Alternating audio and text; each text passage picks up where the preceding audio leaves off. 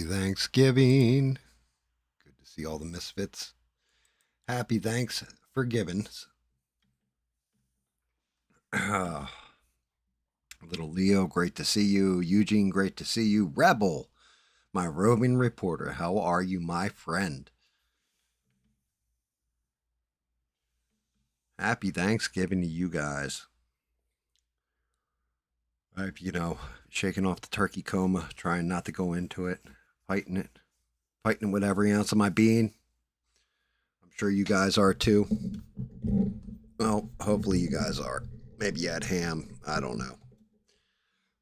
But hopefully everybody had a great Thanksgiving. And, I'm actually happy to see all you guys. I'm thankful for all of you.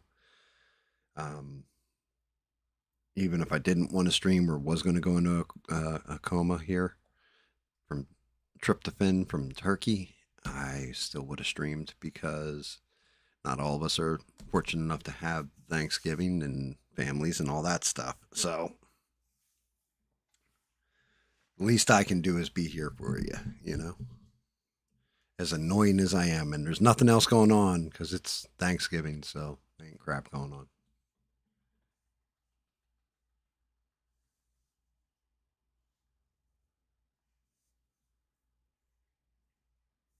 Oh, I believe you love that turkey.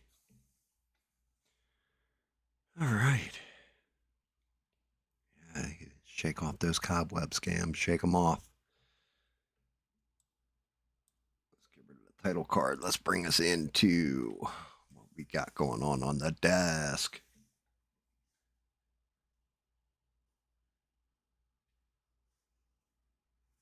I love it. That's red on my green screen. Good thing I got like 34 more of these damn throwaway claws because I would have been pissed.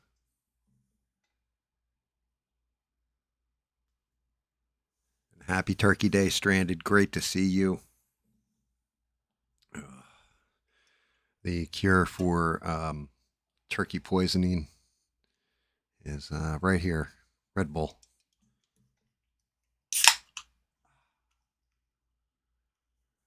I watched a version of it, Leo. I liked it. I actually did like the new Predator Badlands.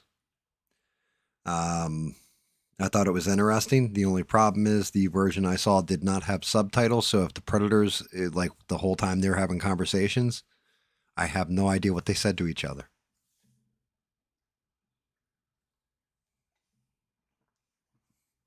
Bob, great to see you, brother.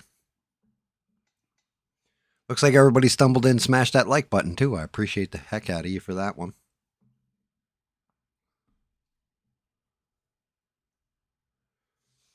Hey, Rogue. Good to see you. It's always great to see you, Rogue Leaf. Happy Turkey Day.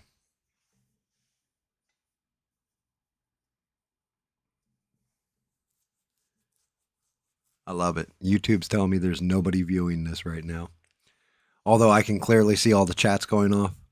But it legit is saying I have 0 viewers right now. The one you watched had uh-oh, Bob, you're gonna have to tell me about that one, brother. Yeah, Leo, that's good. I'm glad you got to see one with subtitles. Like I said, I enjoyed the movie though. I was surprised I enjoyed the movie. I didn't think I was going to. Not a drop of blood in that movie because they were killing the synthetic robots or what have you, like synthetic androids or whatever. So everything was like white blood, not a drop of red blood. Like it was either monster blood, predator blood, or the synth blood. But I really did enjoy that movie. Uh oh, yeah, Bob's grabbing a beer. That's when you know he's got a great story. Bob, happy Thanksgiving, brother.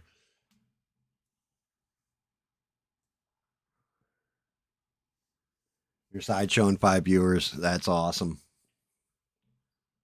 5 viewers, 6 likes. So, like I said, I don't. Maybe somebody dropped in and was just like, "Hi, how you doing?" Like, bye.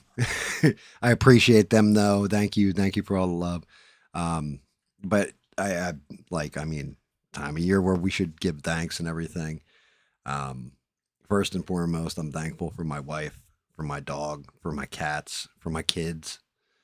Um, the fact I still have a good chunk of my health and I have a pretty damn good life.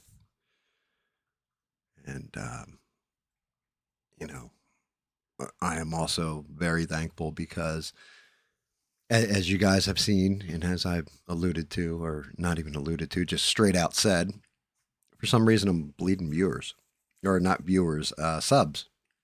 Now, I'm guessing it's YouTube screwing around.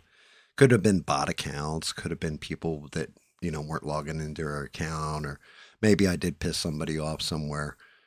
But yeah, I was like, man, maybe I need to twilight these live streams. And then, I had time to think about it because Smurf was at work Wednesday. And it's funny because the only one who's not really on the Discord is Stranded. So I legit put a message specifically for Stranded in the community to let her know that there wouldn't be a Wednesday night stream. And I've had time to think about it because I was like, maybe I should just go to me painting and doing videos and just, like stop doing the live streams, all that kind of stuff.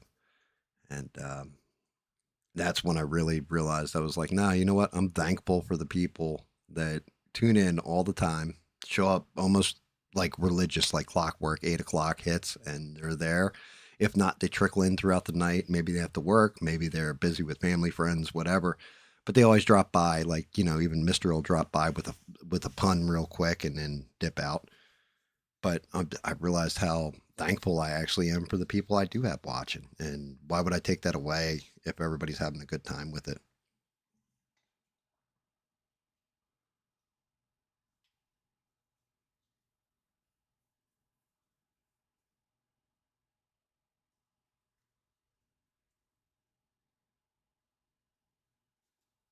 That's messed up, Eugene. But yeah, I'm thankful for all you guys. Thank you for smashing the like, subbing, and sticking with me and taking this ride. So Bob's got his story going. He said, so basically, ABL was talking about gold diggers in a roundabout way.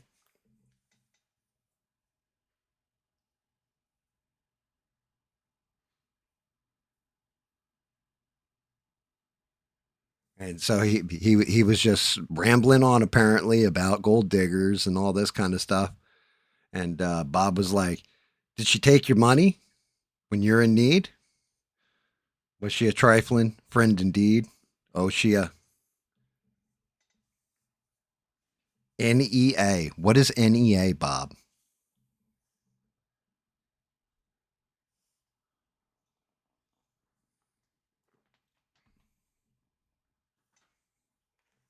I dropped into ABLs for the beginning of it. I was going to drop in. I was going to, say hi to everybody and all that. And then he started talking about Thanksgiving. And I'll go over what made me just like, yeah, I'm done. I can't even take you seriously anymore, man. Oh, that's his ex-wife?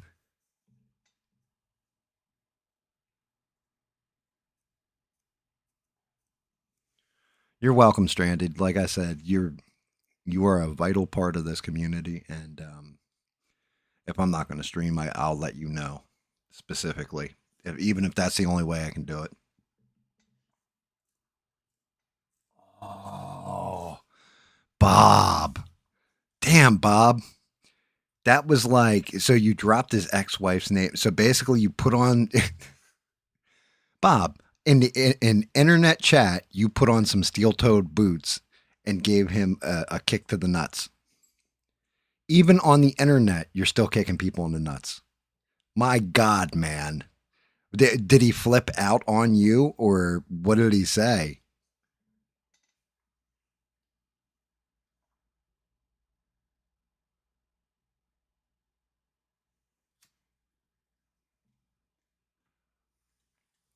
Perry, what's going on, brother? Happy Thanksgiving.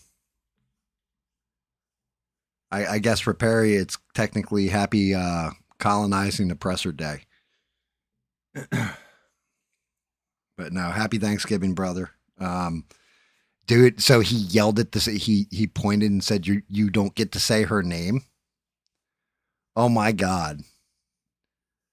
I We all need to just like drop that name in that chat, like on a constant, consistent loop. Yeah, Bob, you can say whatever you want, brother. Bob, like I you broke him. You made him rage. That is amazing, dude. That is funny as hell. Oh, but the fact he told you you don't get to say her name, all that stuff. Well, you know what? I think she was a member of that community before she was married to him. So yeah, yeah, you do. I mean, did she say, "Hey, don't say my name"? No, he did. Yeah, the hell with that. So Perry, there's this one streamer that everybody, like most of the people in the chat all came from, right? A guy named ABL, and he there was a girl that was in his chat. He ended up getting married to her. They got divorced like 6 months later. Probably an annulment, not even a full divorce. They weren't married all that long. And basically, he was talking about gold diggers or something like this last night. And Bob said that he was drumming on and on about it. And then Bob just said, dropped his wife's name in there, or his ex-wife's name in the chat. And he was like, yelled at the screen, was like, "You don't get to talk about her." No, no drama. It's more like, so we all used to, well, some of us still do watch them, right? But a lot of us don't watch them anymore. And the ones that do, like he has certain thing, he does certain things or says stuff that'll piss people off. You know, he's pissed everybody off at one point in time or another by his hot takes, or stuff like this. And the whole thing is, he's got, I'm trying to think how to word this politely, because it is Thanksgiving. I don't want to be a dick on a holiday, but I'm going to be. He's arrogant. Like, arrogant is all get out. If you don't believe, like, agree with him 1000% on something, then you're an idiot. If you're out of shape, he calls you a big back. If you work for a living, he'll make fun of you for it. Like, basically, like, "Oh, well, you probably turning a wrench in the factory. Well, I'm making all my money sitting on the internet talking shit." Like, he's that guy, right? So every now and again, he'll say something, and one of us will take the piss out of him. And Bob hit him with one of the best, like, out of nowhere kick to the nut shots of all time with that one.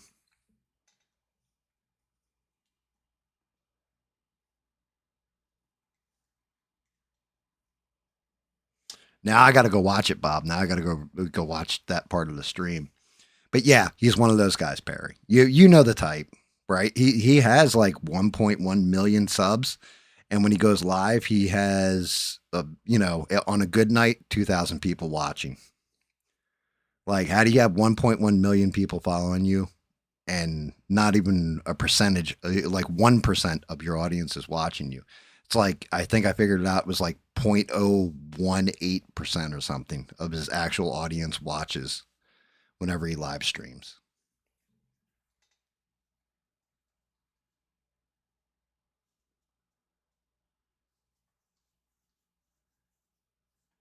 So yeah, but so I had dropped in last night. I was going to, like, just kind of say hi to everybody and all that stuff, because Smurf and I, Smurf had to work.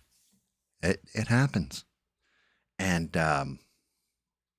I was just like, okay, cool, bet. Like, let me drop in on ABL, say hi to everybody, kind of surprise everybody. And then he started talking about Thanksgiving. And he starts it off with, "Yeah, so on Thanksgiving you get to be a big back." Or, like, it's the only time of year where I can be a big back and I don't eat salmon and rice, basically. You know, because he's all about how health conscious he is, and he goes into this whole diatribe about it last night.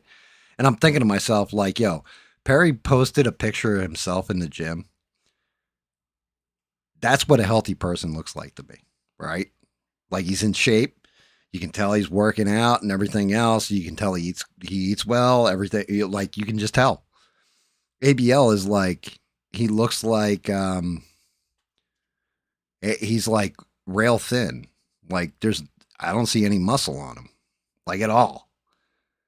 Like just because you're lanky, you're skinny fat at that point. Like I'm skinny fat. Like I'm not a big fat ass, but I'm skinny fat.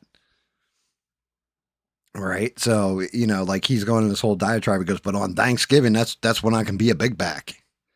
And let me tell you what's everybody's favorite dish. Type it in the chat or something like this.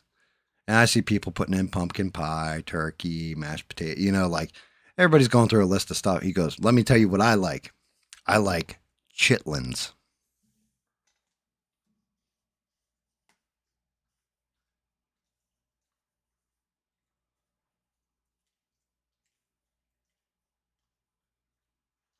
Barry, you got it.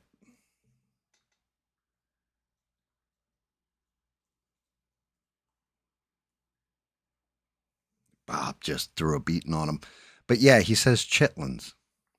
And I'm thinking to myself, like, and he went into it where he's like, he goes, when my uncle cooks them up, you can smell them down the street. And I'm like, yo, that's the lower intestine of the pig. Now, there's nothing wrong, I guess, with eating soul food and eating chitlins and all this, but the way he described it was like, all right, eat sausage. You're technically eating intestine, right? It's a thin casing from it that's been completely cleaned out and everything else, and they stuff the meat in the intestine and tie it off. But he's talking about chitlins for Thanksgiving, and I'm like, yo, who serves chitlins on Thanksgiving? Like I'm thinking he's like I'll be a big back on Thanksgiving. Like I'm figuring he's gonna say candied yams, sweet potato pie, ambrosia, like pumpkin pie, like some kind of like sweet, flavorful food. And instead he's like chitlins.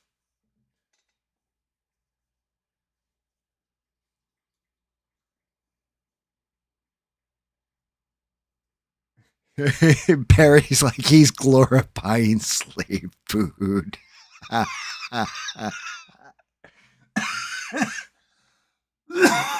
That's doo doo you smelling. That's correct. Because I'm like, and then like it was that was it. I was like, yo, I'm not even going to say hi to anybody. I'm just getting the hell out of this chat. Like I'm done. Like I turned off the live stream right there. I was just like, yo, you're a weird fucking dude. Like who in the hell is just like, yeah, you know what? I can't wait for Thanksgiving. Why? Chitlins. Like what? I think somebody had even typed in the chat, like, do you wash your collard greens in the bathtub too, like Kamala Harris? Like what? Who the hell do you like? I mean, hey, look, he was being honest. Give him that. But at the same point in time, have you, if you walked into your parents' house, your kids came over to your house to eat Thanksgiving, whatever, your grandparents' house, whatever, and they were like, "Yo, what's for dinner tonight?" Like, where's my turkey? And they rolled out a thing of chitlins. Man, I would punch three people.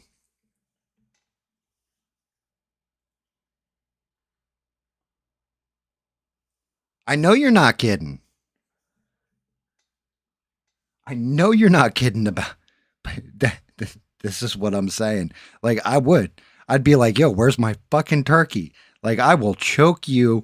And, like, Grandma, I'm sorry. But, like, I hope you're wearing your life alert bracelet because yeah, you might have to go down some stairs if you brought out some chitlins when I was expecting some turkey.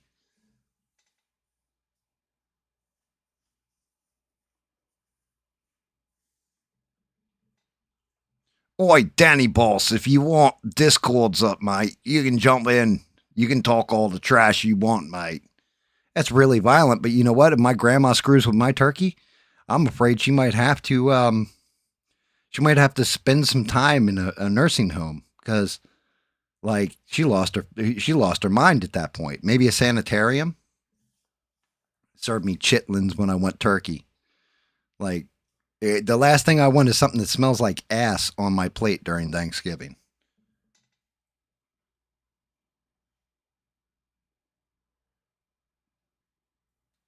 Like you lost your mind. I was just like, yo, like whatever her name was there, Bob, that you mentioned earlier, like she dodged a bullet. She got out and dodged a bullet apparently.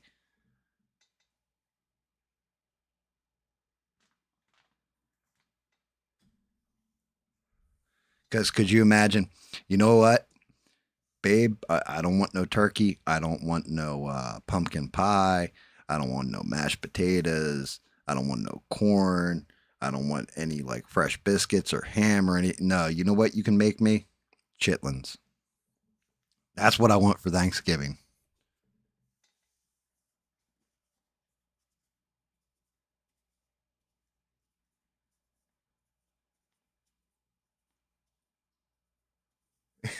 Barry's like, I bet he thought he was a real man for that.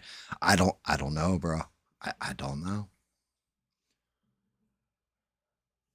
I don't know what he was thinking. Like, I don't know who he thought he was speaking to, where all of us were going to be like, oh, yeah, man, I love me some chitlins. Like, what? For Thanksgiving?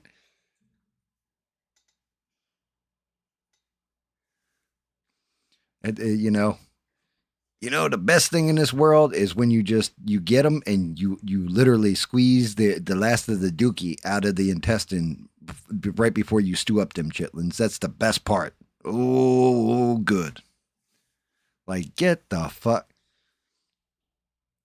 So yeah, I will be painting Thanos, but I figured I would show off my latest print. So I know none of you nerds, none of you are nerdy enough to really follow the Green Lanterns. You have the Red Lantern Corps, which is what this symbol is right here, is for the Red Lantern ring. And the leader's name is Atrocitus. And I printed him out. I've got to wait for the red paint to come in for him. But I was actually happy with the way he printed out. Here, I'd show him off real quick. The first time ever, I got the butt cheeks to line up.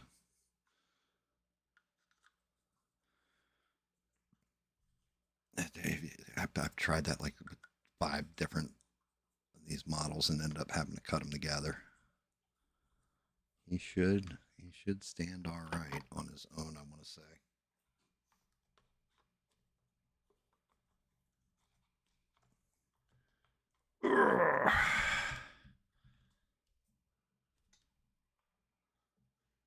Yeah, his legs are holding together. But, oh, you know what? I gotta adjust this dang camera. Pull back.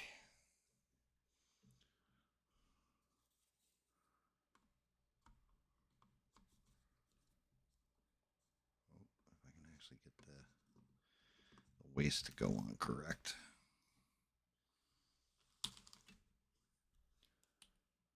Bring him in a little.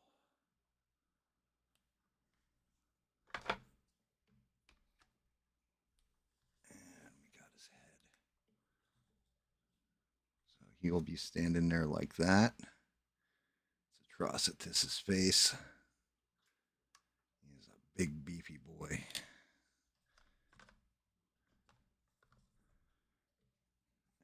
And let's see. He's got one arm back like that. And the other arm stretches out like this. And maybe I can get this hand to stay in there. Yeah, I can. Holding his lantern. So he's going to be a fun one to paint. Bright red, all fire. Just anger incarnate. Right here, I might have to fix a little bit because I don't like the way that sits. See if there's something obstructing it. But yeah, so the Red Lantern Atrocitus.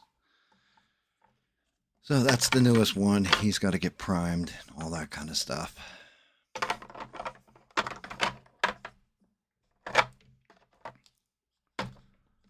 move him off. You can chill over there, buddy.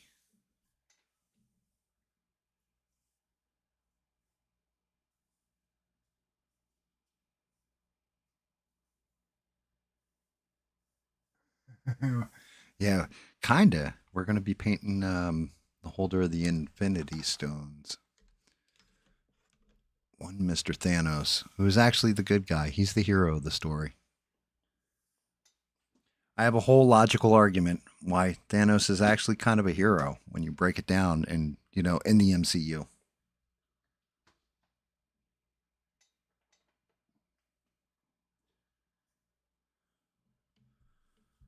Tonight we will be working on this one, which I forgot. I've got an Iron Man head in there. The base is going to be fun on its own.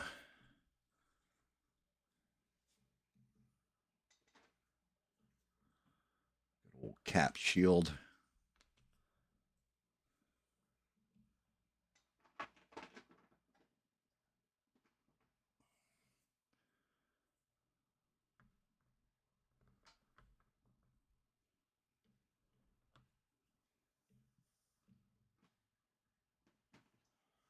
Yeah, if you guys don't know who Thanos is, let me show you real quick. Thanos, he has a quote that he likes to use. Um, he was the first one to say this. I'm happy to show it to you.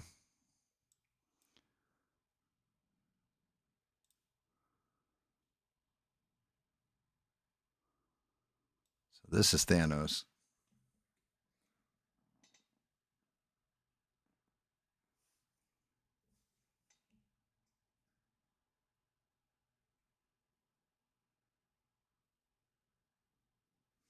Thanos is a simp for death. Yes. Um. Oh wait, that's wrong. That's not what Thanos is famous for.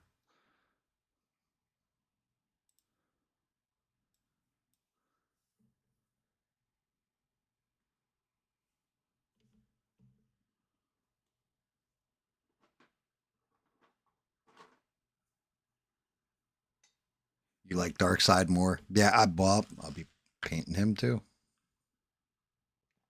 Let me see. I actually have a Dark Side that is holding Thanos' head.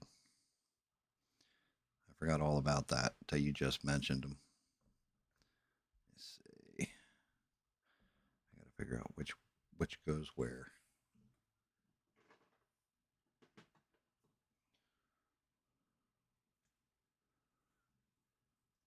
Oh yeah, I got that on the wrong side. This goes here. This goes there.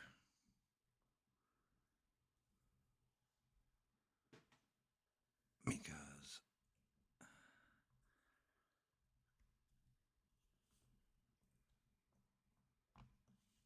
oh, I can actually get them together, right? Shoot. There we are.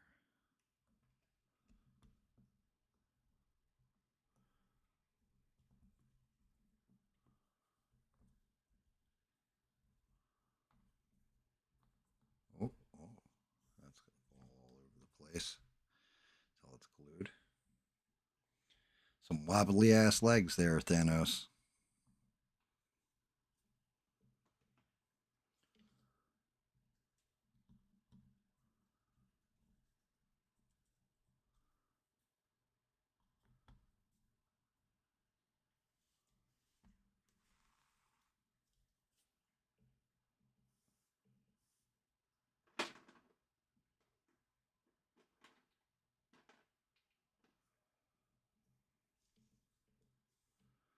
Let's see.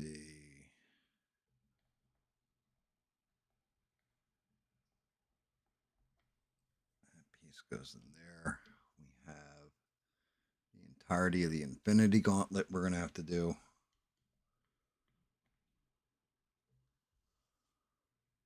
And of course, good old Space Grimace's head. So really get to work on some detail.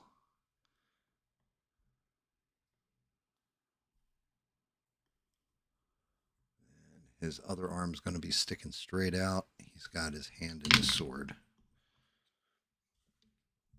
All right. This is going to be a fun one. The base by itself is going to be a pain in the ass. But yeah, his other arm comes directly out. And if I can get that sword in there right, so it lines up straight with it. And you should have one that goes this way. And this sword's a thing on its own. One that goes that way.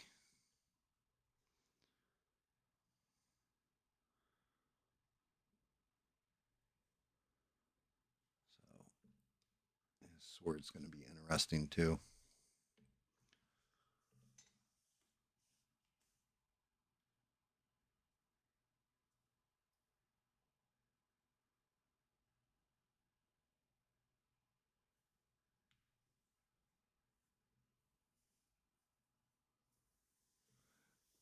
Darkseid's carrying Thanos' head. Thanos isn't carrying Darkseid's head. Darkseid's guy is wearing the Infinity Gauntlet and carrying Thanos' head. Yes, Darkseid is much stronger than Thanos. Way stronger than Thanos. And you're right. Man, I'm actually digging it, Perry.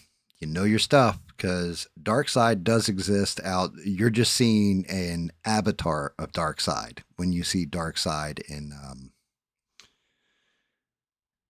like on Apocalypse and all that. He exists in a different dimension. Did I say it the other way around? No. Darkseid killed Thanos. He's got Thanos' head in his hand and like his spine, like he did like a spine rip, like Scorpion or Sub Zero rather. He's got it like Sub Zero, and then he's got the gauntlet in his hand. And he's holding it up.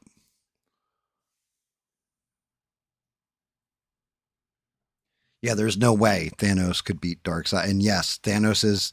So you have comic book and MCU. The MCU version in Infinity War, I will argue all day that Thanos was actually the hero of that story or of that movie.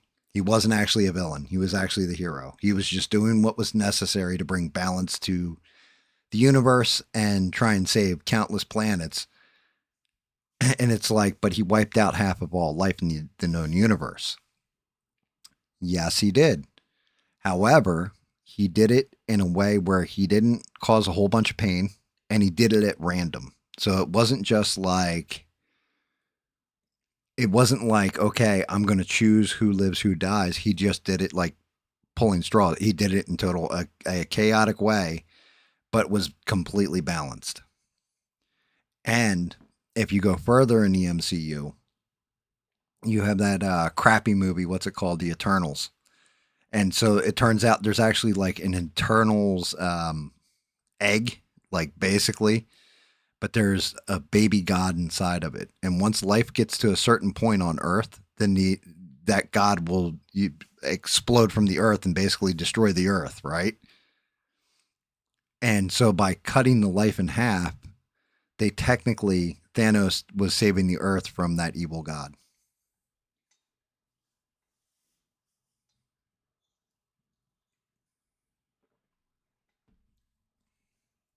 But he did it. Thanos was actually, I'm not going to say he was a full bore hero,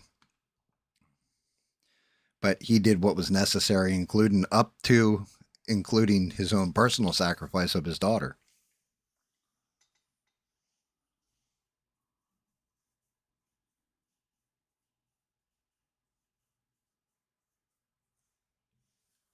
Yeah, the Campbell's soup thing is is interesting because that's in Camden, New Jersey, actually, like their main headquarters.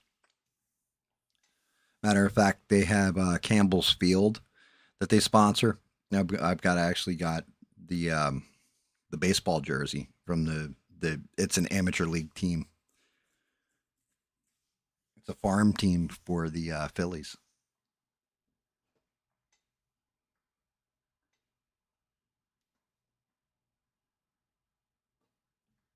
I mean, the heroes did cheat. They went back in time. Now, Thanos at one point was a bad guy, right? But when they went back in the past and found him and brought him back to the future, I know that sounds weird when I say it that way, but in game, Thanos was a villain in that one, right? But he set out with a purpose because he didn't want everything ending up like his home world. Like he didn't want to see everybody get wiped out.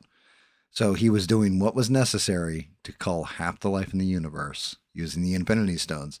And you can tell he wasn't a villain because if he was, he would have used the Infinity Stones to subjugate everybody to his will.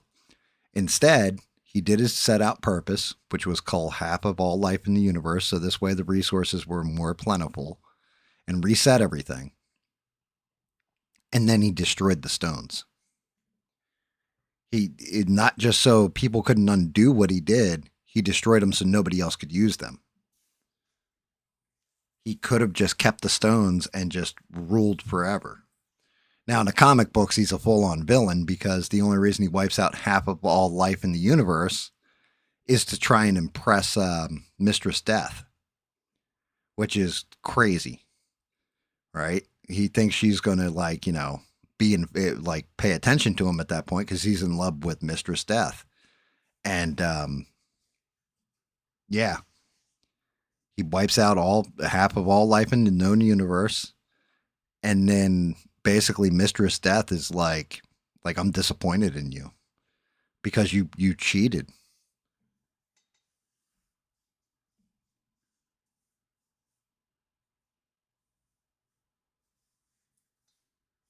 And yeah, Danny, Campbell soup is kind of a staple over here in the states. Buddy, make sure you smashing that like button too.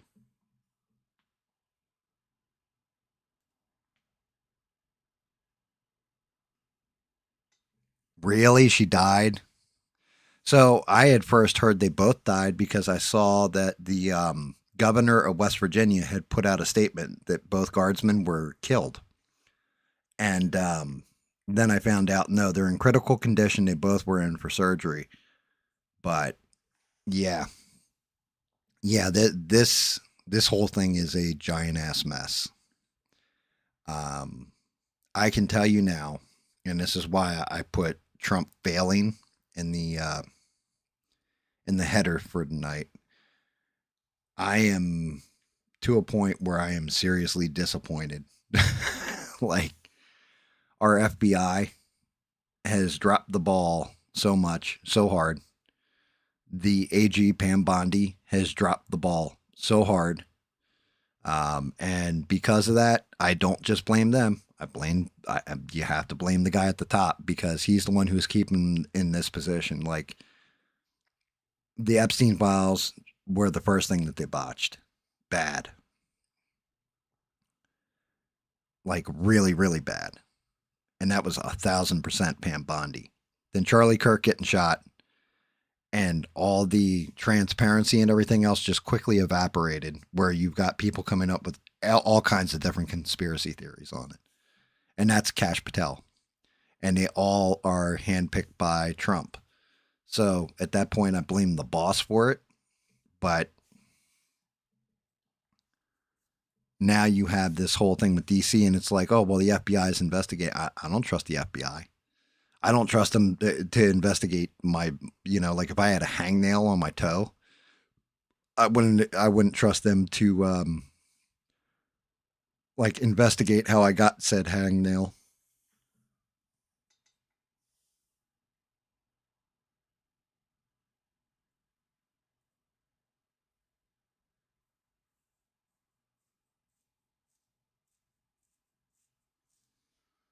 Yeah. I mean, rest in peace to that woman. And I'm pretty sure the other guy's probably going to, from what I understand, they both got caught with a headshot. Um, if I heard it correctly, and Rebel, you're really in the know on most of this kind of stuff. What I heard happened was he basically ambushed him. He took down the female guardsman first, and then got her gun and shot the other one with him, with it.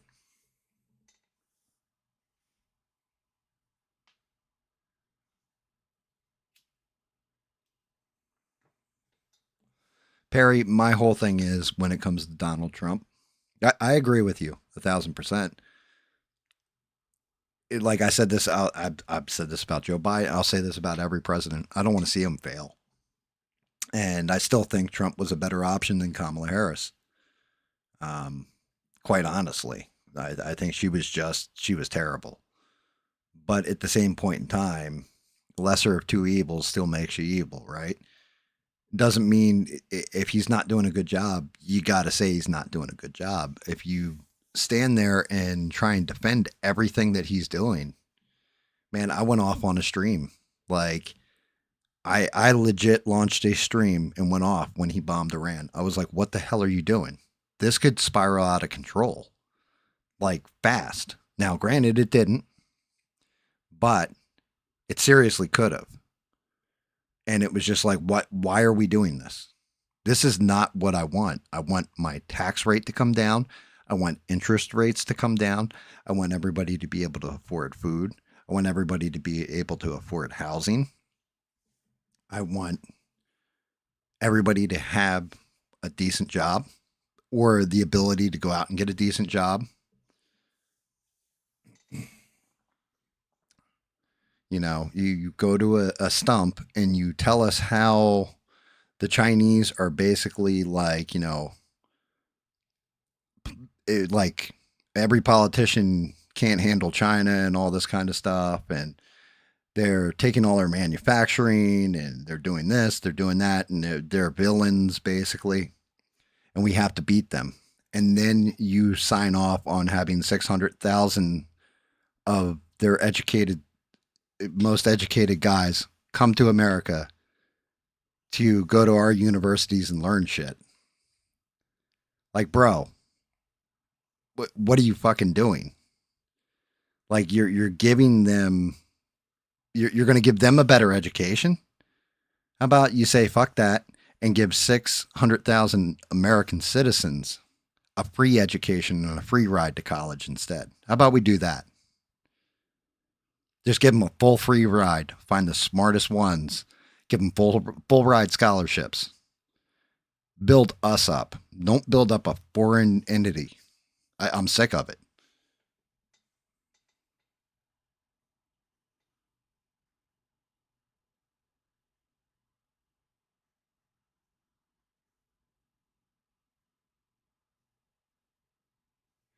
Yeah, see, like, and there you go, Rebel. Maybe they, to be honest with you, they probably were both deceased, but they didn't want to put that out right before Thanksgiving or whatever. And you're probably right, Rebel. They didn't want to seem like, oh, some random dude can just rant. But here's the thing: it wasn't a random dude. It wasn't a random dude. You know what it was? It was an Afghani refugee that we brought over when Biden screwed up the whole withdrawal from Afghanistan. It was a dude that has like 5 kids and a wife and brought him and it turns out that he worked with the CIA. Like, wait a minute. So you're telling me, and I don't want to put on no tinfoil hat, but you're telling me that you basically brought in somebody from Afghanistan that was in the middle of the battlefield, all this other kind of crap, and he's CIA trained, and he just went off and took out 2 American citizens on American soil. Make that make sense.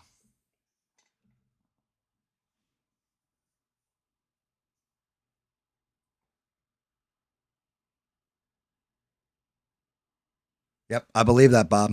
I 1,000% can believe it. Why wouldn't you stack out everywhere, like our institutions and stuff, like a higher education with spies? Because that's where innovation's coming from. It's just you're we're shooting ourselves in the foot. Is really what we're doing.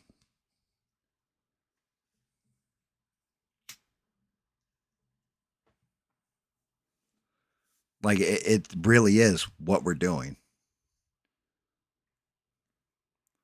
Like here's the thing. America is look at most of the innovations in the modern age.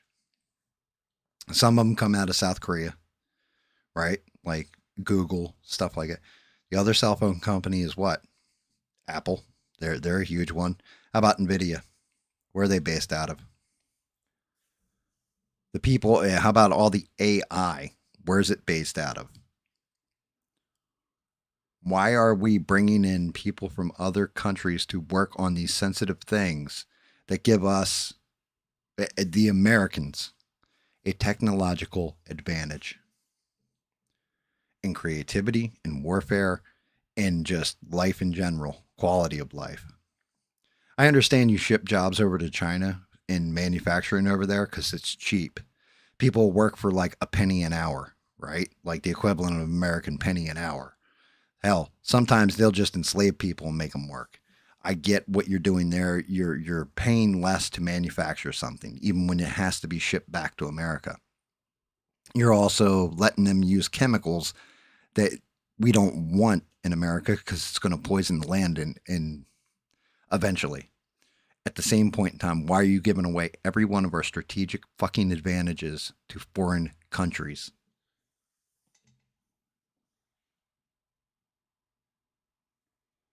You're failing, sir.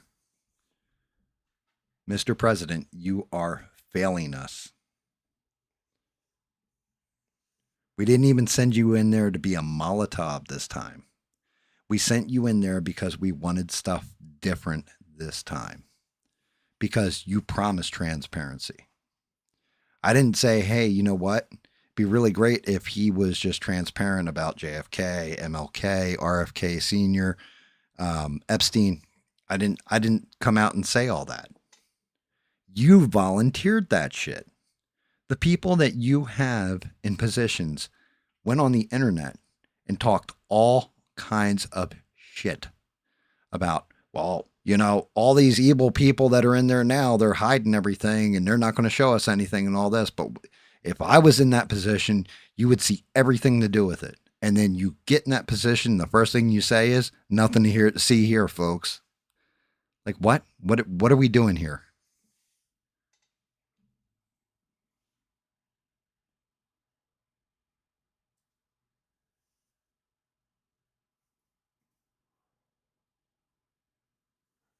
That's actually hysterical, Reb.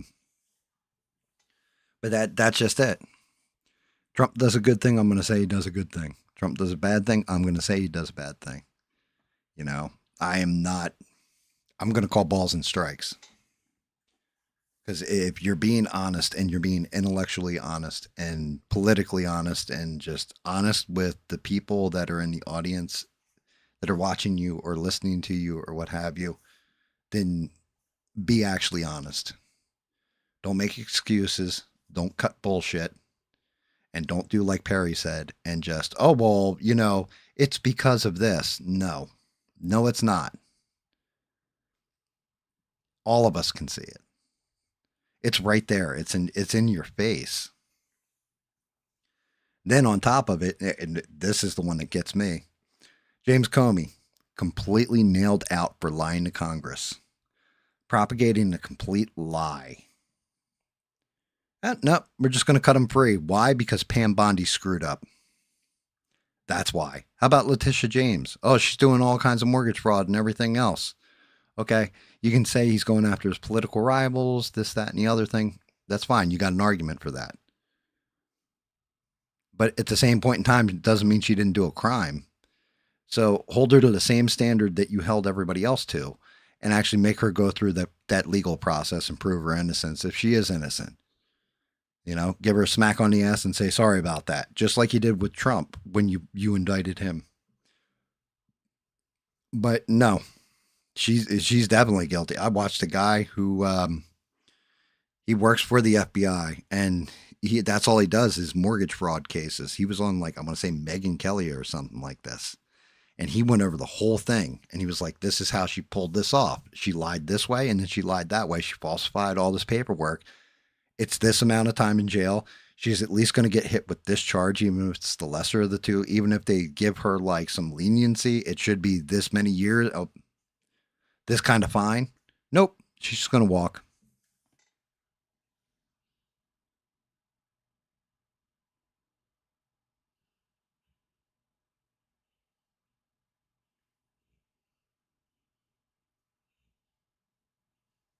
Good call on that one, Eugene.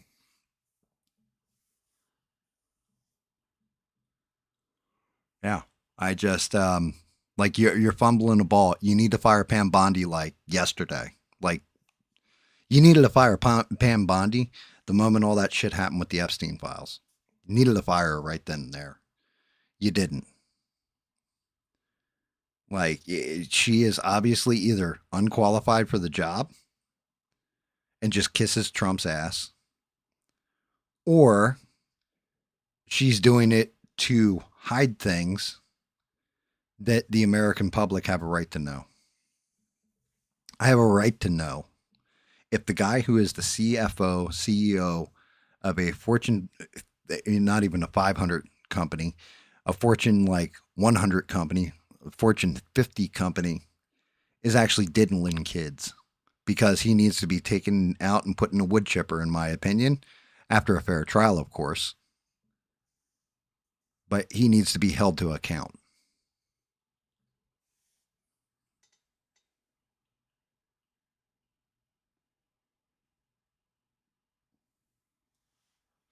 And Patel's like, yeah, it's the same damn thing. Dude, you're quote unquote one of your best friends. Quote unquote. This is what you said about Charlie Kirk was one of your closest best friends. And he gets clipped. You're in charge of the investigation, and you didn't even catch his killer. Somebody had to turn him in his own family because you drug your feet on it. You didn't release stuff out to the public to help them assist in the investigation. None of it. No, be on the lurk. All units be on the lookout. No bolo on them. Nothing. You basically needed the killer to come in screaming with gun residue on his hands, saying, "I'm the one who did it," in order for you to catch him. You're a piece of shit. You need to get the fuck out.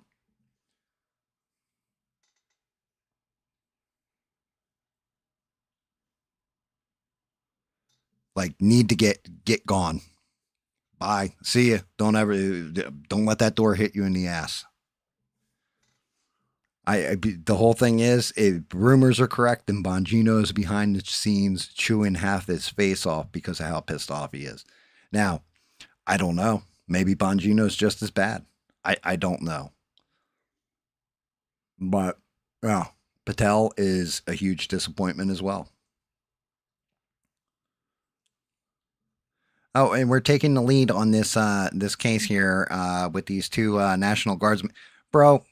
Like, go bang your country singer girlfriend or whatever, and shut the fuck up.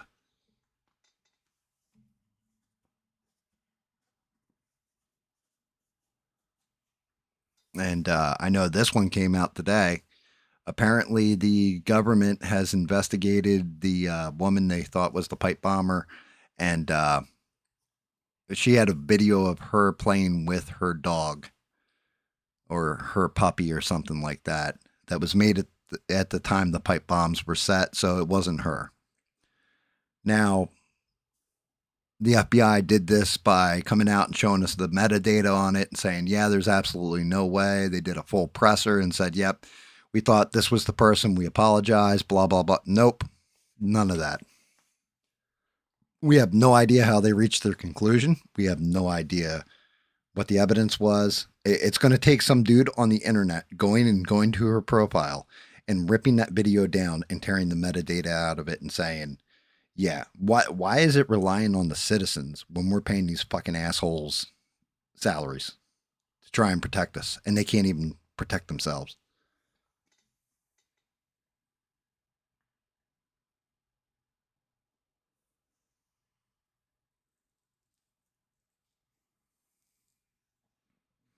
It's just I'm like, sorry guys. It's Thanksgiving. We're supposed to be having fun, talking about Thanos and snapping people out of reality. But my God, I like about had enough of this shit. I really have. Like when it comes to anything in the political landscape, I'm just like, what the hell is going on? You know, you got guys on the Senate floor like Chuck Schumer that, and granted, I don't like what the guy says when he gets super racial or anti-Semitic, but let him have his voice, let him talk his shit, and then you know, let him expose himself for what he is. Instead, you go to the Senate floor and say we need to put forth a bill to what? Him talking shit on the internet, like this kid talking shit on the internet. That's your big worry and your big concern. Not, hey, we're passing this bill to improve healthcare or passing this bill to cut your taxes down. No, we need to put forward this legislation to silence this person. Shut the fuck up and retire. Just retire. You fucking disgrace. Retire.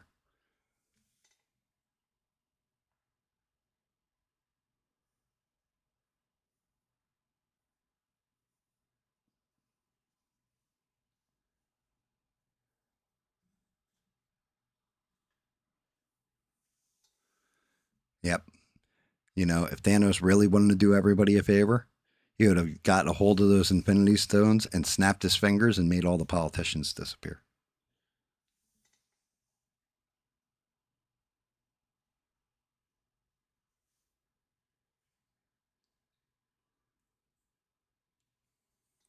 That would have been the ultimate Thanos snap right there. Like Thanos would have been the greatest hero of all time.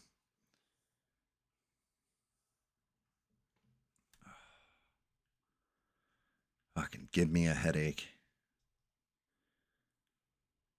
Really does give me a headache.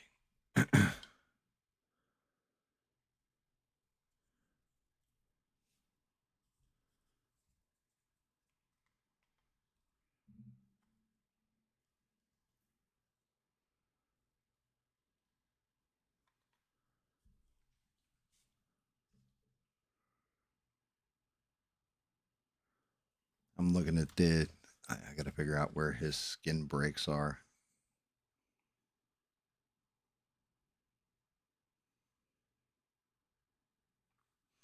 because it doesn't look like he's got armor on his right arm.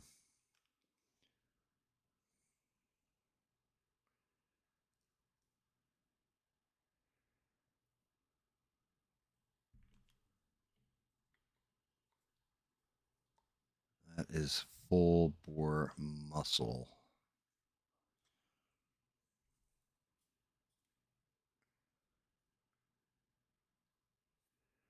That is definitely muscle there.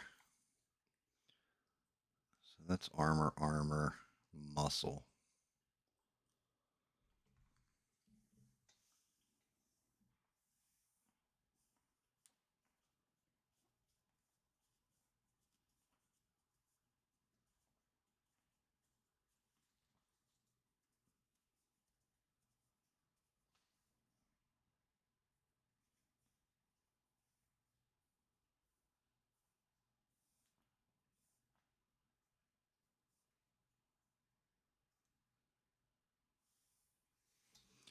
Yep, you're right.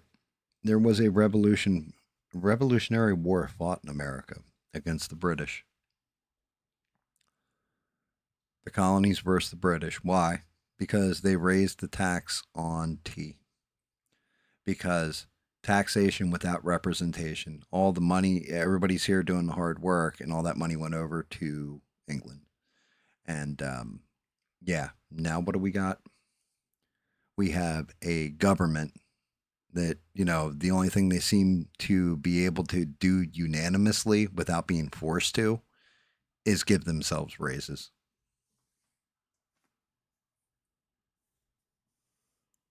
You got a couple good ones. I mean, let's not. Thomas Massey. I'm super impressed with Thomas Massey. I think he has stood on principle, morals, and everything else.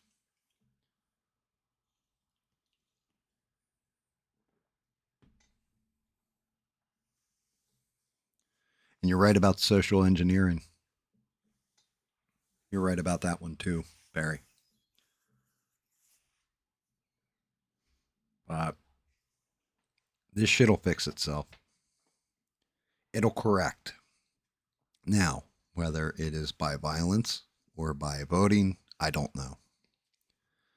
But you can tell that there is definitely a reckoning coming.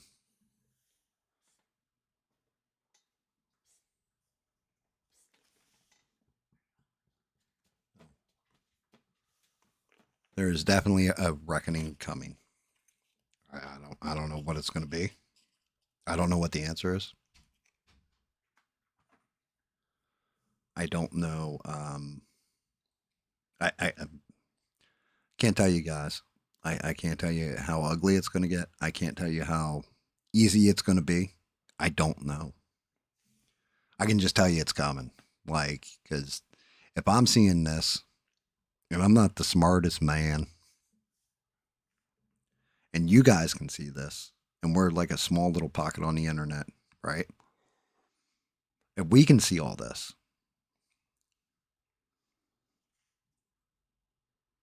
it's got to be bigger than just us.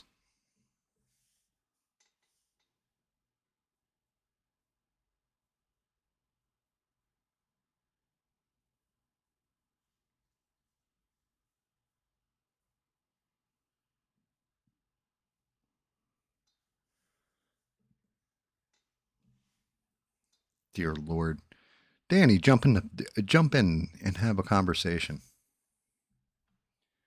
I will tell you what. I watched Tucker Carlson with Piers Morgan have an entire conversation, and it had me laughing, like belly laughing, because Tucker Carlson was trying to get him to say the F word homophobic slur, and Piers Morgan refused to say it, and Tucker Carlson must have said it like 15, 20 times.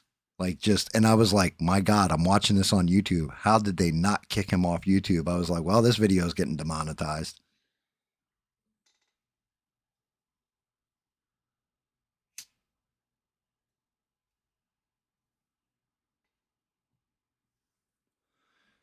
Well, Perry, if you're familiar with chaos theory, there's order in chaos.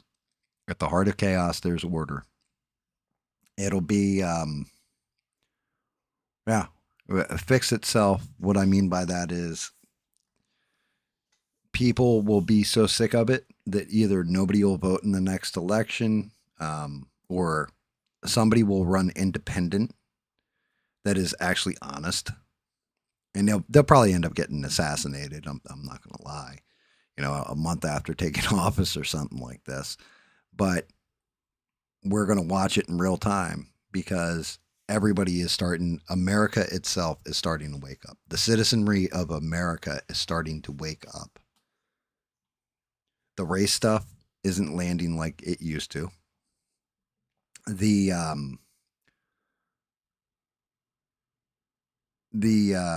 different stuff that they've tried to, like the whole gender equality stuff isn't landing like it used to. Calling people fascist, Hitler, and all this kind of other stuff isn't landing like it used to. Calling somebody an anti-Semite is not landing like it used to.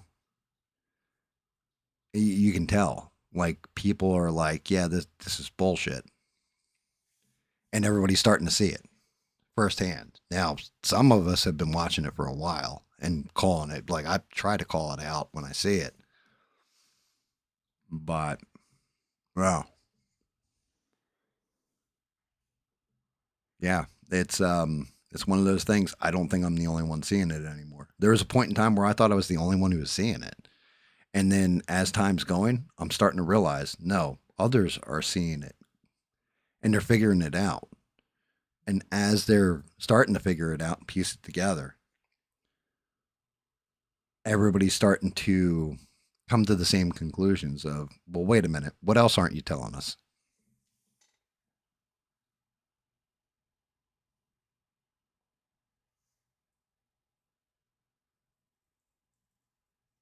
No, you don't understand. Piers wouldn't even like, he wouldn't even go into it.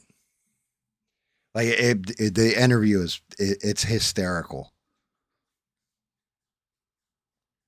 But yeah, Tucker Carlson must have said it like, I'm gonna say at least 20 times. Like he was like, I wouldn't call a gay person that, but my buddy or something. Yeah, of course I would.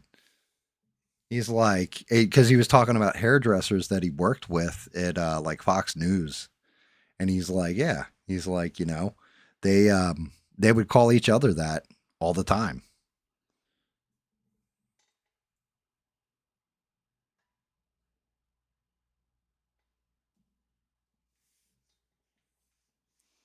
Yeah, it was interesting. Yeah, like they were joking the whole time. Like Tucker was joking with them the whole time about like, yeah, you won't say it because you don't want to go to jail. Like they'll come and arrest you.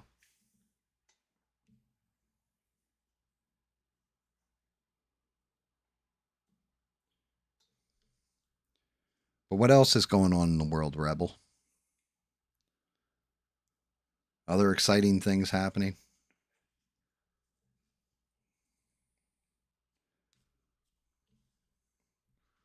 All right, let's see what we're gonna do with this guy.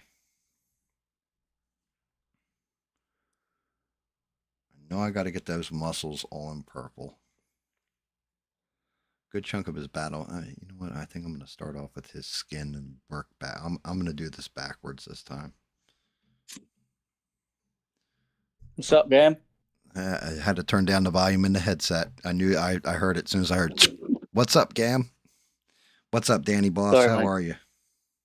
What's up, man? What's up, gang?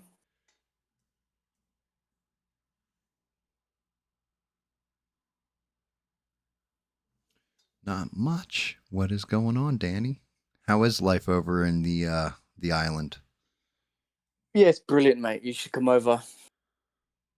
I'm good. I'm good. I mean, it's freezing, it's raining, and yeah, that's pretty much all we got to offer right now. I don't feel like getting arrested for exercising my free speech. Yeah, and that as well. But that's just part of the culture now. It's normal. That's terrifying. Yeah, you just get used to it. You know what I mean? Like, Well, the way I just went off, I'm half expecting there's going to be a knock at my door in a couple days. Like, can we talk to you for a minute? Get off my lawn. what would you do though if you just got a knock on the door one day and then you open the door and it was like two British police officers? Well, it's simple. We're allowed to own guns for a reason over here. I'd be like, get out of here. Just you have no jurisdiction. I'm more worried about my own government, like a knock on the door, like, "Hey, you were on the internet and you said mean things about Cash Patel and his shitty singing girlfriend." Like I'm more worried about shit like that. Yeah. Where even then I'd just be like, cool. See the camera above the door? I want you guys to look at it and make sure you wave into it. Show me your ID, please, and present it to that camera. Yeah, someone needs to do that as a prank, like just dress up as British police officers and then just go around knocking on people's door, Man, they'll get just shot. saying, Like you don't. yeah, you know what? Yeah, Like that's true, true. it's all fun and games till somebody loses their kidney. Or maybe for Halloween, just dress up as a British officer for Halloween and then, do the whole pretend to arrest them for mean tweets. Yeah. Well, I mean, hey, look, yeah, like Perry just said, he's like, that's pretty communistic getting arrested for your speech. And well, that's just it. We're getting to that point too, Perry, where, like I said, you've got look, for good or ill, some of the stuff Nick Fuentes says, he's spot on with. But then he's got a whole nother racial and anti-Semitic element to him that I don't enjoy, right? Like at all. Like I don't agree with him at all when it comes to some of the stuff he says. But I'm not going to tell you that he needs to be censored and not allowed to say them either. Like if he wants to say that shit, by all means, have at it. I can just simply tell you you're an asshole for, being this way. You don't like put you're on the floor of the Senate and you're going to bring forward a bill to make sure this kid loses all his money, his livelihood. He's not even allowed to speak. Is he even an American at that point? Mm. We value free speech. It's the stuff that I don't like. Just because I don't like it doesn't mean you don't have a right to say it. Yeah, and the first thing that makes when that happens to someone when they're like censored and cancelled, the first thing it makes me think is like, what is it you're trying to hide from me? Like they must be right in some kind of way if you're trying to silence them or cancel them. Right. Yeah, well At least that's let part of me it. at least let me hear. Yeah, at least let me hear them out. You know what I mean? Like, Right.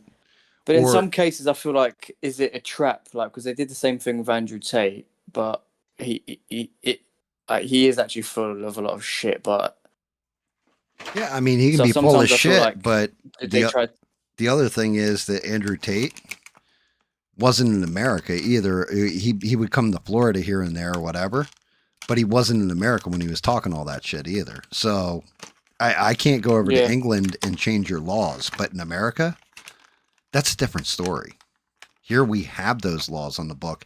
And thank you, Stranded. I am not calling for any kind of violence towards anybody in any kind of uniform. Actually, I'm not calling for violence against anybody in general. Um, yeah, Stranded it hit me with the coverall there of GAM disclaimer. But Well, no, some people need a slap now and then. You know what I mean? I right, mean. right. People need a slap, mate, right on the cheeks. Yeah, a little, 1-2, but nothing too serious. Yeah, I'm to that point where I'm starting to look at my own country and be like, how does shit like this happen over in Britain? Well, we're starting to let it happen here. So you want to know how it starts small with one person, and then that one it grows. We did the same thing when it came to 9/11. Everybody signed off, hey, you're going to keep us safe if we give up some of our rights. Mm. And you know what? Two people were just shot by a guy that came over from Afghanistan, and they were part of the National Guard in America. You can't even keep your fucking selves safe. We're expected to give me my rights. I want a refund on my rights. I would like all that time back. Can you hook me Yeah, up with that's that? tragic, mate. That story's tragic. I mean, Well, the crazy part is why. My big thing is the why of it. So, from what I understand, dude was in Washington State. It would be, I don't know what the furthest point out is from you, but it would be technically, it'd be like traveling from Russia to come to Britain. Like he traveled all that distance to go to DC to do what he did. That makes no wow. sense to me. Like none at all. Like is the whole thing a psyop? This is the thing that you go, yeah, sometimes with these things now, you just don't know what to think. And because is it just so simple? Is that he's just, again, Afghan refugee, obviously has witnessed a lot of violence in his country, and maybe is there any Islamic thing to it, or is it Well, kind of revenge of what he thinks America have done to his country and now he wants to get revenge, or is it you know well, what I mean? You just I that's don't know. so right, but you don't have to drive from Washington State to Washington D.C. to do that. You see what I Yeah, it was mean? almost too specific. It was too specific. Yeah, I know what you mean. Yeah. Like, yeah, he went all that way just for those two people. Um, Like, I mean, and it's random too. Maybe he was setting up to do something else.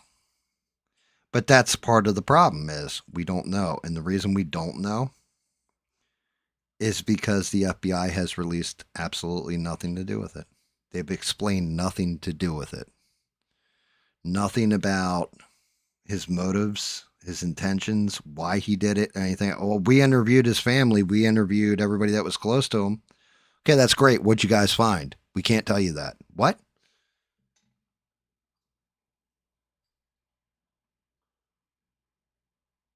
yeah, I mean, it's Like, where's this supposed transparency that everybody, you know, was supposed to come in when we got this new administration?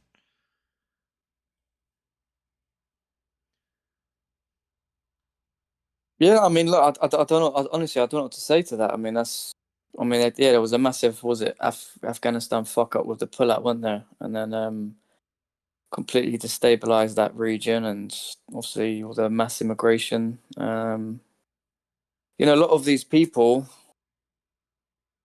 like, there's two parts to it. Like, I do feel for these people, obviously, who do live in these countries because they've probably witnessed a lot of carnage, a lot of violence, and they've grew up in this a certain ideology, and then they have witnessed other countries come into their country and pretty much wreck it and destabilize it. And a lot of them do have to flee and obviously move, but then, you know, when you do, obviously, when these people do move to certain countries in the West, they do bring their culture and ideology along with them, and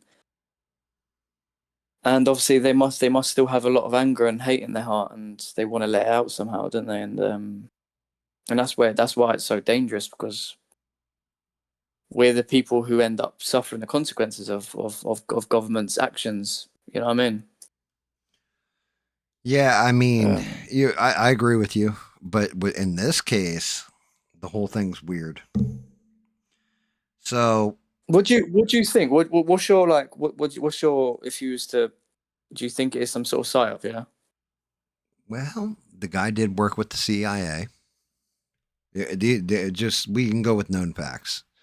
He went with the What, the CIA. guy who killed the two people? Yes, he fought with us. He fought on with our people in Afghanistan. You know how like in Afghanistan they had translators and all this kind of stuff that they were Oh trying to yeah, get yeah, out of yeah. there. Yeah, he was one of those. Except for the CIA actually trained him while he was over there, apparently. Wow. And Wow. Okay. you know, I could see you got anger in your heart and you want to get even for what happened with Afghanistan and all this other stuff and the pullout. Why didn't you do it while Joe Biden was in office? He's the one who botched everything.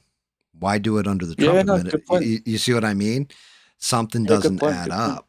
Like, and then you drove all the way across the entirety of my country to, like, I mean, legitimately across the entirety of the country. That's a long ride to go to Washington, D.C. and take out two people that are just random people. So, It wasn't like he shot, with like, you know, like, oh God, what's that Cyclops? The evil neocon Cyclops. What's that guy's name? Dan Crenshaw or something. You know, people that want war and all this kind of stuff. He took out a pair of National Guardsmen. Like, so he just turned up, and they were like the first two he saw, and he just went at them basically. don't know. That's just it. There's so much. Maybe Rebel knows, because he's probably followed the story a lot tighter. But I'm not sure. He basically ambushed them, took the girl down like fast, like I guess took her out, took her hand or her sidearm, and then took the other guy out.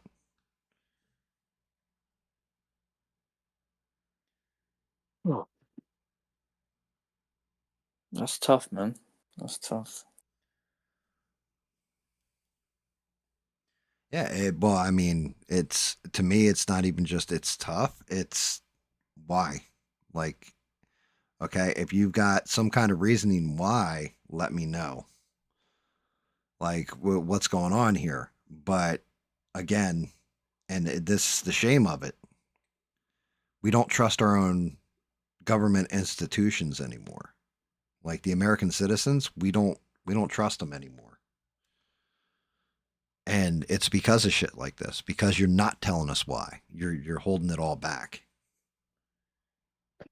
And like one of my mates, he's to him basically they're all Freemasons and they're all part of a satanic elite club and they're all in it together and basically it's all planned. Everything we're seeing is all a circus. And to be honest, when he says these things, a lot of the time I'm like, some points I hear you, some points I get you. Some of it I think's a bit over dramatic, but when a lot of these events happen, it's sometimes I'm just like, you know what, I think he's right in some ways, but you know. I mean, I don't know that it's some kind of cult. Not in the way of it may have nothing to do with religion. The whole thing is I'm smart enough to know that with 9/11 and everything else, that's how they talked us into a war. Yeah, That's yeah, yeah. how they talked the average American citizen into bombing a country, right? It's also how they made sure that we have to take our shoes off when we got on an airplane for a while there. Stuff like this. Like we started giving up just certain freedoms. We allowed the Patriot Act to go through, which allowed the government basically to go through our phone records and spy on us. Just the average citizen, not Joe Schmuckatelli. Like a guy sends a dick pic to his girlfriend, the FBI has that dick pic now.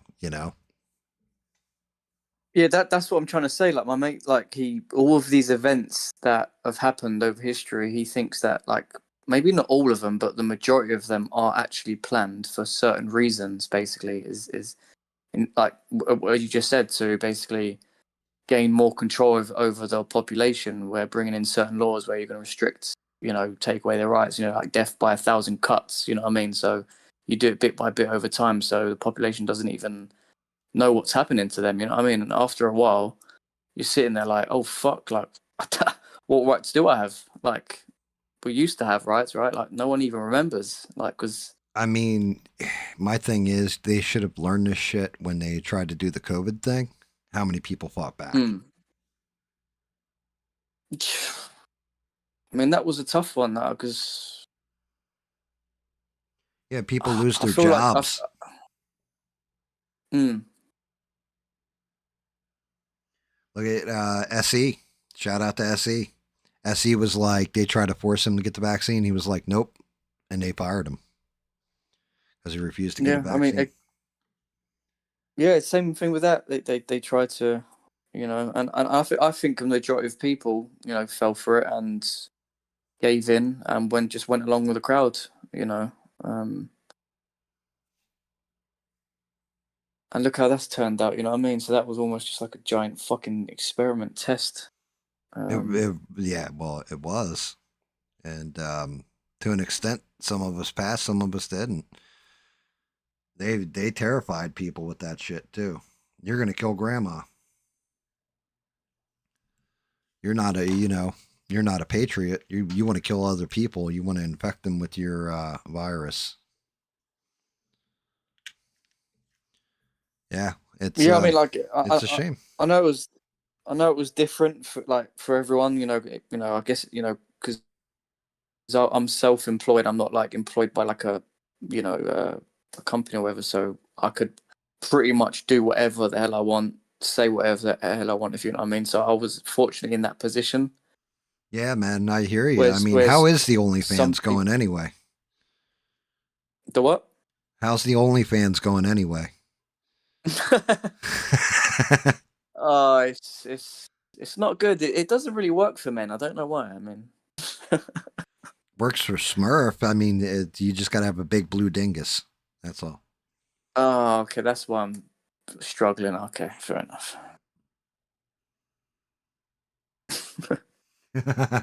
No, but seriously, yeah, that's just it. I mean, I had a conversation with somebody that was just like, yeah, I'm just, I'm going to quit. This is why. You're going to talk me out of it. And I'm like, nope. I'm backing you 1000% because I don't agree with it either. I think it's an experimental thing. I've watched enough to find out it's a leaky vaccine, that there's issues with it and all this. And if you really feel that way, I got your back 1000%. And not everybody had that luxury though. Yeah, exactly. Everyone had different circumstances, and some people. I know it's one of those things where it's like you always have a choice. Like even though you might not think you do, but there are some people's like livelihoods on the line, their jobs. Take put money on feeding their families and stuff. And some people had no choice; they had to sort of go ahead with it. And I do understand, obviously. I mean, I understand that aspect to it. You know what I mean? That's Yeah, tough, man. I feel sorry for those people, man. You know what I mean? yeah. I mean, you're elderly, you know, or you got a medical condition or whatever. It was like good for making sure you didn't die if you caught COVID. You know, Yeah. it was like nope. I'm not even going to take that like 5% chance that I could die. So I understood, but at the same point in time, like just normal healthy person, like somebody who is in decent shape and young and all this. I mean, Mister, shout out to him. He ain't exactly young, but he's caught COVID like I think like 25 times or something at this point from all his travels, and he's fine. Like he just like deals with it and is like it sucks, but it. I don't. I don't know, man. Shit's crazy, but they Well, definitely. he probably caught every strain of COVID there was. Yeah, and that was just from the one Taiwanese whore he sleeps with. Yeah. I mean, lucky he's not mutated from it. See him on the X-Men next, isn't it? Yeah, all of a sudden he pops claws out like, "Who are you talking to, bub?" Yeah. But yeah, what? Oh yeah, yeah. I forgot. Yeah, I told you, didn't I? I watched the Deadpool Wolverine. Yeah, you did, and you liked it, huh? Yeah, no, look, it was. I wasn't. Yeah, it was a lot better than I thought it was. It was probably one of the best Marvel movies I've seen in quite a long time. Yeah. Yeah, I ended up watching. What did I watch? I watched two Marvel movies. I've just watched. I watched Infinity War earlier today because it was like I'm painting Thanos and all that kind of stuff. I might as well like brush up. I haven't seen Infinity Wars, like probably my favorite of the Marvel movies. And I was like, I haven't seen it in so long. Let me give it a watch. It's still, to me, it's still one of the best of the Marvel movies. Um, I watched, oh god, and it was not good. Like it wasn't as bad as I thought it was going to be, but it still wasn't good. Um,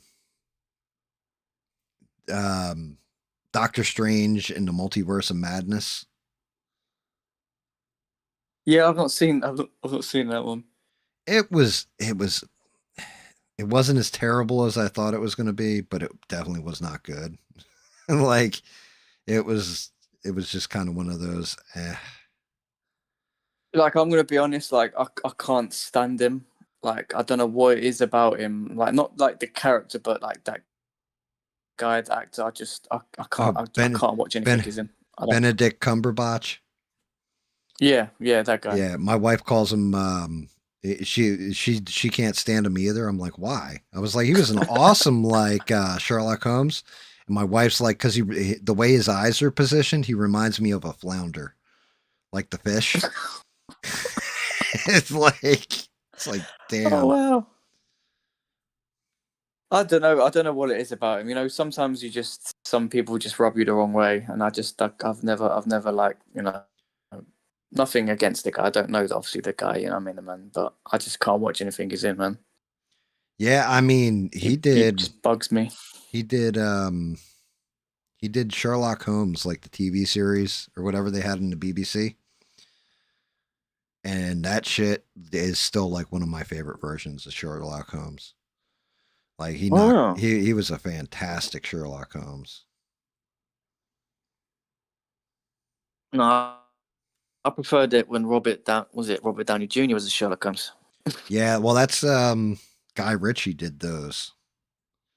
He directed them. Yeah, yeah. Yeah, that was a decent version. The one with Benedict Cumberbatch, it's like old Sherlock Holmes stories, but they modernized them. Oh, okay. So it's like more modern era. Like you have different tech and stuff like this involved. I thought they did a good job with it though. Shockingly enough, I was like, "What? This is actually a good show." Had oh god, the dude who played Bilbo Baggins in The Hobbit. I can't remember his name. Oh yeah. He was in there. More something Freeman, not Morgan Yeah, Freeman. he's another actor I just can't stand as well. I Oh, can't watch any of his stuff as well. oh, you would hate that series then. You'd been like, "Oh, fuck this." I mean, I don't know what it is. I've seen some of his stuff, and he's a decent. I think he's a decent actor. I mean, but I just again, I can't stand him either. Yeah, I can't Well, remember. I got what. There's some. Yeah, I was about to say Morgan Freeman, but no, it's not fucking Morgan Freeman. And yeah, his name's right there, but I'll probably remember it soon. Poor Bob. Bob's like deep fried turkey's hitting early bedtime. Bob's like I only got through a beer and a half. I had to tell the story about how I pissed ABL off last night, and now it's time for me to go take a shit and pass out. I you did I don't know. Did you come in on that story or no? Did you hear it? What Bob pulled last night? No, I must have missed that. Oh my god. So apparently ABL was talking about gold diggers last night or something. And like Uh, Bob said he was drumming on. He's like, you know how he does, how he rambles sometimes. Like we'll just keep talking about something. yeah. And then Bob just like mentioned his ex-wife's name in the chat. And he said ABL flipped out and was like, "You don't get to say her name," and like freaked out on him. Like lost his shit. He said I haven't even heard ABL go off like that on Ivan on a phone call. I'm gonna have to I have to find it and watch it now because that Yeah, I'm gonna have to go. Yeah, yeah so that's dude. must be late on in the show. Yeah, like Well, no, it wasn't a call in. He said he typed it in the chat, but like he said, ABL completely lost his shit. damn. Yeah, that must have hit a nerve, man. Chat keeps resetting for you guys. Mine froze for a minute there. I had to reset it manual. But yeah, today we celebrate Thanksgiving over here, and that's it's basically when we use Jesus and a piece of semi-dry turkey and pumpkin pie to defeat Native Americans and take their land from them. That's Oh, what we nice. celebrate on this day. Yeah, and it's and then it's all about political family political infighting. Everybody sits around the Oh, table right, and makes just sense. brawls it out over politics. Yeah, that sounds like a good night to me. Yeah, that's the holiday we're celebrating. Everybody's celebrating today. Does it have to be? It has to be turkey. Like that's like the tradition, yeah. It's supposed to be turkey is the tradition, but some people do ham. Oh, And okay, fair enough. but no, I mean, going back to when I was a kid, like what we were told as kids was basically it was the pilgrims that had first come over on like the Mayflower and all that, sat down and the Indians brought them food and they broke bread together and had a feast together. How true or not that is, who knows? But that's what the actual tradition's supposed to be.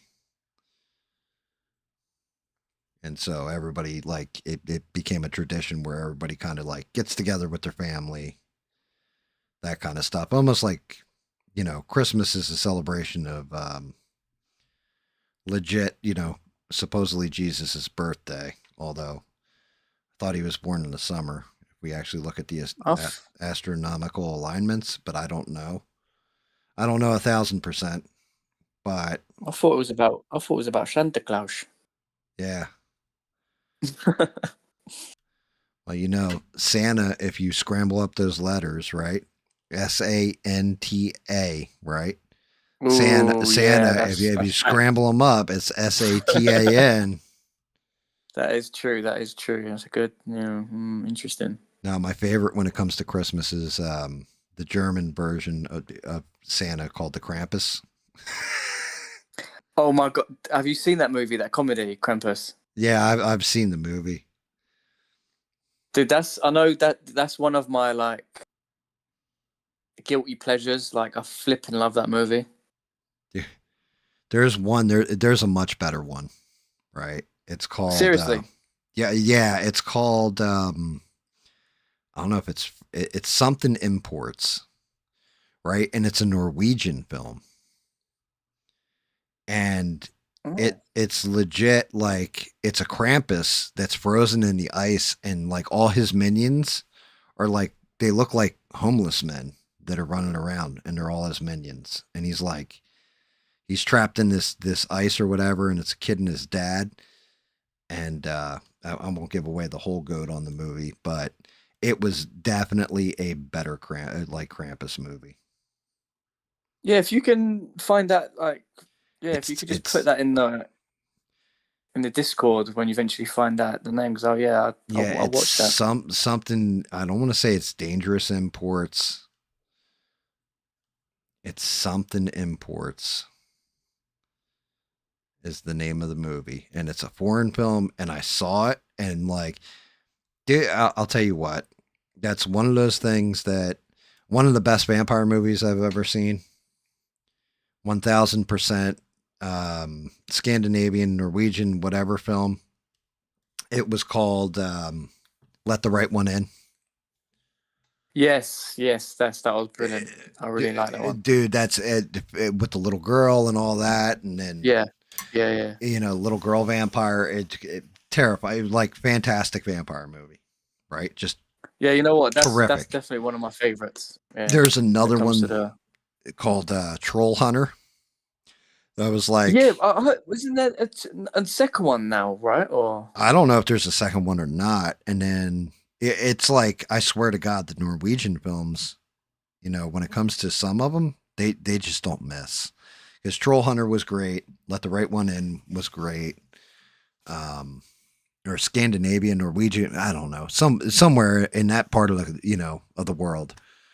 But then you had this movie with the imports, and then you have a movie called Sisu, which was amazing as well. A matter of oh, I've heard about that. Yeah, I've yeah, not watched that. yeah, it's basically like Norwegian Rambo. Yeah, I've heard that. It was. They got a Yeah. Thanks for second. reminding me. Yeah, there's a second one coming out soon, and I can't wait for it. Like I'm all in on that. When that one comes up, I'm definitely going to see it. Or well, I don't know if I'll go to see it. I'll just see it the way I normally see my movies. Yeah, The because I saw it on YouTube recently that someone done I don't know if it's out or was a trailer, but yeah, it said like Troll 2. So I don't know if that's just literally recently come out or if it's on. I'm not 100% sure. No, yeah, well, the trailer just came out. I think you're right. I think I was talking. You know what? I think I showed the trailer, Danny. Oh, okay, okay. Right? Maybe that's where it was that you saw it. But yeah, it looks really, really good. Like he's just, it's ridiculous. Like in the first one, because the first one's the Nazis, right? Like it's the end of World War II. Nazis are losing the war. He's like a gold miner, and then they find out that he was like, because he takes out a whole bunch of the Nazis because they try to steal his gold. And then you find out that he basically was, Rambo. And whoever they call into high command to ask about him, the guy's like, yeah, just leave him the fuck alone and keep going because he will wipe you and the entire battalion out. Like this guy was Wait, so known well, I'm confused. So we're not talking about Troll now. We're talking about the other movie. about Sisu, yeah. Oh, sorry, I was getting confused. But yeah, so Because I was Sisu, thinking, well, I was thinking, I don't remember in Troll 1 him killing Nazis. yeah, no, Sisu, right? Okay, So, okay. so like they chase him into a minefield. He figures out it's a minefield because he's riding his horse trying to get away from him, and his horse hits a mine, blows the horse up. So he's in this All right. minefield. He gets them to shoot at him, and they're all like close to it. And like the mines go off, so everything becomes like a dust cloud. So you can't see shit. Like everybody's just blind now. And the smoke is so thick you can't really see anything. And the main German leader's just like the main Nazi leader's like, yeah, you two go in there and go get them. So two guys start walking in. Like one guy starts walking in by himself, and out of nowhere, the landmine comes flying in the air like he threw a landmine into this guy's face. And Damn. like just parts come raining down on the rest of them. It was like, oh shit. Yeah, It that must have been a sight to see. Yeah, that's what I mean. Like it's one of those movies for guys who like movies. Like it's like old school kind of adventure movie. Like how John Wick is like a throwback to the adventure era. Yeah, I'm definitely going to give that a watch. I forgot about that movie, actually. Yeah, I need to I'm definitely going to watch that. But yeah, it's you get a chance, you got to check it out. It was fucking great. Yeah, that reminds me. Do you know the actor that one who was in Better Call Saul? Yes, he was in a movie. It was called Nobody. That's it. Yeah, my mate was telling me like he's got two movies that he said they're brilliant like as well. I haven't seen the second one. The first one, it was all right. It was John Wick like. He's basically Yeah, like CIA, like government operative that was man of action or whatever. Now he's retired with a wife and just living a quiet life. And yeah, then yeah. and then kind of comes out of retirement kind of deal. And then But some punks mess with him, and he's like, "Oh man, he has to beat them all up." yeah. Yeah, Bob Odenkirk is the name of the actor. Yeah, I like him. I like his stuff. He's a great actor. Yeah, well, there was a show back in the day. He used to be a flat out comedian. And over here it's HBO. I don't know if it's probably HBO over there too. But there was a show he was on with a guy named David Cross, and it was called Mr. Show. And that's it was kind of funny. Like he was funny in it. Yeah, Bob Hmm. Odenkirk. But yeah, he was fantastic as Saul. I didn't I don't know. I like him better in Breaking Bad than I did in the Better Call Saul show. Yeah, see, I've only seen the Breaking Bad. I've not seen the Better Call Saul. So Better Call Saul, it's Gives you background on a lot of the characters, like Gus. Um, a lot more to do with the cartel and all that, Mm. and like how he got his start, and it goes through. He's got like a brother that he really looked up to and all that, and his brother was like basically treated him like a piece of shit. But he was like a con man before he became a lawyer and all this. And it's the ending to it's, I don't know. It wasn't as good as Breaking Bad. I'll just put it that way. It wasn't terrible, but it wasn't great either.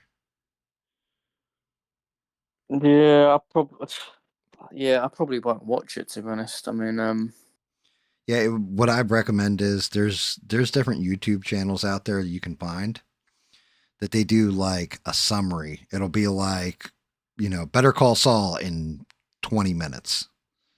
And it'll break down everything that happens throughout all the seasons, all the different characters, all that kind of stuff.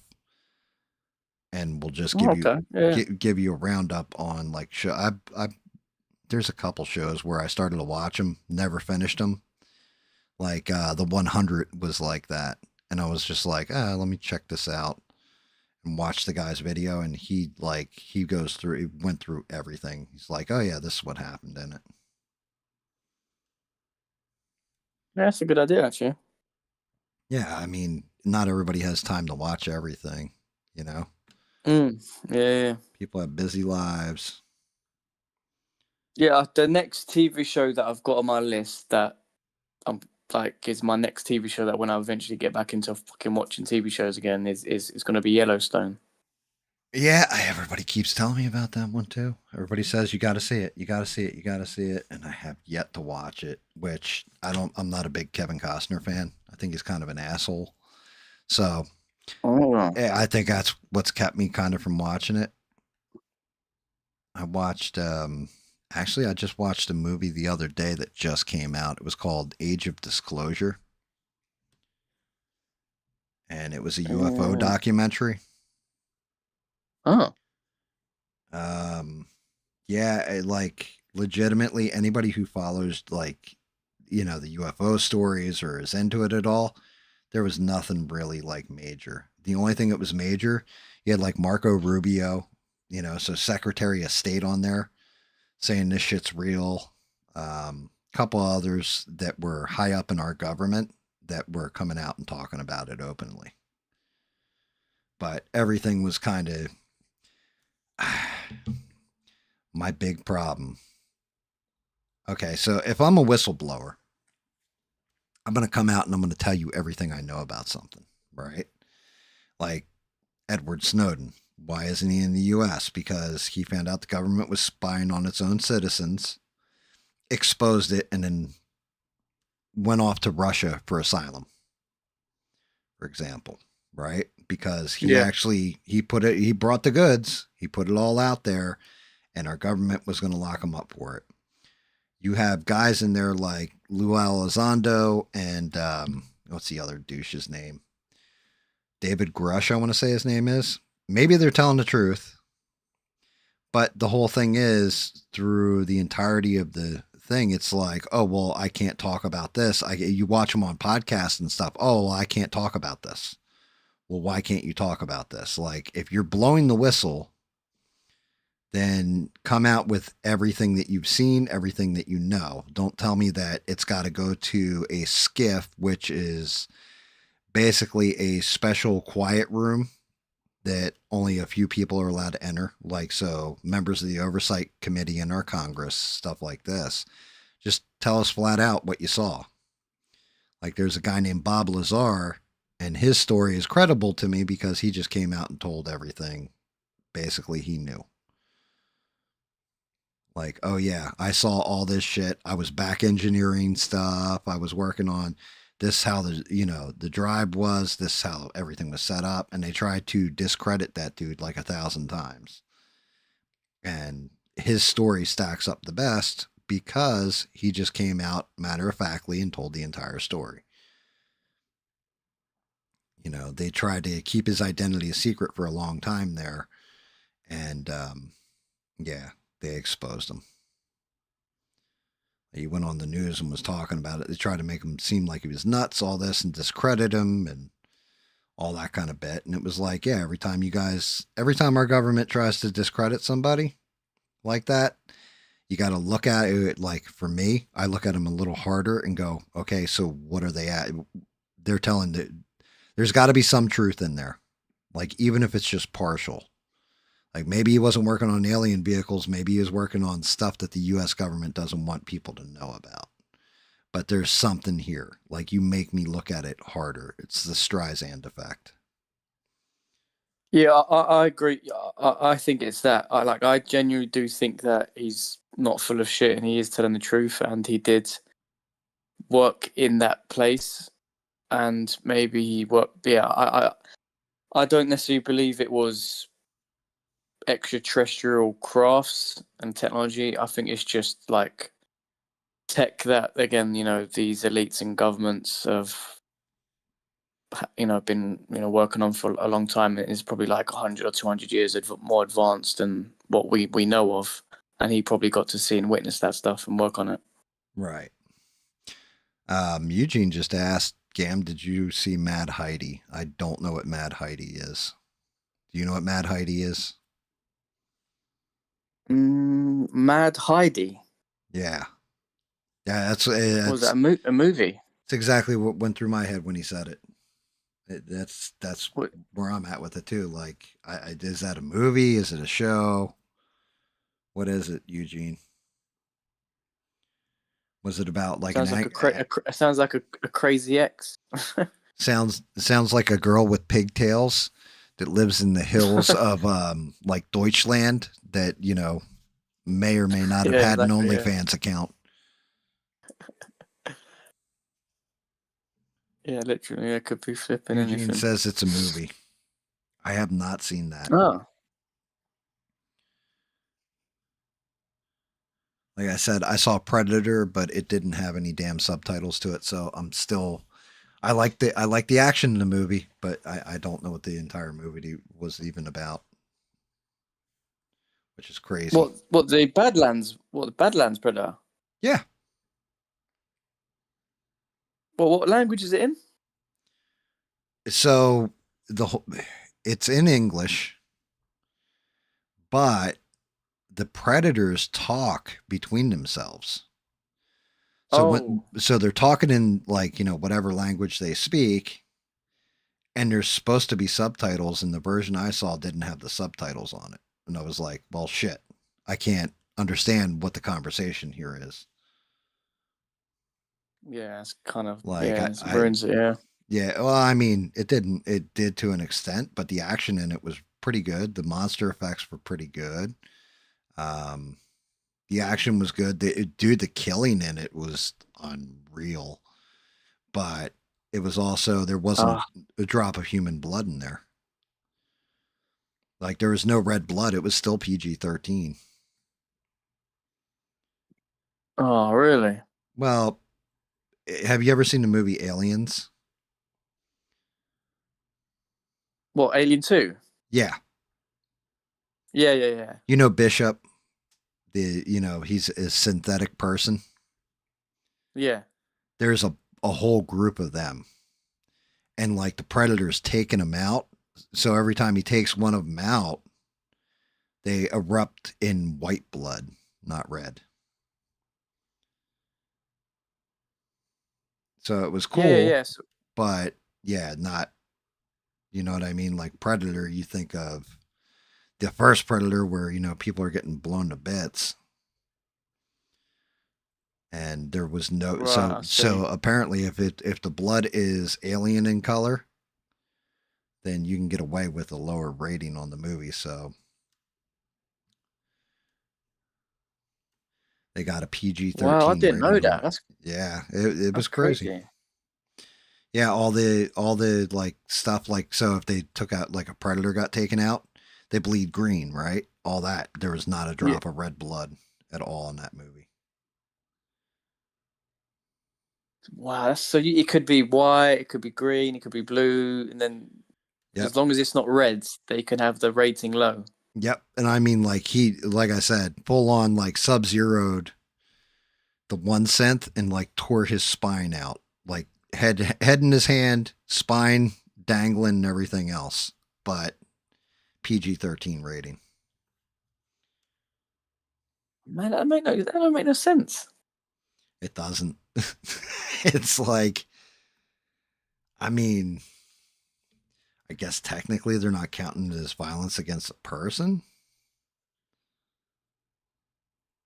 Well, that's kind of harsh. I mean, that synthetic has feelings. You know what I mean? Yeah, well, I mean, they're programmed to have feelings. Like, I remember Bishop getting upset because they called him a robot or something like that. And he said, I prefer synthetic person. Like, you could tell it hurt his feelings. So, Yeah, I mean, that's what I mean, man. There's no respect for these simps, man. yeah, well, you know, what can I say? It's, there's Yeah, only, I watched it. well, I was going to say, there's only a few things you can kill anymore in like video games and stuff: robots, Nazis, and zombies. Well, Everything. actually, that just tees up what I was just about to say, but I don't even know if I'll. It basically, me and my mate was flicking through some because he's got like a Fire Stick, and then he's got all these apps on his Fire Stick to like stream stuff, basically, and then he puts on the Gotcha. VPN. And he's flicking through some horror flicks, like what to watch, and then this Japanese movie come up, and it was basically the R words, Retard. grape, no, like grape, but the R words. Oh, rape. It, yeah, I don't know if I could say it on the street if I'm on the Well, you stream. can because I'm not monetized. Okay. If I had money flowing here, then we can't say it. But because I have no money coming in, then they can kiss my ass. Yeah, it's just Okay, fair enough. Yeah, so it was called Rape Zombie. I don't know if you've ever heard about it. no. I have never heard of this. I wish. I mean, we were just like we read the description, and it was basically saying like there's a virus that is unleashed, and it basically turns all males who have high levels of testosterone into basically uh sexual deviants, and they basically just go around just raping women. I don't mean to laugh, but and so the movie's like a kind of like a action comedy. So we was thinking, oh, it's going to be done in a light-hearted way. It's not going to be like graphic and pornographic. It's just going to be like done in a funny Japanese way. Nope, it's Oh boy, was we Japanese. wrong. Yeah, I was gonna say it's Japanese. Nope, that shit is It was. graphic as all hell. Yeah, we lit halfway through. We was like, is this? We shouldn't be. What like this is like? How did this even get past? Like, I mean, I understand the Japanese are quite graphic like that. What was that movie they did where they're all killing each other on an island or something? Battle Royale. Yeah, Battle Royale. I know they're really into their gore and graphic nature and blood, but this was just like some of the scenes were almost like pretty much pornographic,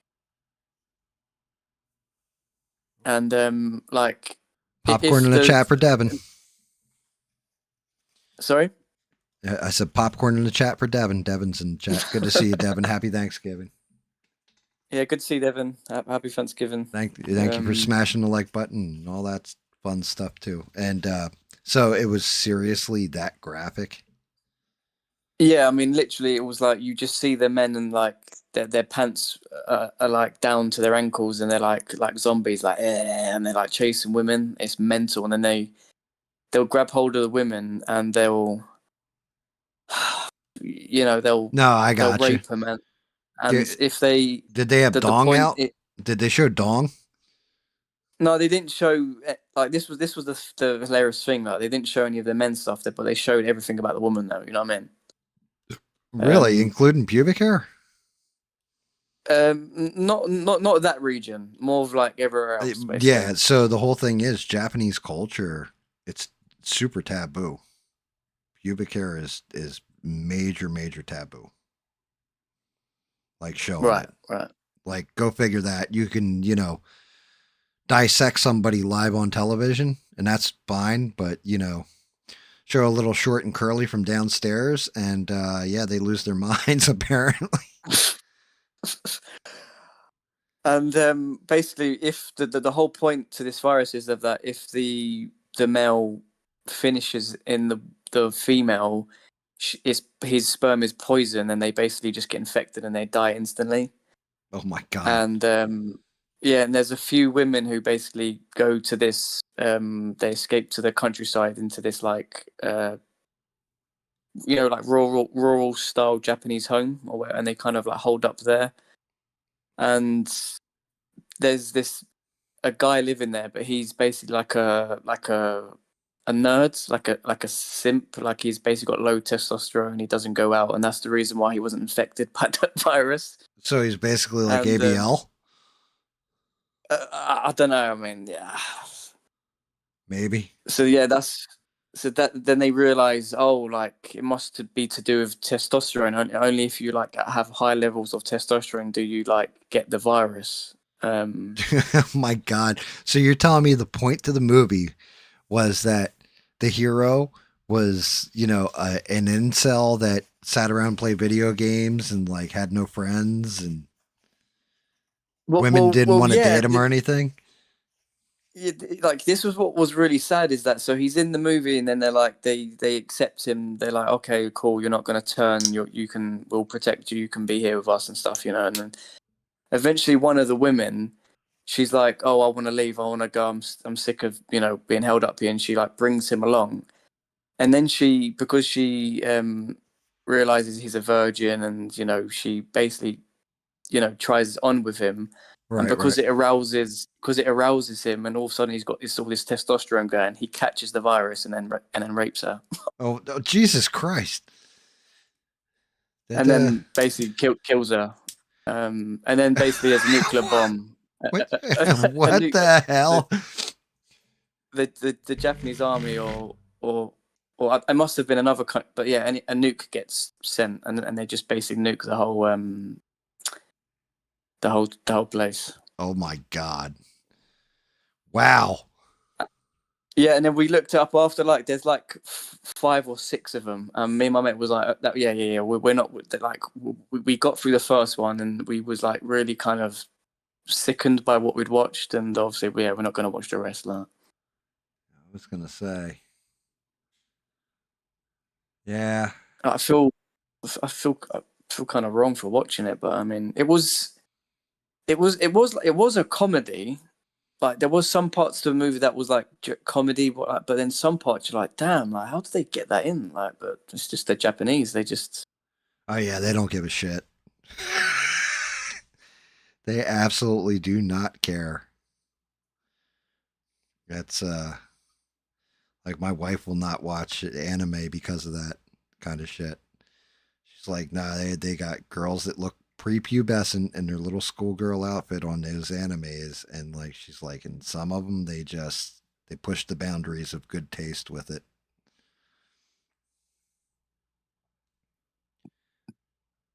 yeah, just different culture, different people, man, and they because I was expecting I thought that one of my favorite Japanese comedies is Kung Fu Hustle, Oh yeah, and I was thinking it was going to be like that, and yeah. yeah, it was it It was was not not like that. that. Yeah, Kung Fu Hustle is basically Bugs Bunny.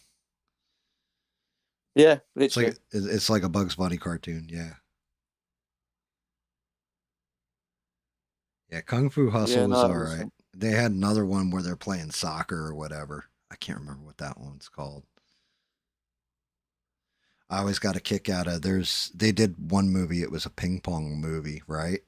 And it's an American movie, but it's supposed to be like Enter the Dragon but with ping pong, and it was called Balls of Fury. That movie cracked me up. Well, that sounds so familiar. Actually Balls of had Fury. Christopher Walken in it too. It's like the main bad guy. Terry Crews was in it.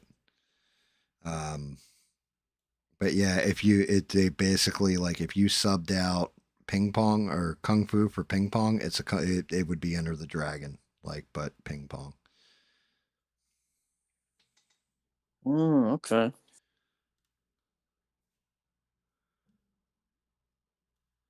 Yeah, it's an older movie.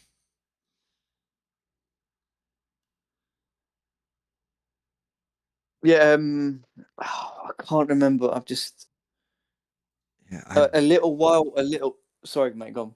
oh no, I was just gonna say I'm still trying to remember. I watched some other Marvel movie I had never seen, and I can't remember which one it was. And I just watched it like the other day, like 2 days ago.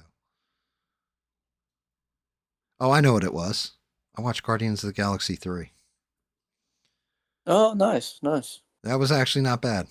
Wasn't terrible. It Yeah, was I love all of them. I love all those. Two, one, two, three. I think they're all great. yeah. I mean, I don't know what your favorite out of like, Marvel movies are. Yeah, for me, like my Marvel go tos is like I've always been into X-Men.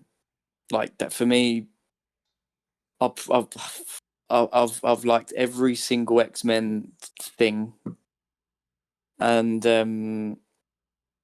I loved all the Guardians of the Galaxy movies, and then all of the other stuff. Like I'm not gonna lie, I've never really been into all the other Avengers and other like. I mean, I liked the Hulk movies. The Hulk movies were decent. Not really huge fan of the Captain American movies. Spider Man. I liked the original Spider Mans with Tobey Maguire. Um, but all the other Spider Mans that come after that, not really been too much of a fan of.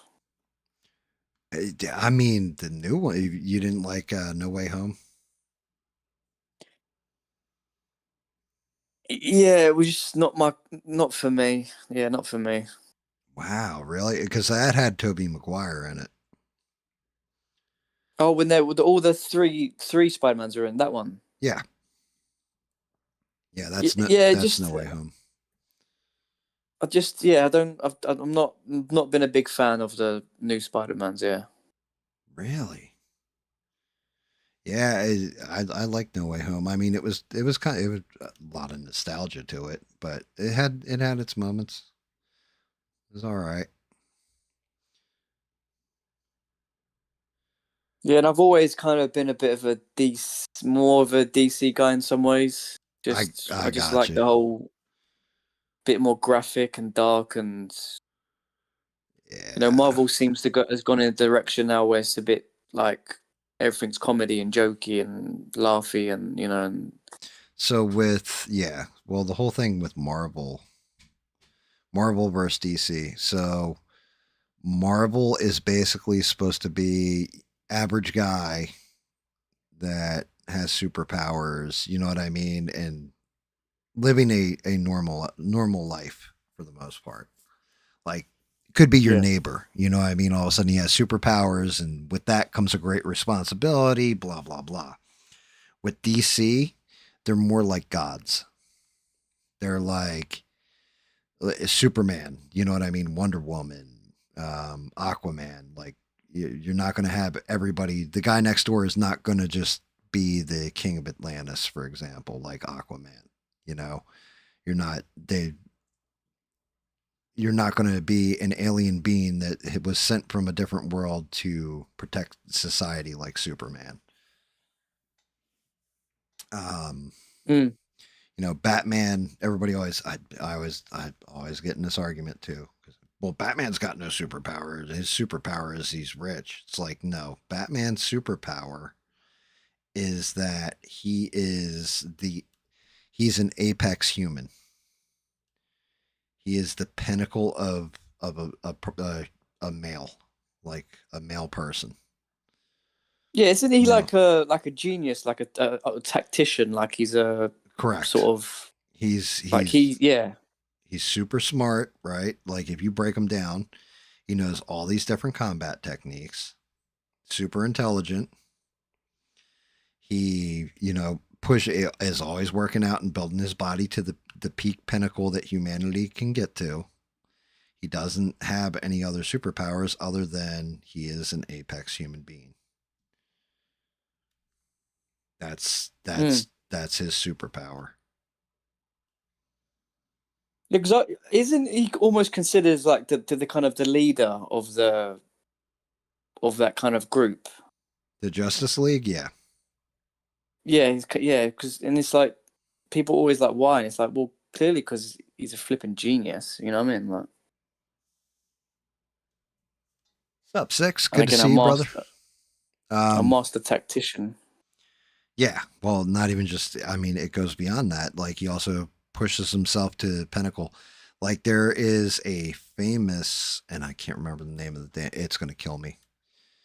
It's gonna contingency or it's he has contingency plans for everybody on the Justice League to beat him. So like Oh, I see what you mean. he's got like so for Wonder Woman, it's some kind of ancient artifact that he has that will basically put her in an illusionary state she won't even realize she's in to immobilize her in case she goes off the rails. He's got like But what's he gonna do to her then? he just like imprisons her. There's a Are story you sure that's arc. it? There's a story arc recently. And when I say recently, shit, like 8 years ago at this point.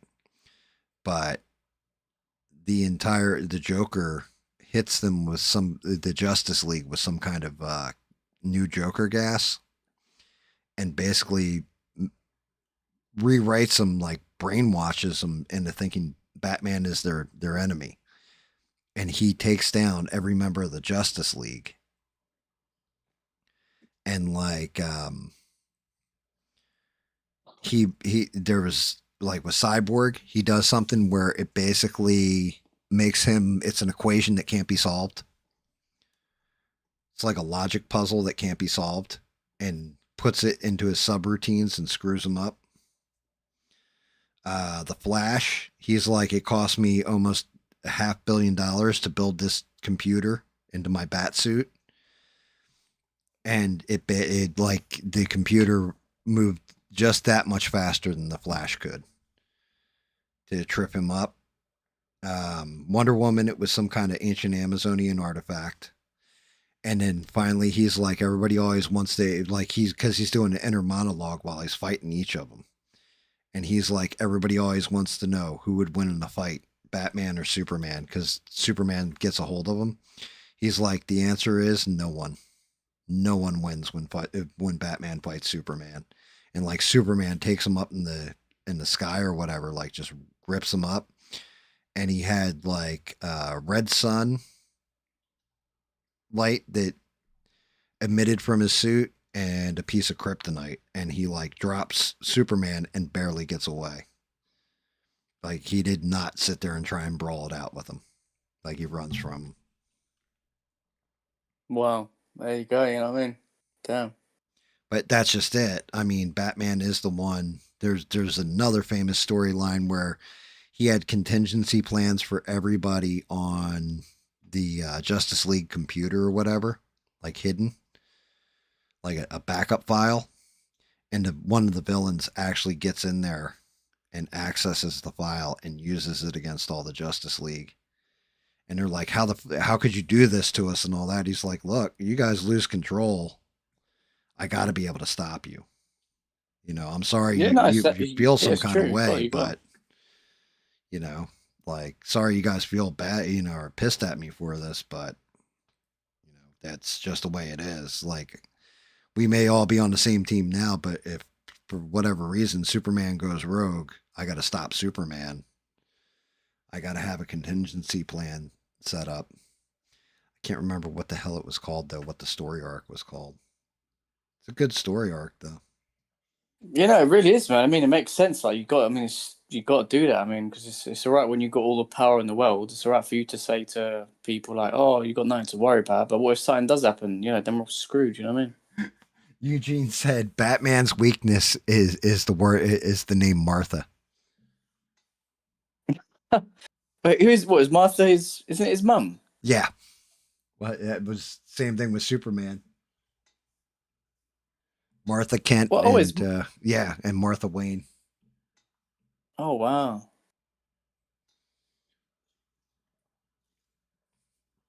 That's that. So in Zack Snyder's Batman vs Superman, Batman has Superman down. He's got like a kryptonite spear or whatever. He's about to kill him. And then Superman's like, it's fine if you're going to kill me. Just save Martha. And he's like, why do you keep saying that name? It's my mom's name. Oh, really? It's my mom's name too. You can't be evil now because our moms have the same name. And like he just backs off him. It's Oh, that's ridiculous. crazy. Yeah, the Snyderverse. But yeah, I like I said, I watched Guardians 3 finally. And then I watched Doctor Strange. And neither of them, like I said, I keep clamoring for something to watch, something new and something good. And we're getting little bits here and little bits there, but nothing like wow, man. Can't wait to get on the internet and tell everybody about that. Everybody was raving about the Age of Disclosure documentary. I'm like, okay, there's got to be some bombshell shit in here. Nope. Anybody who watched any kind of alien podcasts, like podcasts on aliens, stuff like that, you're just like, oh yeah, I've definitely seen all this shit before. Like I've heard this story or seen this video with the Tic Tac, for example, and all. It was for people that don't pay attention to that shit, which makes me wonder: are they actually prepping people so that they can come out and say, yes, UFOs are real and there's aliens and Jesus was actually an alien? Because that Yeah, shit. I've heard of I've heard of a conspiracy theory. I think it's called Project Bluebeam, I think, Yes. where it's to do with like drones and Holograms. what do you call it? Like, yeah, sorry, that's it. Yeah, holograms, and they're gonna fake an alien invasion or something like that, and all that stuff. So, what it was, the way it was written to work, and it's actually a CIA psyop, right? Like, not in the sense of they ran this and this is what happened, in the sense of this is something that the CIA had cooked up, that this is something we could pull. Basically, what they were going to do is they would appear, which is like the equivalent of drones. When it was actually written, there weren't really drones. It would just be holographic projectors that would project in the clouds, and it would speak to, if they're in Russia, Russian, America, English, you know what I mean, that kind of thing. China, Chinese, or Mandarin. And what they were going to do is basically do this projection, tell everybody that it was not so much possibly aliens, they could use aliens, but also that it was God. And that all religions were wrong, and the one true religion is the one that they're seeing now, the one true God, and they needed to follow his orders. And then, you know what I mean? This would allow for government to issue orders to people that they'll follow because they believe that they're following God's orders. Sounds like some Bring shit that in could the New happen. World Order. Yep, exactly. I just kind of think like, what kind of shit would they have to pull off to really get people to fall for that? I mean, Honestly, not much. Wouldn't take much. You'd be shocked. yeah, I mean, yeah, Remember, from all the stuff we've. Remember, Danny, masks don't work. Now you need to wear two of them. And people did. So I know, but it's just you'd like to believe people would be like, "Oh, this is some bullshit." However, there's plenty of people out there that would be like, God did. That's God right there. If God just spoke to all of us, we all saw it together. yeah, I know. It's just because yeah, I watched something a while back. It was to do with like fucking not AI, drones like holograms, and it was in China. I think it was back in like 2017 or something like that, and they did this whole event, and it was like thousands of tiny drones, and obviously each drone had like was projecting a hologram, and it like created this massive. I don't know if it was a dragon in the sky or something, and it was moving and doing this whole sort of event, and it looked absolutely spectacular. Like I was so shocked. Like Mm, my mate showed it to me, and I never knew this existed. I didn't even know that they had even had that technology back then. And I mean, and we're the technology that we're shown that we think we have, probably the you know it's probably like 50 years or 100 years probably behind what the secrets governments and probably nah, have at the it's have at the disposal. You know what I mean? it's not that far advanced. Probably like 20, 30 years. Um, Okay, fair enough. Yeah. yeah.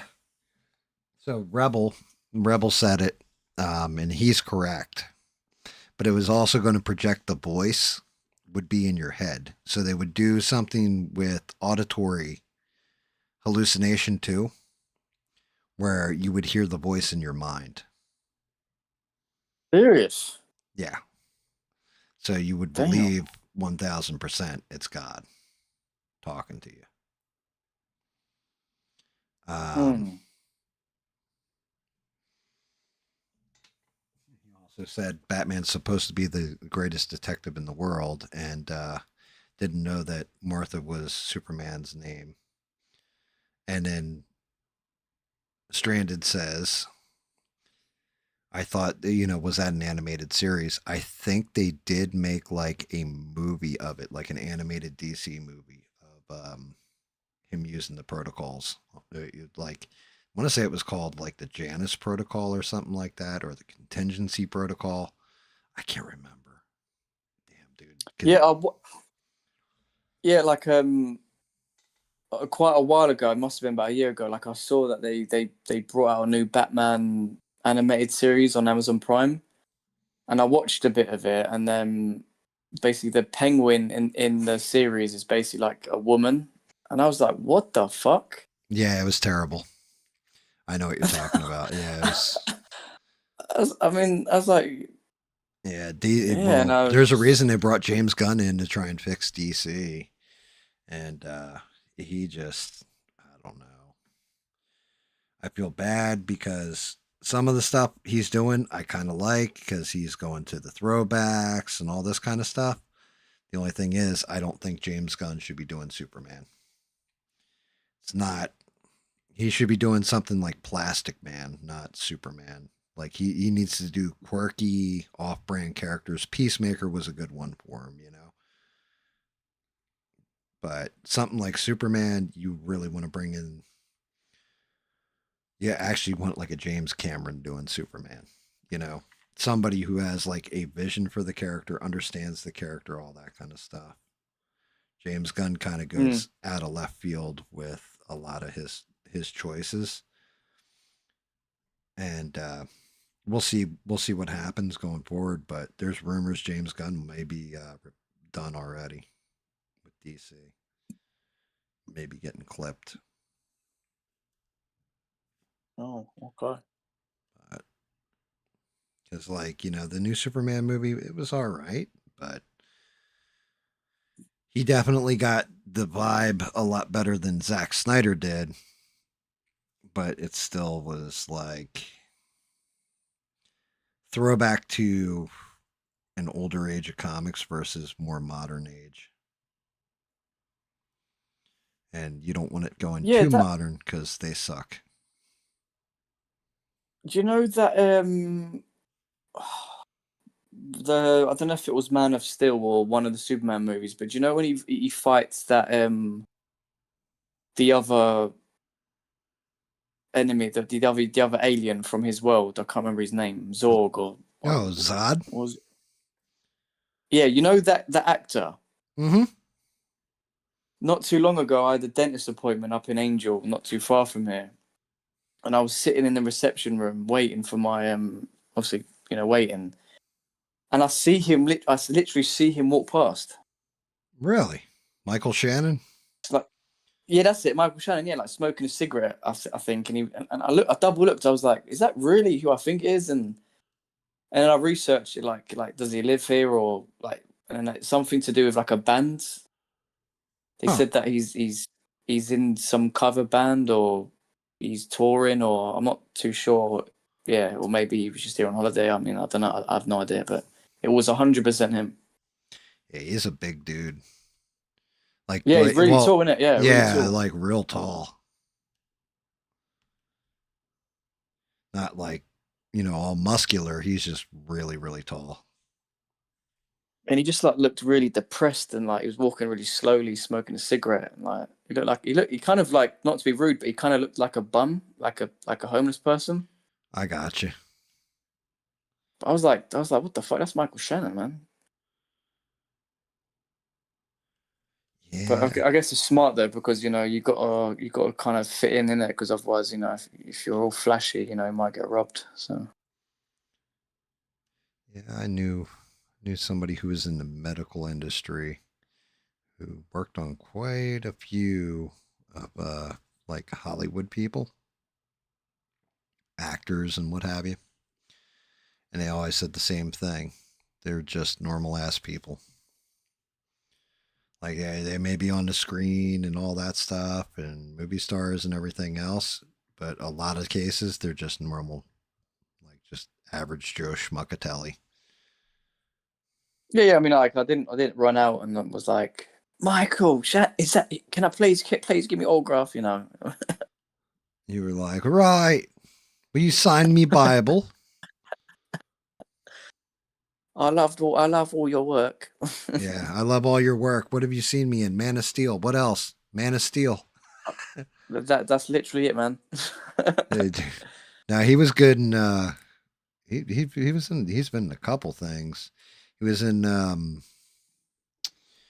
they did Yeah, a I movie liked him called in. Iceman where he was Richard Kuklinski, the Iceman, who was a mafia hitman, one of the most brutal hitmen of all time. He played the lead role. He was also in Boardwalk Empire, which is a Yeah, that's what I was gonna fucking say. Like that's my favorite. fantastic show. Yeah, he Yeah, was awesome uh, in it.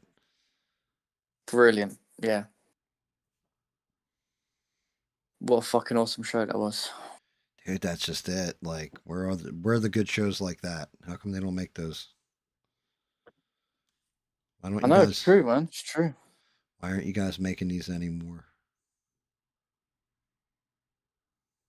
I mean, like we've had, I mean, we've witnessed quite a few shows who potentially could have been golds, but then they just get ruined because they didn't like the actor's input, and they end up sacking them, and what I mean, they wanted to go in a different direction, they have all this. I Uh, Rebel. I did see that Michael Rosenbaum had Allison Mack on, but I did not see the interview. Like, I haven't watched it yet. oh yeah, what was you talking about Tucker and Pierce thing? I've Uh, not watched it yet. dude, like, so the whole thing is Tucker really breaks his balls about England and how everybody has given up and surrendered their country. Like, I mean, he breaks his balls hard, Danny. And then, like, they're talking, and he's like, you want to ban people for saying words. He's like, he's like, Tucker says, it says the F word homophobic slur that will get me kicked off of YouTube if I say it, right? But Tucker Carlson says the actual word, And then Piers is like, he's like, right, yeah, words like that. And he's like, well, go ahead and say the word. He's like, no, I'm not going to. And he's like, wait, are you afraid of getting arrested? He's like, they won't arrest me. He's like, well, then say the word.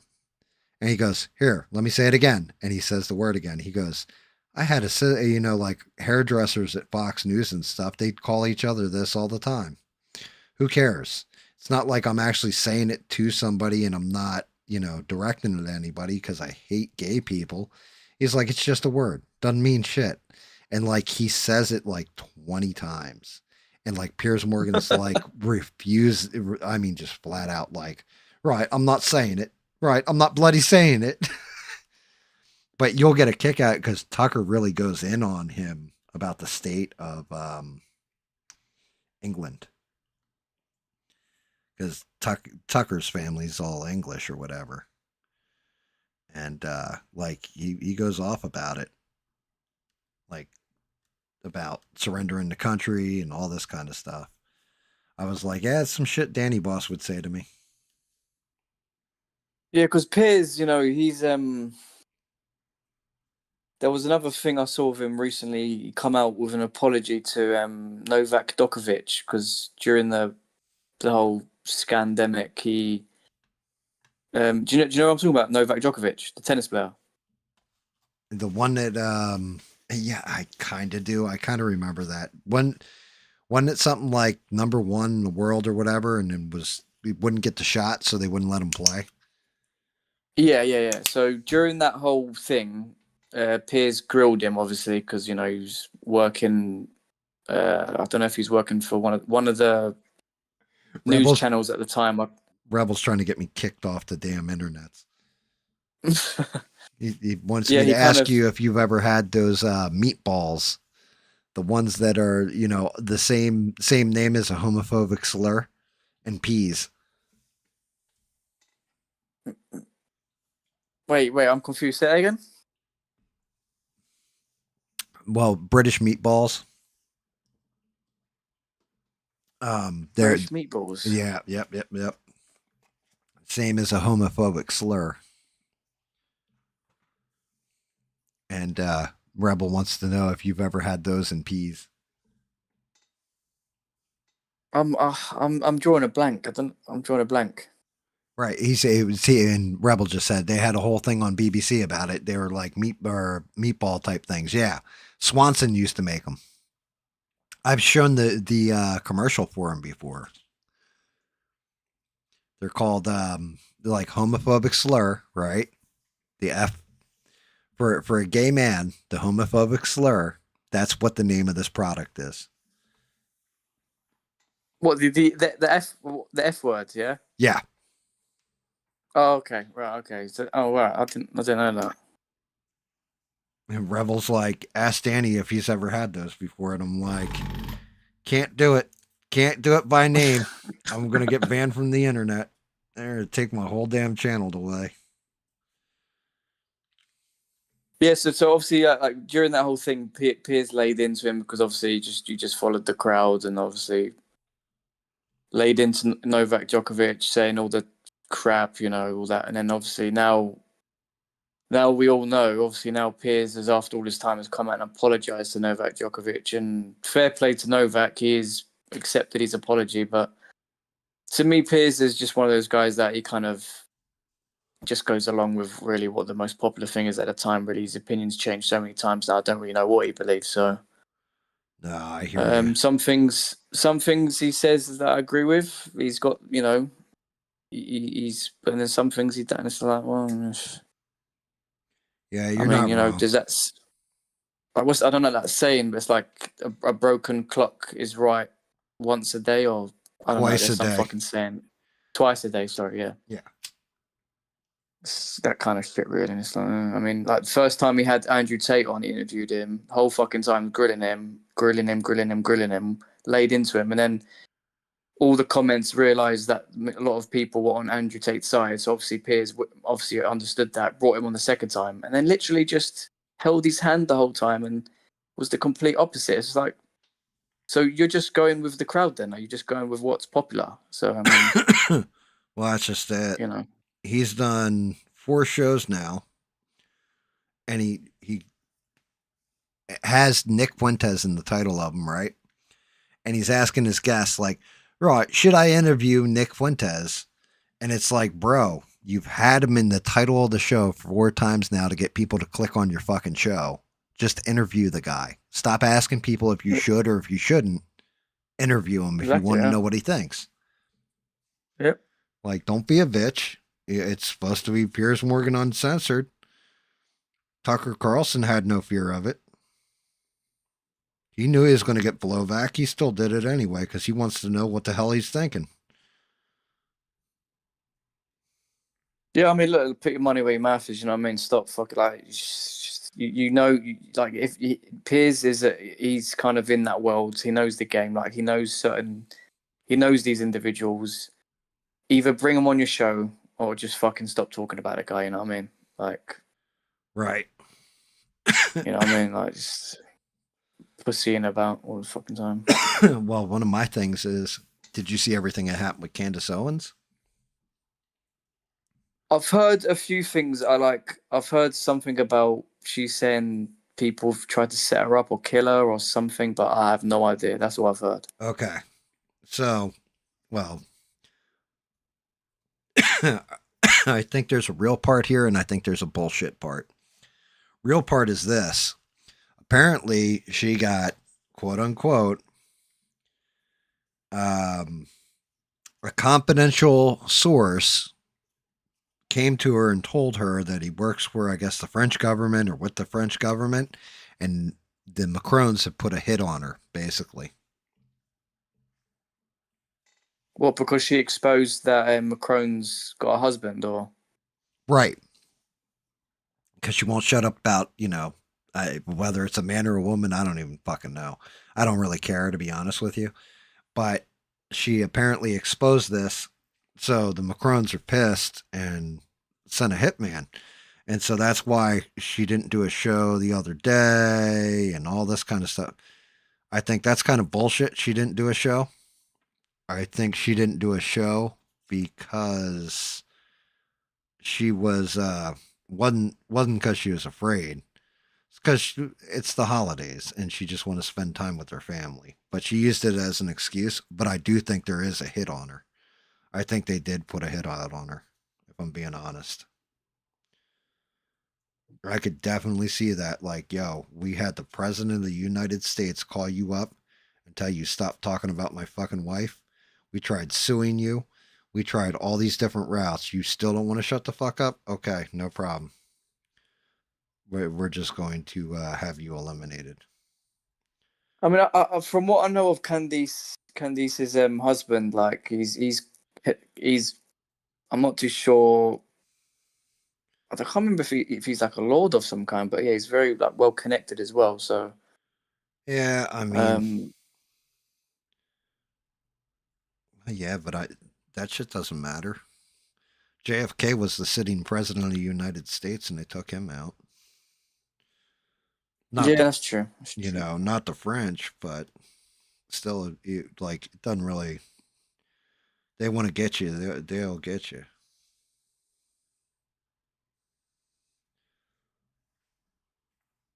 But this is the thing, innit? It's just like,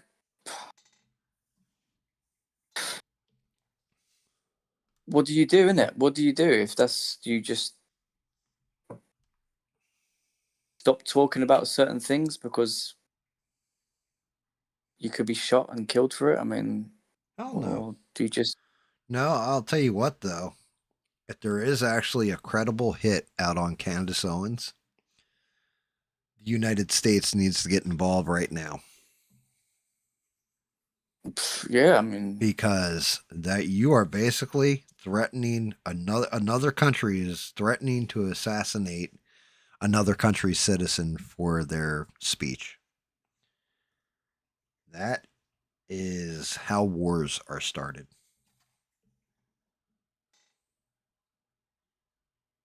yeah, and to be honest, I mean, France. I don't think France would. I don't think they want any part of that. To be honest. No, no, they don't. But it will. Yeah, definitely not. And yeah, Rebel's right. Regardless if it's a man or a woman, still a pedo. What was it? Not too long ago. Did you see where the Macron was boarding a flight, And she and then smacked his shit or shoved his face. you just see him get smacked, and then you just see him look back, look down at the camera, just waving, smiling. I mean, that was embarrassing, man. You're a grown ass man, and you're letting your husband do that to you. Dude, I love the fact you're saying your husband. Oh shit.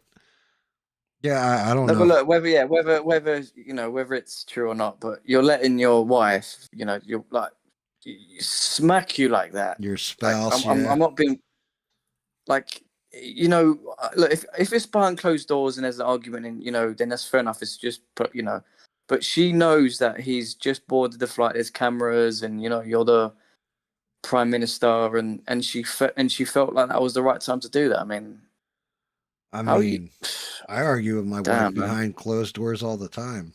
She doesn't do that shit to me, and I don't do that shit to her. Like, it's you shouldn't be putting Yeah, your hands on each other when you're mad like that. yeah, no, exactly. But she felt like it was a perfect time to do that. Like, why? Like, she must have known he was still on camera. I mean, I don't know if that was some sort of humiliation ritual. I don't know. I mean, he's French, isn't that humiliation enough?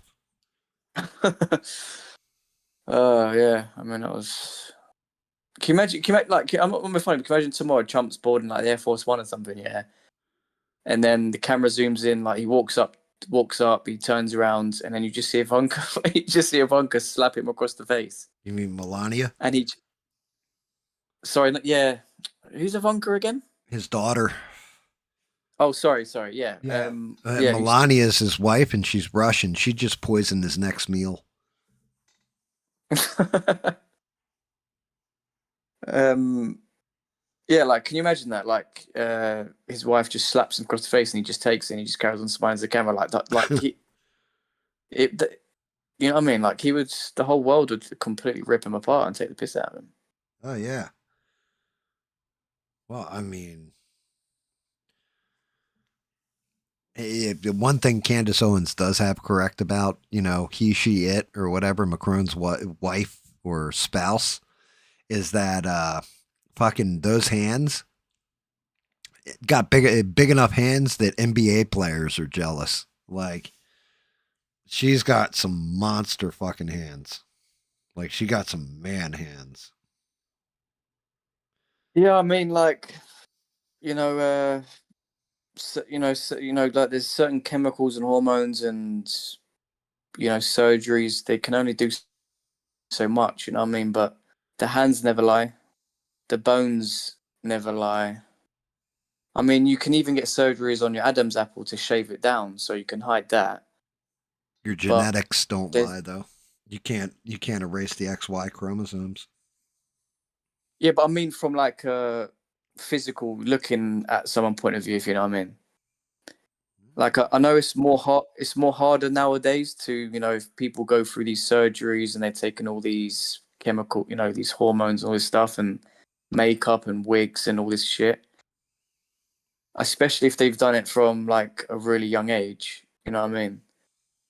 But still though, like your bones and your like men and women are built differently, like their anatomy, like the way their shoulders are, their hips are, the hands, you know what I mean? Like there's certain things that you can't change, if you know what I mean.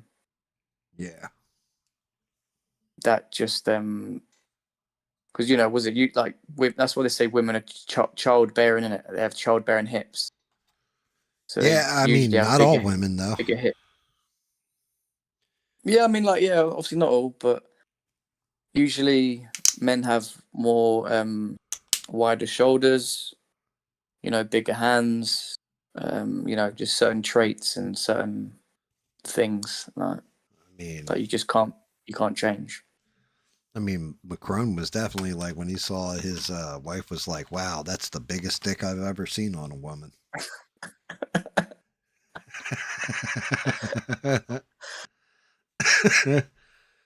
Oh Yeah, I shit. mean, Yeah, there's this channel that I watch now and then. It's called Next Wex Backup or something like that.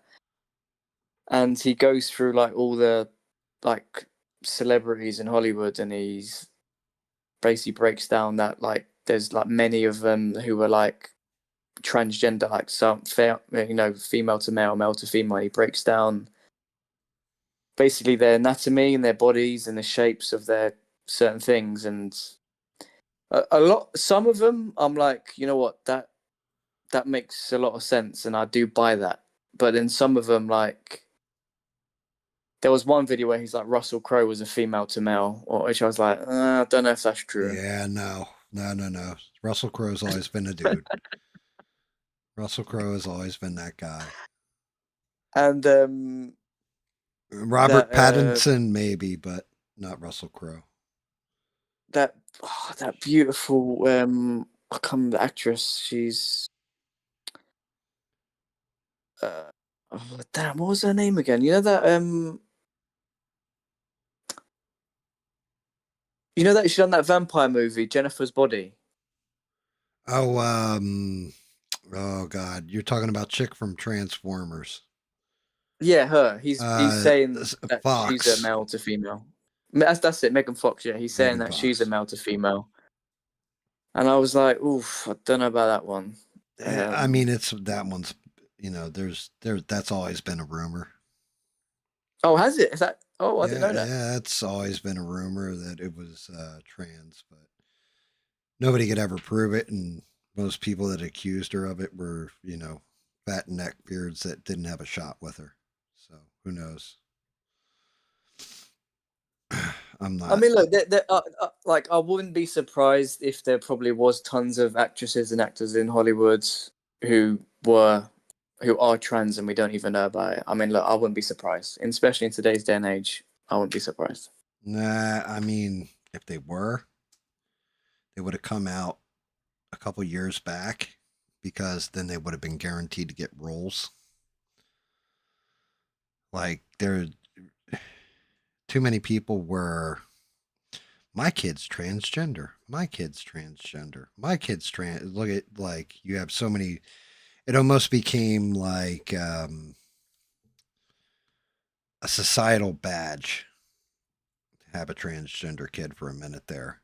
And at that point, if there was an actor or an actress that was trans, they would have 1,000% come out screaming it just because they would have gotten better roles, like higher profile Yeah, no, roles. I hear that. That's a good point.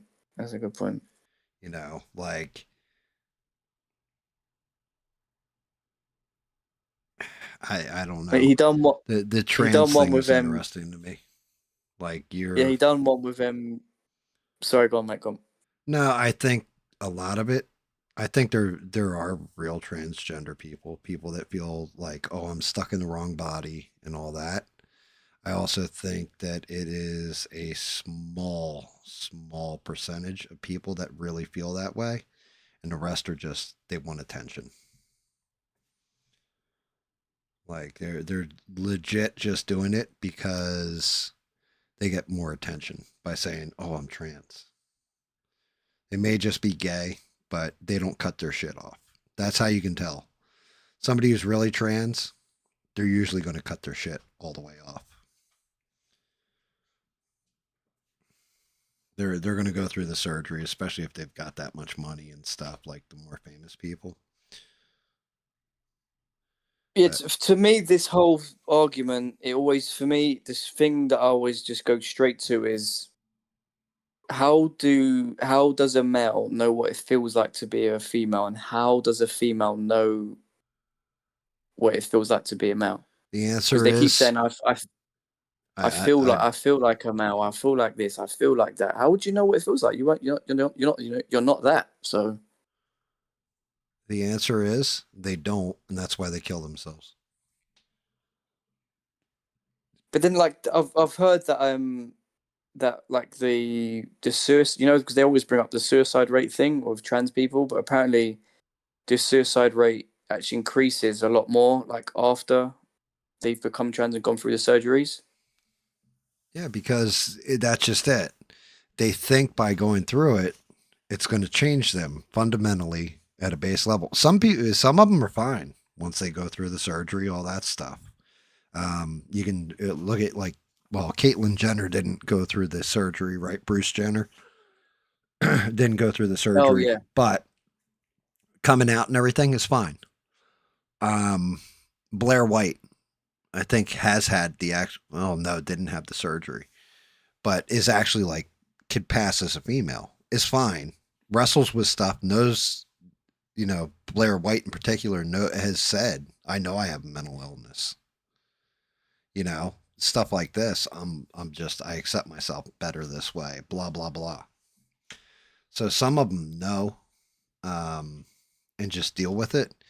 But some people think that's going to make them happy. It's the same way you have people that are like, well, shit, if only I had $1 million, I would be happy. They get that $1 million and they're still not happy because it's something fundamentally wrong in them and they're not addressing it. So they're trying to figure out some kind of solution and can't.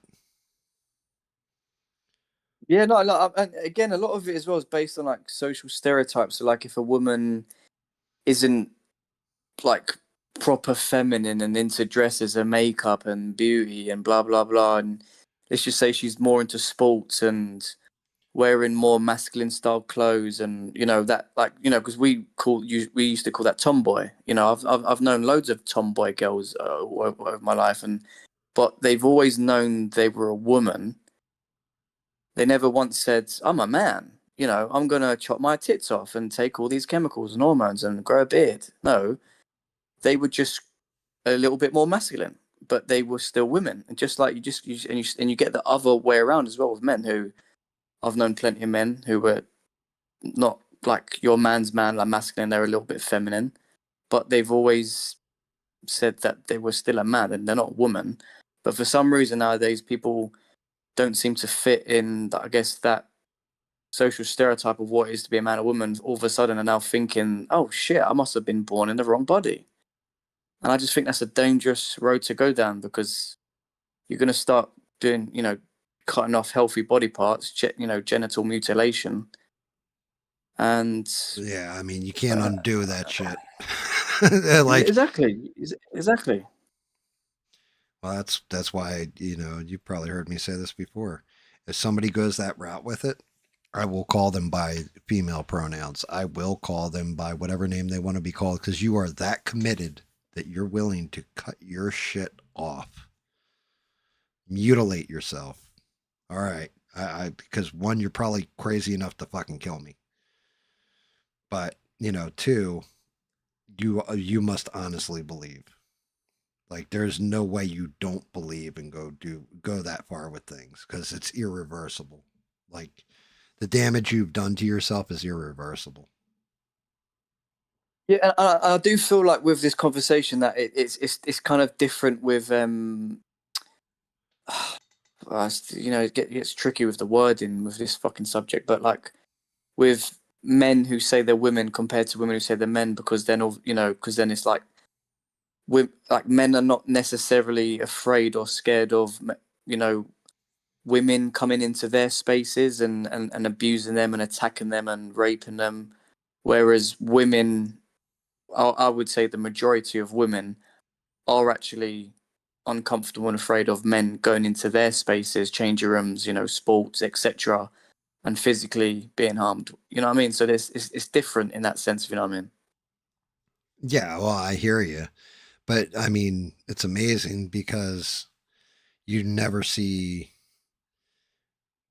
how often have you ever seen or heard about, oh yeah, there's a trans woman or a trans man in the guy's locker room right now. You never see that story. Why? Yeah, yeah, exactly, These exactly. guys Yeah, don't give a fuck. Like, all right, yeah, well, whatever, but guys walking around with their, like Smurf. When Smurf does that stuff, he says he's trans all the time. That's just so he can use the women's room because he says it's cleaner. I identify as a woman so I can take a dump on this nice toilet seat, not one that's been peed all over.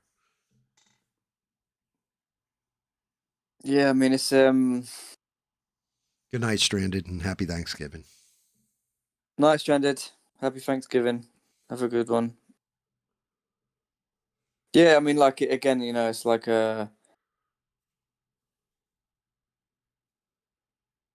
you never see women going, you never see women going into men's sports, and it's always No, no, 'cause when you no. just They look, do. They do. They just you don't see them like breaking records and stuff. That's the difference. They end up like not even qualifying for whatever when they do it. They try all the time. Um, but yeah, it does happen.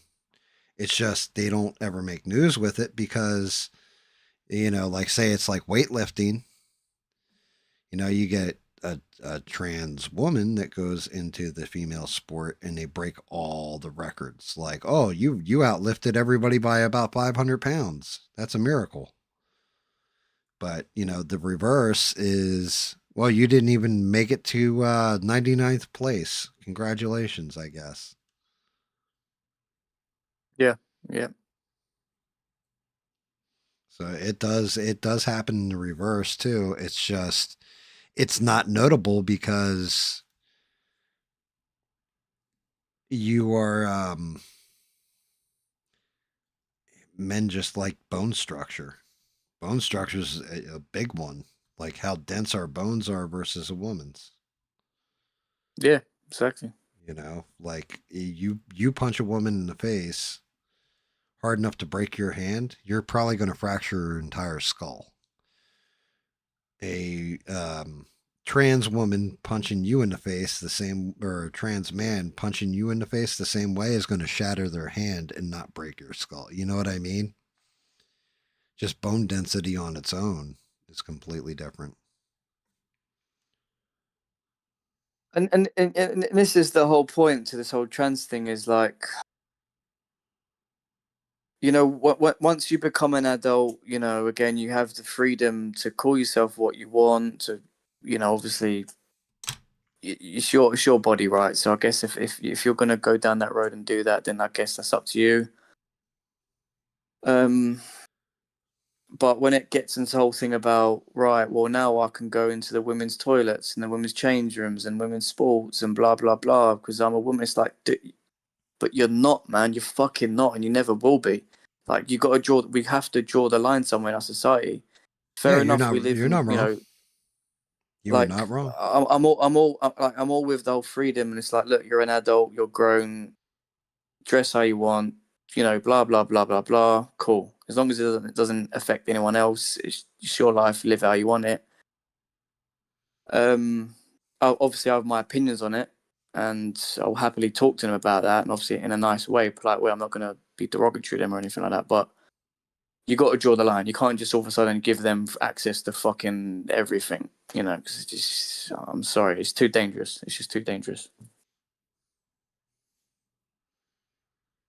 Yeah, Can you I imagine like mean, I'm not seeing any issue with anything you just said.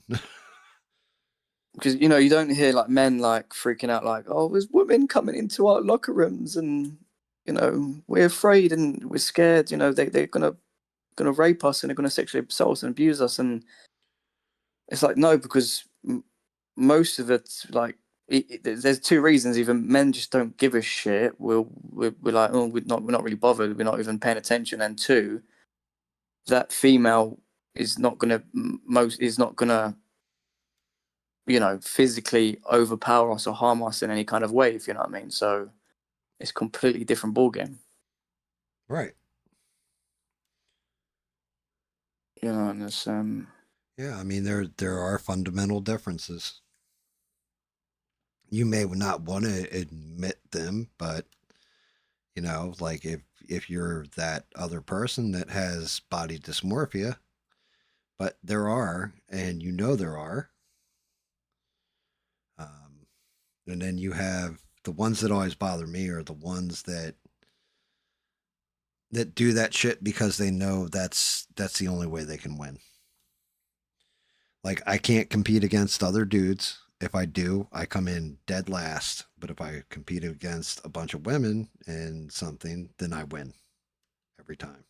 Yeah, perfect example that American guy and a swimmer guy, right? Mm-hmm. Exactly. Yeah, that's like perfect example, that one. Yeah, he is basically the measuring stick because he you look at it was like, oh well, you competed before. How did you do?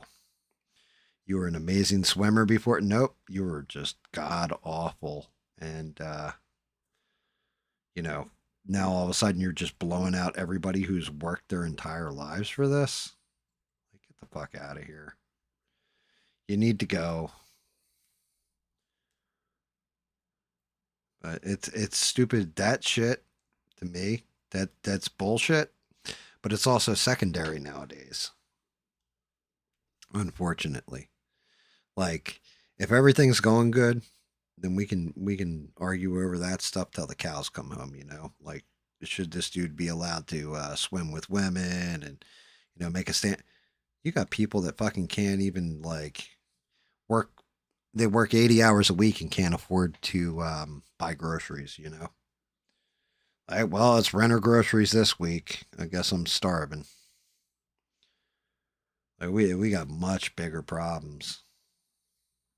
Yeah, no, yeah, it's true. It's true. Like I mean, poor UK, Far too many. Just you guys got like Muslims coming out of your eyeballs.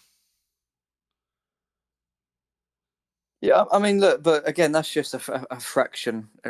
Like with there's just so many distractions nowadays. It's not just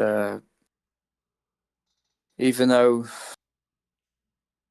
I did go for a period where I was you know going through that thing, but it's not just them. It's not just them. There's so many other problems in this country as well. I mean, it's the main culprit is our government, is our elites. I mean, this is all planned. They they want it this way for some reason. And again, I don't blame all these people for coming over, because at the end of the day, if I was in their position and you're being told if you come here you're going to get all of this stuff and you're going to be treated this way, you'd be like, hell yeah, I'm fucking going there. So obviously I understand why they're coming here and why they're acting the way they do, is because this country allows it and this government allows it. So, you know. Well, that's just it. We have the same problem here. 99% of the problem is our government. It's not the people, it's the government. They allow people to do fucking crazy shit and then hammer down on us like it's our fault. Well, like, and then we have a whole faction. And I don't know if I talked about this or not. Matter of fact, I know I haven't. Did you see what happened with what Elon Musk did with Twitter? With the accounts No. listing where they're from. So he did this thing now where, and I don't use Twitter, but apparently, say like you got like this hot white girl, and she's like, I'm a Trump supporter, hardcore, screw all the immigrants and only white people should be in America. Like this is something like this chick would tweet, right? Well, Elon Yeah. Musk did this thing where now you can click on the profile and you can see what country the account's in, was made in. And what they found is it's a lot like most of the ones that talk the most shit and really upending the apple cart, so to speak, like really starting social trouble over here in the US. All the accounts are either in India, Pakistan, or Nigeria. Oh, so like what, they're bots or something, or Yeah, basically, like, well, in some cases they're bots, but other times they're run by like a Pakistani dude. You know what I mean? It's not some That is nice white girl. hilarious. It's a Pakistani dude who is just talking shit on the internet and doing it like he's an American citizen. So it's like a big catfishing thing, sort of. Kind of, but the whole thing is they're doing it like they For are civ- Americans. So they're weighing in like they're Trump supporters or Biden supporters or whatever and causing shit in so it's American like life. plans for to cause civil unrest of some kind, or Right, exactly. Yeah. Yeah, to cause civil unrest. I thought that shit was wow. hysterical. But yeah, Elon Musk apparently just exposed a whole fucking thing with it. Like people are going to the That's accounts like, what the fuck? that's a good idea, though. I mean, yeah, I mean, um, kind of, yeah, I'm kind of surprised that how that's never that's not always been a thing. If you know what I mean. I Well, mean, I mean, technically, when you look at the internet's always anonymous. You can you can create a account that's not your, like, my name's not GAM, like in real life, you know? So technically, I'm anonymous. Like if you look at who the so accounts, all that kind of shit. I'm confused. So like, so you click onto their profile and it he's done it in a way where like it will tell you their exact origin like of the country. Yes. Yeah, it'll tell you the exact origin.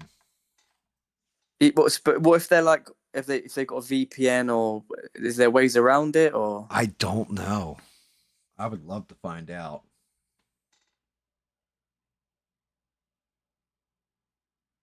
But yeah, it's good though because at least people can see like, oh, most of it is just bullshit and it's just to cause fucking more civil distress and civil rife and all that crap.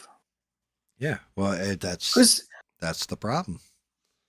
I mean, I've never, I don't know about. I mean, you would know more this about, you know more about this than me. But obviously, like, have you ever known any like Trump supporters, the MAGA crew who have ever come out and said things like that, where they're like, America is just for white people, and No. go to hell, like I've never heard of, from what I've Um. seen.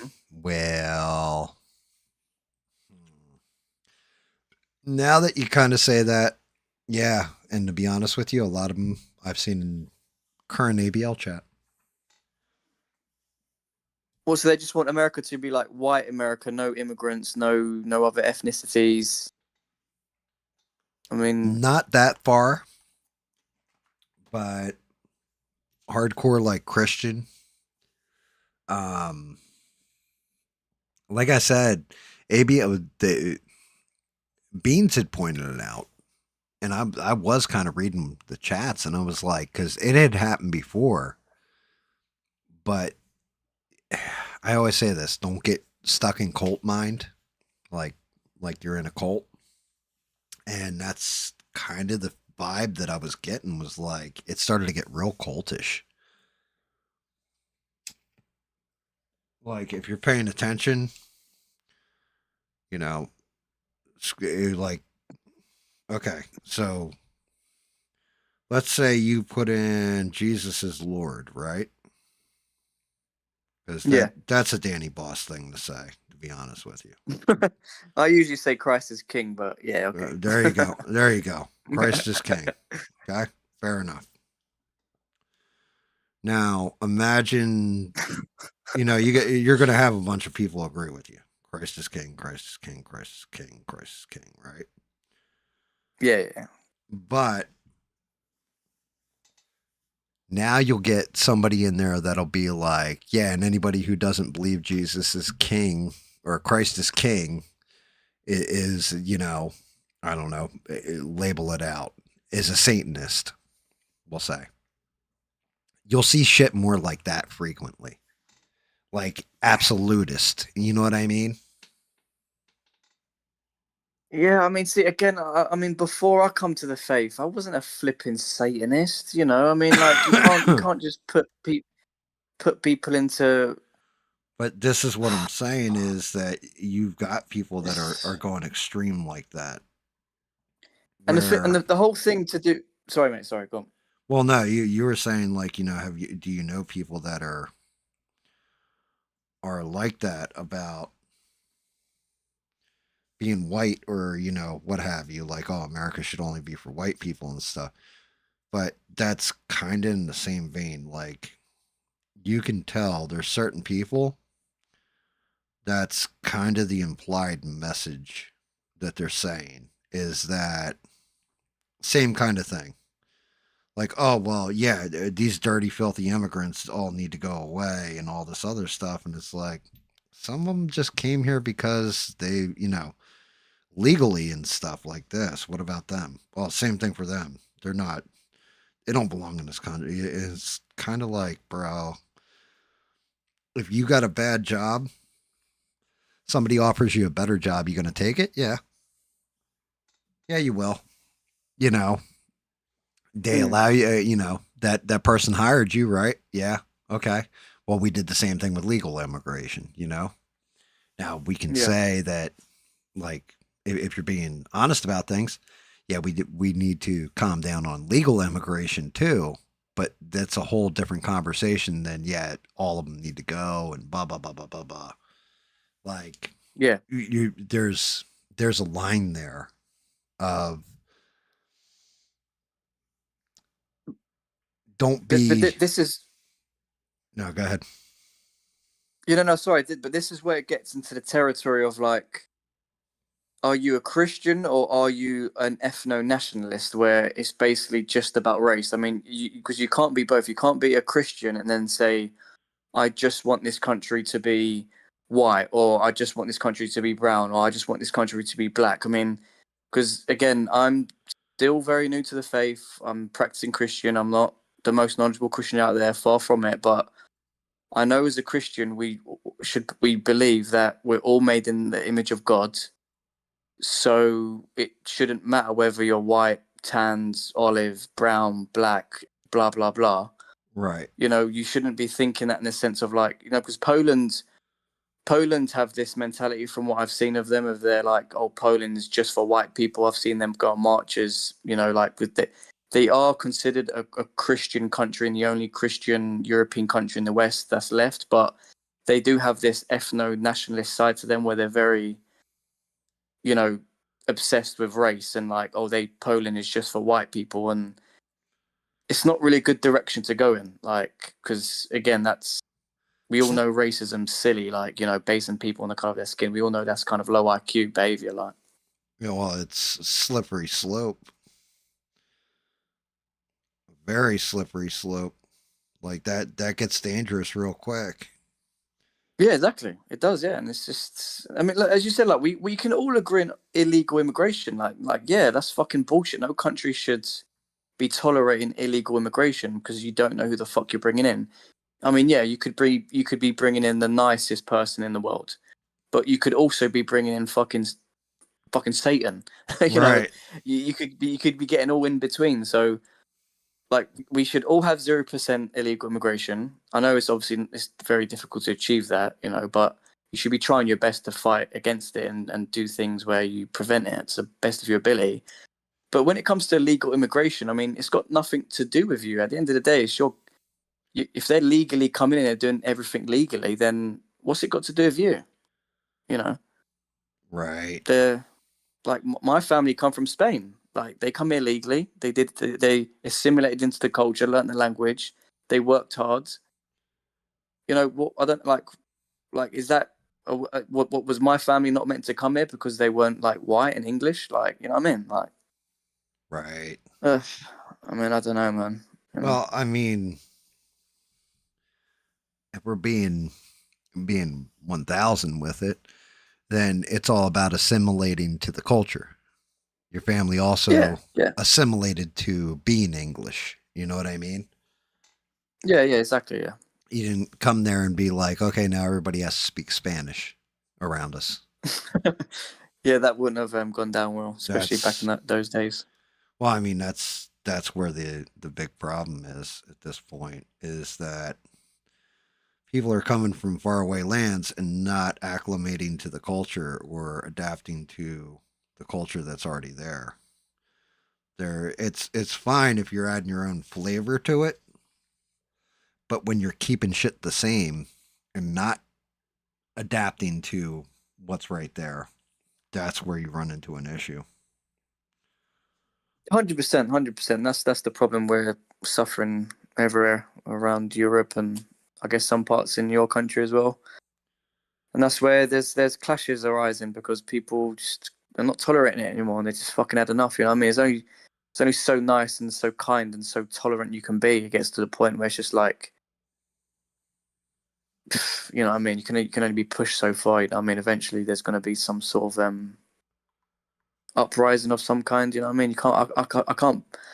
It's sad that it's got to this point where it does get like hostile and violent, and people get physical and stuff. Like it should never get to that point. You know what I mean? But Yeah, I mean, you're you not know, wrong. You are not it's wrong been a with bit that.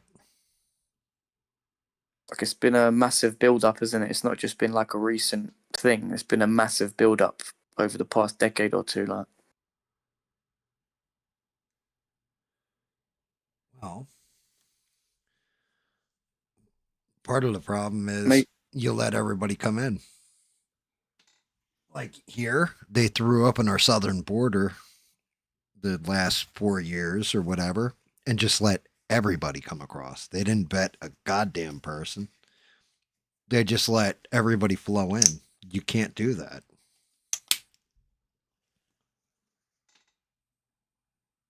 I mean, like it just.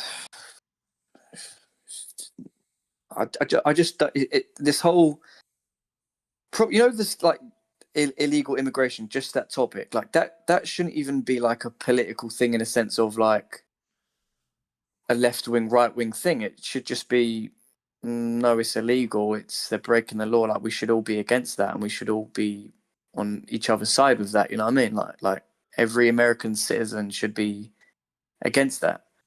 Right. But the It's problem just is that one side loses their part of their voting base because of it. So, California, for example, who knows how many illegals have voted in their elections? When it's used to keep your side in power, then you're going to encourage it. It's I think that's oh the big yeah, I part of remember the we game. spoke. Yeah, no, you just I remember we spoke about this before. Yeah. Yeah, Where I it's basically they're like rigging the system. They're just cheating, basically, in it. Yeah. right. Like I think that's the big part of this that everybody always overlooks. It's like, well, I don't understand. Why would you want to do this to your own country? That makes no sense. Why would we do it? Well, because they vote overwhelmingly for you, and Yeah. it keeps you in power. It makes complete sense. Yeah, but you're kind of destroying yourself. Not when you're the elite in power, because then you've got all the power on top of everything else. Yeah. Exactly. Exactly. You know, and then what do you do with that power? You enrich yourself. Go figure that one. I never saw that coming. Sometimes I wonder to myself, like, when is this like going to end? Like our problem that we have here with the whole, asylum seekers coming here on dinghies from France. You know, they cross the channel. It's like it's every day, just boom, boom. It's like, when is this going to stop? Like the next government that's going to come in, is it going to be reform? Are they going to stop? I mean, conservatives were meant to stop it. They were in power for like 10 years. They didn't stop a goddamn thing. It even got worse with them. Labour obviously were never going to stop it because they're for that stuff. It's like it doesn't seem to matter what government we elect here, who we bring in. It just doesn't seem to stop. It just gets worse and worse and worse. And I'm just like, when is this actually going to stop? Like, are we just going to hit a like? Is the government one day just going to go, okay, then like we've brought in enough now, we're just going to stop, or Nope. I just I don't know how this is going to play out. Like, I mean, It'll stop when the citizens make it stop. So with us, right? we had somebody run, Trump, who was like, "Yeah, we got to stop this," and everything was all about shutting down the border, the whole 9 yards, huge issue, all this kind of shit. Um, you guys don't have that person running, and the people that do don't do stuff about it. Eventually, what's going to happen is you guys will hit a breaking point. And when you hit that breaking point, when you finally had enough, that's how you have revolution. That's when all of a sudden you're going to see the worst of people come out of them. You're going to see people get drugged through the streets, beaten, stuff set on fire. You know, like it's going to be nasty. You guys don't have guns over there, and that's going to help a little bit, but it'll be your citizenry when they've had enough and government hasn't done shit to help. Eventually, you keep pushing it, keep pushing it, keep pushing it. There's a breaking point to everything. And I think you guys are getting close to that breaking point. I think Yeah, you're, I you, mean, I think the English are very tolerant, and I think you guys are very polite and all that kind of stuff. But I think once you hit a snap point, it's not going to be pretty. and the thing is, like, there's a part of me that's just like, you know, it's not gonna get to that point. You know what I mean? There's something. It's gonna sort itself out, like just like everything else does. It just. But then there's this other part of me that's just like growing every single day now. It's just like, dude, stop being so naive. It's inevitable. Like, whether it's in the next year or 2 or 5 years or 10 years, it. I do feel like something is gonna absolutely go down in this country, and it's gonna be fucking horrible. Like, See, I was kind of like that here too, like because you get good old Civil War Tim Pool, who's always like, "Yeah, Civil War, Civil Civil War. War, Civil War, Civil War, everything's Civil War," and I always, like, bullshit or whatever. But yeah, we're starting to get to a point where all of a sudden out of nowhere they kill Charlie Kirk. They kill one of the biggest voices on the other side. Now, people reacted. How did American citizens react? People were upset. People were outraged. There's people that were, talking smack, like, "Oh, good, I'm glad he's dead," and all that kind of shit. Um, Yeah. you did have those voices.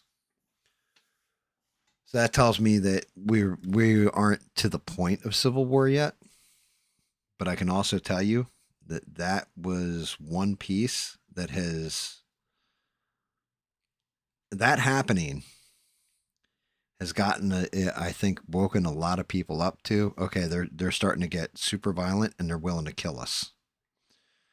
And when you start getting to that point and you start to realize, oh, these people really actually do want to kill us, you're going to start seeing an opposite reaction to it, where people that might have given the benefit of the doubt and not drawn down were shot, you know what I mean, first, so to speak, are going to start shooting first. And that's how you really actually do get a civil war. Both sides are willing to take each other out. Well, then it's just a matter of time and people are going to start taking each other out. But I don't think we're there quite yet. But that shit's getting close. Charlie Kirk dying is kind of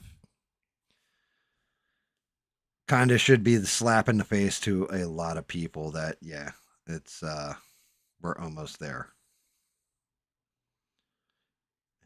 And Yeah, no, I hear you, man. I hear you. I hear you. That's and it's sad. another just It's it's another step in the wrong direction, isn't it? oh yeah, absolutely. Especially because over here, I don't even know how that plays out. I don't know if that plays out with a whole bunch of people just like tearing themselves apart. I don't know. I don't know how that plays. It's not like the old days where it took like 20, well, we got to wait till, my day, like we got to wait for the nighttime news to see what happened today. Everything is instantaneous now on the internet. Everything is just immediate. And I can see where it could be really like, you know what I mean? Oh shit, look at this. This just came through. You know, California's on fire right now. Like they kicked off a wildfire on purpose and they're burning them out. Or New York is in rubble. You're not going to see it really in the rural areas, but like the cities, like the bigger epicenters of the country, I can definitely see them being like embroiled and just ugly. And also seeing unlikely alliances too. You'll see like actual people that are like you saw it during the BLM riots where you had all different people standing in front of like a mom and pop shop like, "Oh no, you're not busting this place up." Yeah, yeah. And didn't matter what the color of the person's skin was, they're sitting there defending it all together because it's their local shop. So I don't know how it plays. I don't know how it all works out. I can just tell you that we're close to it. Like we're getting there in America.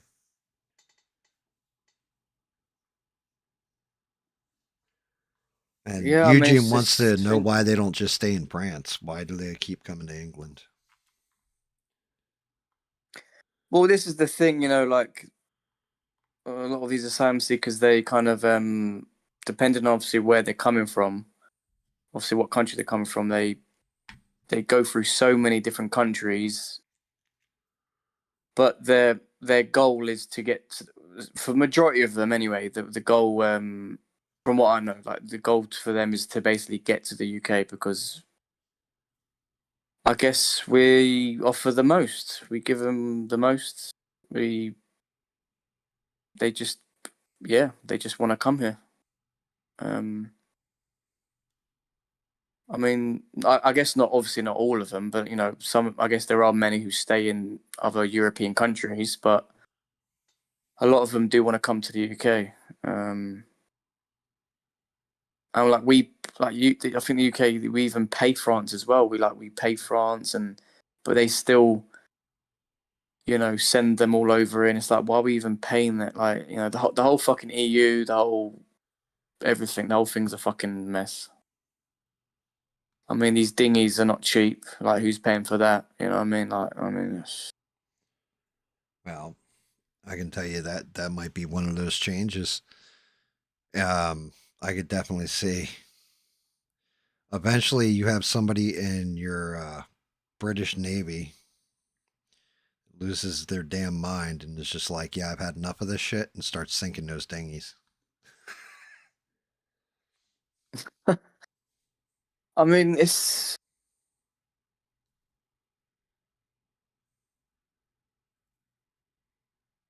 look, the powers that be, whoever they are, want these people here for a reason. And again, they want those certain type of individuals here, that certain demographic, those certain people of that certain ideology. They want those specific people here for a reason in numbers. I have my own theories, because again, we could be bringing, the mainstream narrative is, oh, they're asylum seekers, they're fleeing war torn, we need to help them. They contribute to our economy. They come here and they work and they do jobs that the British people don't want to do, and it's like bullshit. They literally come here. We off as I've shown you guys before, hotels, free food, money, you name it. They get like 50 different like things. Like there's like a list where they're all entitled to. Plus, they work illegally, cash in hand. It's like these people are no benefit to our country and our economy at all, in any fucking shape or form. And yet, we also have the negatives of the whole cultural aspect and the whole religious aspect to it as well. So, what positives are there to bringing these people into our country? I mean, yeah, I mean, but yeah. Yeah, I mean, what are the benefits? Because we literally have a thing here, Gam, where like, like obviously like food deliveries like Uber Eats and, Just Eat, like all these different food delivery companies, like the majority of them are actually these asylum seekers and these illegal immigrants. Because what they do is there's a thing now where like they rent out the account. They rent out other people's accounts who are actual legal citizens, so they could basically work illegally and basically. I gotcha. So like when you get say if you do a delivery and it goes like, oh, this person is named this, and they show you their face, they're called this. When I used to like get takeaways back in the day, I don't anymore. It would tell you a name and a face, and you'd get a knock at the door, and it's a completely different person. You're like, who are you? Like, you're not this person on this profile. So it's literally an illegal immigrant delivering your food to you. Right. And So so I could that, definitely see, like, and I said the same damn thing about, like, so EBT cards over here are the same way. You get people that get EBT and SNAP and all that, and then sell the card. So, like, say they get $500 a month from the government for food, they'll sell that card to somebody for $250 a month, but they're getting the cash for it. I think you oh, need some kind of biometric that goes with it when you get one of those cards. yeah, 100%. Yeah, yeah. Because then you wouldn't have that shit happening. Yeah, I mean, look, there's just so many different problems. It's like, where do you even start, man? It's like, no, like government don't seem to give a rat's ass about any of this stuff. It's like, and look, and to be honest, Gam, like majority of this stuff is out of our control, isn't it? Really, when you think about it, it's actually out of our control. Really, I mean, Yeah, you're unless it not actually wrong. comes down to a physical civil war where like literally everyone's out in the streets and people are coming to harm you, then obviously like you have to fight, Right. to But survive. To that's just it. You guys, you guys will get to that place too where, I'd said this before. I don't want it to happen, but you guys will get to a place where the citizenry has had enough. And the moment you guys have had enough, that's when you're going to see that kind of shit happen, where it's going to turn into physical. yeah, our civil war will be funny because it will just all be fist fighting on the street because we, No, no, not allowed weapons. Like, remember, guys, it's illegal to carry weapons out in civil war. You know what I mean? yeah. You guys can't kill him. Like, what are you doing? That's against the law. Yeah, we just so yeah, civil war. It's all done in boxing rules, fist fighting. May the better man win. You know what I'm saying? Be cool if it actually went that way, but yeah, you know, you're gonna have some guy, some poor Pakistani dude walking around with a baseball bat hanging out of his ass. Yeah. That actually reminds me. Like, I'll try to be quick, but because what country did Bean say she was from? Was it Bosnia? Yep. That whole war that happened there with the whole like where I think the Christians kicked off the Muslims and there was like kind of almost like a genocide. And Oh yeah. my Yep. my friend told me that I mean, Beans would have to, if she's in the chat, she'd have to like correct me on this, but like I don't know if this is a conspiracy theory, but apparently that war started from I think it was two gay guys, and one guy got a bottle shoved up his ass, and he couldn't get out, and he went to the hospital. And he basically and he said that basically he was beat up by some Muslims, and they did this to him, and then that caused basically like a riot, and that turned into some sort of war. I mean, and that sounds like a complete That sounds like a bunch joke. of shit, but like it's possible. Who knows? Like it was like a what's that black guy who did that actor who did that hate crime thing, staged it. What was it? Like Ju- a Juicy Smollett. Yeah, it was kind of Ju- like the equivalent to that, yeah, I don't know. where some gay guy, they did something, and it was like there was like and he blamed on the Muslims, and then that caused civil unrest. And but I mean, come on, I don't think that I mean, it must have been like a lot more deeper than that. You know what I mean? Like, I mean, I don't know. If somebody shoved a bottle up my ass, I definitely want some revenge. I just, from all the attacks that I've heard of, when it comes to I've never heard of them shoving a bottle up someone's ass. I've never heard them do that. I don't think that's the way they roll, but You'd be shocked. I mean, uh, it just sounds like I don't know where he heard that fucking from, but he was adamant that that was the story and that's what happens. But Yeah, see, I don't. Smurf isn't Muslim. He shoves stuff up his ass all the time. Like, I mean, come on now. Dear Lord. Pretty sure that's And haram, man. Six said it. He's like, it's laughable. Doesn't matter UK, US. The narrative is always the same. It really is. Really is. It's it's always this fucked up thing, and everybody, like for me, it all comes down to our government. Yeah, like when I was talking It's to always you failure before of about the government. yeah, when I was talking to you guys before about that whole thing that's been kicking off recently in Dearborn, Michigan, with the whole, Christians turning up there protesting and the Muslims turning out, and there was a bit of civil unrest there. It's like the thing is, Christians, like again, they should be going in there every day, but not in a hostile way. Like just go there, and if you do want to evangelize, go speak to the Muslims, go and evangelize, go and debate them, go and bring up stuff in the Quran and Hadiths, and like actually like debate with them and talk with them. Do it every day. At the end of the day, like you have every right to do that. So why isn't that being done? I mean, because you can't exactly like they're American citizens. Those Muslims in Dearborn, Michigan, they did it all the right way. They're citizens. They're legal. They're doing everything in accordance to the law. Well, well, You they, can't go and you can't go and move them out and attack them. well, kind of. So What, that you is can go and attack them? no, no, no, no, no, no.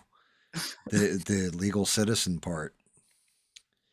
Oh, So right. Sorry. Right. they're in the midst of removing protected status from, I want to say it's Somali citizens. They Hey, what found, does that mean? so they did this not long ago with the Haitians too, but their country, right? Like when you come to America, there's a couple different ways of coming in and all that. One of them is seeking asylum. In other words, your country's war torn, everything's falling the fuck apart. You're in fear for your life. The only course of action you have is to flee from your country, right? So they give you this protected status where you're a Oh, okay. protected Okay. citizen, where not like you're above the law or anything, but they give you like favorability and let you come into the country. Yeah, can I get that, or is that different? Well, yeah, you probably could. But what they found was a huge amount of fraud in the Somali community where they're sending money back and it's funding terrorists. Oh So boy. there's no fucking workaround for it, and people are pissed and all this. Well, they found a workaround for it. The workaround is this. I think it's, I don't know if it was Christy Nome. Somebody came out and basically said, yeah, we've been looking over everything going on in Somalia, and it's safe for you guys to go home now. So there's talk about Wow. they're probably going to strip this protected asylum status and say, well, that's it. Your country's safe again. You can leave now. Get the fuck out and start removing Damn. them. Yeah. Wow. Okay. Well, that's. I mean, it was, and I'm not going to lie at all. It was a very smart way of playing it. But yeah, that's what it's looking like is about to happen. That they are going to be booting them. I mean, look, I wish we would do that because again, majority of the people, like the people we're bringing in, the countries they come from, personally, I don't think fit that whole asylum seeker, Dude, you know, thing. So, six says he lives near Dearborn. He said the whole thing's wild to him. And he said he goes there and bangs like Muslim chicks all the time. He doesn't understand why they want to get rid of him. wow. I mean, damn. I mean, that's I don't think that's halal, you know. You have to ask six.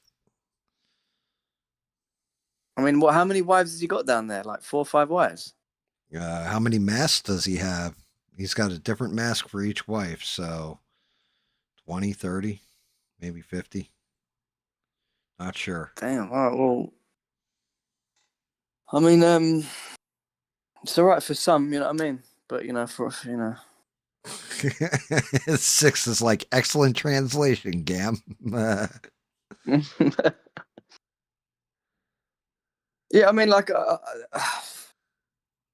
I think it's a brilliant idea.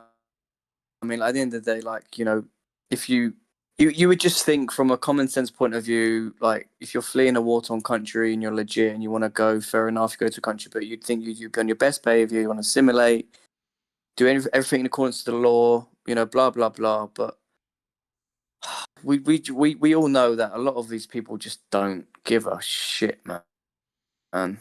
And look, these countries, in my opinion, a lot of them don't fit that whole worn, torn, and silent, blah blah blah. Like, yeah, it's fine, man. It's safe. Go back. Go on. Bye. Yeah, I mean, Like, it depends. Like some of them, yeah. Others, like no, no. we get like a lot of Albanians like claiming asylum. You're like, Alban, what the like? What are you talking about? And like Albanians are dangerous in this country. Like they're like they kind of almost like run the criminal underworld, like the drugs, the trafficking, sex trafficking, like I guess how it's the equivalent of you guys over with the Mexican cartel and in your country and how they're in like we have over here like with the Albanian mafia like almost, and we're bringing in all these Albanians, and it's like your country is not in any kind of, from what I know, any kind of civil strife or like wars or civil wars or whatever it is. Like, how the fuck are you claiming asylum?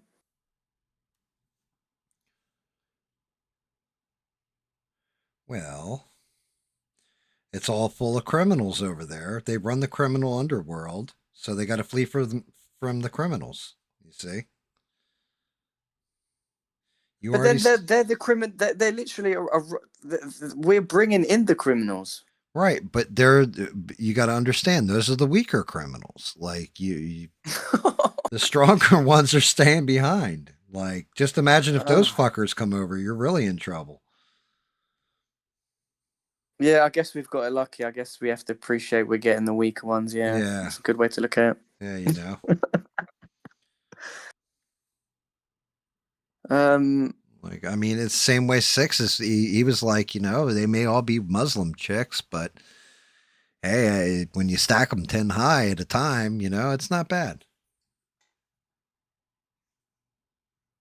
Well, there was a video I uploaded on the Discord recently where a guy dressed up in a full burqa outfit, and it was like a protest of some kind. Of police there. I'm not too sure what it was about, but he just walked past everyone. Obviously, no one even batted an eyelid at him. Obviously, because they just thought it was a Muslim woman, in full burqa. He just walks past them and then like just rips the Palestinian flag off the pole and then runs off. Like it's kind of funny. Yeah, I I mean, did see that. I saw that. yeah, it was because the thing is, it's like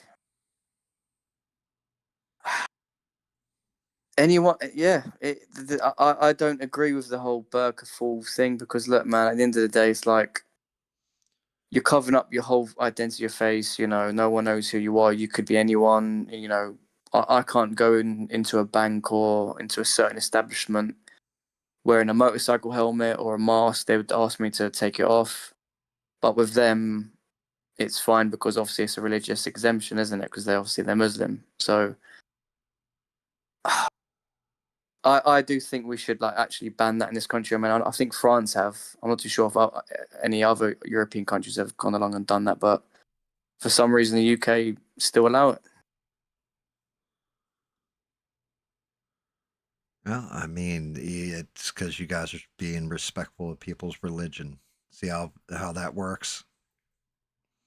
I mean, it's. I'm not saying like you can't be flipping a practicing Muslim, like, and I'm just. It's just the whole burqa thing where the women cover their identities. I mean, there's from what I know in the Quran and the Hadith, there's nothing that actually says that like you need to cut that women need to be covered completely head to toe. It's just they're talking about women dressing modestly, and this whole thing with the whole literally covering them head to toe so you only see their eyes is Yeah, just but complete what nonsense. if I they're mean, really ugly women? You kind of want them covered up. that's just harsh, man. Yeah, well, I mean, the truth hurts. I mean, but it's still the fucking truth. What about the ugly men? What about the ugly men then? Why don't the ugly men cover themselves up as well? Men don't care if they're ugly most times. I mean, like, wear whatever religious garments you want, but it's just, again, I'm just talking about when it comes to identity and safety, because I could masquerade as a Muslim female and go into a bank or go into wherever and give me your fucking money, you know what I mean? Like, and they would end up thinking it was a Muslim woman who robbed the bank, you know what I mean? But it wasn't, it was fucking And Danny from around the corner. right, and I kind of want to tell this story and kind of don't, but I'm going to. Yeah, so I know people that have served in the military that have seen parts of their unit or other units get wiped out because they think that they're bringing in women and children to protect them. And Oh boy. yep, one of them will detonate a bomb. And it turns Oh. out it's a dude in a dress. So, yeah. Yeah, that shit happens. I mean, yeah, Tommy Robinson. He actually done that once. He actually went undercover, like as a journalist, like quite early on in his career. He actually dressed up in full burqa garb, like head to toe, so you literally couldn't see him. He actually snuck into an event and basically filmed the whole thing. And the whole time they thought he was a Muslim woman. And at the end, he pulled off his head garb or whatever you call it, his burqa, and basically just obviously like just started laughing, and they filmed it on. Everyone's reaction was priceless. Like, Um, yeah, matter of fact, Piers Morgan was talking about that dude. talking about what? Tommy Robinson. Yeah. He was like, he's a complete con man, like bullshit artist or something. I mean, okay, you can. I guess. But what grounds do you say that on? I mean, the man has been a fucking excellent journalist for his whole fucking life.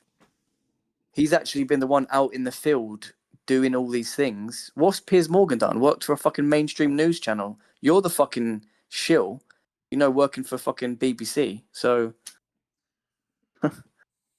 Unfor- whoever's like in anyone's pocket, it's Piers Morgan. Let's see. How's this guy coming out?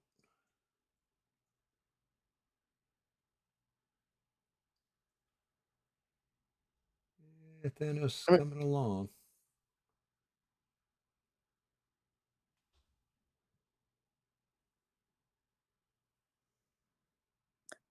I've certain opinions about Tom Robinson. Not like I you honestly, never agree. I know nothing about him. Like, Like I you don't, know, you, I have no idea. Like, yeah, legit, I have no idea anything about him. Negative, positive, none of it. yeah. I mean, like again, you're never going to agree with someone like 100%. There's always, but it doesn't mean that you still can't like be a fan of them and like follow their work. Does just because you follow someone, you watch someone, you appreciate what they've done in their career, doesn't mean you agree with them in every single aspect of what they say. You know what I mean? Oh But yeah, um, absolutely. but yeah, he's done great work as a journalist. I mean, he's uncovered a lot of shit. If it wasn't for him, we literally wouldn't know about like the Pakistani like Muslim grooming gangs, like what they've been doing in our cities in this country. We wouldn't have known nothing about it. It would have just got swept under the rug because that's where the government wanted it. If it wasn't for him actually doing undercover work and actually being a true journalist, we wouldn't have known nothing about it.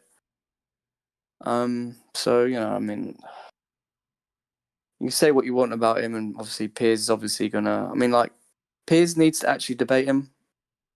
Like, bring him on your show. I mean, he doesn't because he knows Tommy would wipe the floor with him. So Yeah, I have no. Like I said again, I have no clue. I have no clue who the dude is. I just know that yeah, Piers had mentioned something about him. yeah, because if Pierce really cared and you'd have him on, it'd do great numbers. He'd get the views. It'd be great for him. So if you really cared about the debate and obviously having it out with him, then bring him on your fucking show, man. Well, yeah, I mean, I say the same thing about Nick Fuentes. Why are you talking around the guy? Exactly. He exists. I'm sure if you invited him on, he might come on. He may not. He may be like, Yeah, nah, I'm good on that. I mean, from what I know of that Nick Fuentes guy, I think he would 100% go on that Piers Morgan show. I don't know. Like trigonometry keeps trying to get him on their show, and he refuses to go on. It's like, nope. Yeah, I mean, the only difference with that is those two are genuine. Like they're very intelligent, and they will try catch you out, and they'll pick at you, and they Well, won't let you get. They won't. I think part of the problem Sorry. is I'm trying to remember who they were interviewing. They were interviewing somebody, somebody on the right, but they were interviewing somebody recently. I had seen it, and they were talking to him, and they asked about the Tucker Carlson interview, and they're like, "Yeah, the big problem is Tucker didn't push back enough on him and stuff like that." And it's like, well, if you're just gonna push back on me and not actually give a fuck about what I gotta say, why would I go on there and like even have it's not a conversation at that point. It's you trying to run some kind of opposition to me. You know what I mean? Like Hmm. if you're actually bringing me on to have a conversation about a topic or a subject where you want to hear my point of view, then let's go with it. Like that's the one thing I can say about Tucker and Fuentes, like the whole interview. I think where people got so upset was Tucker actually gave him a voice, and most of what he said when he did the interview with Tucker Carlson didn't seem like like an idiot or a scumbag or anything else. When, it came up about Jewish people, he was like, no, I don't hate Jewish people. I hate Israel and how they're taking money from my country and stuff like this.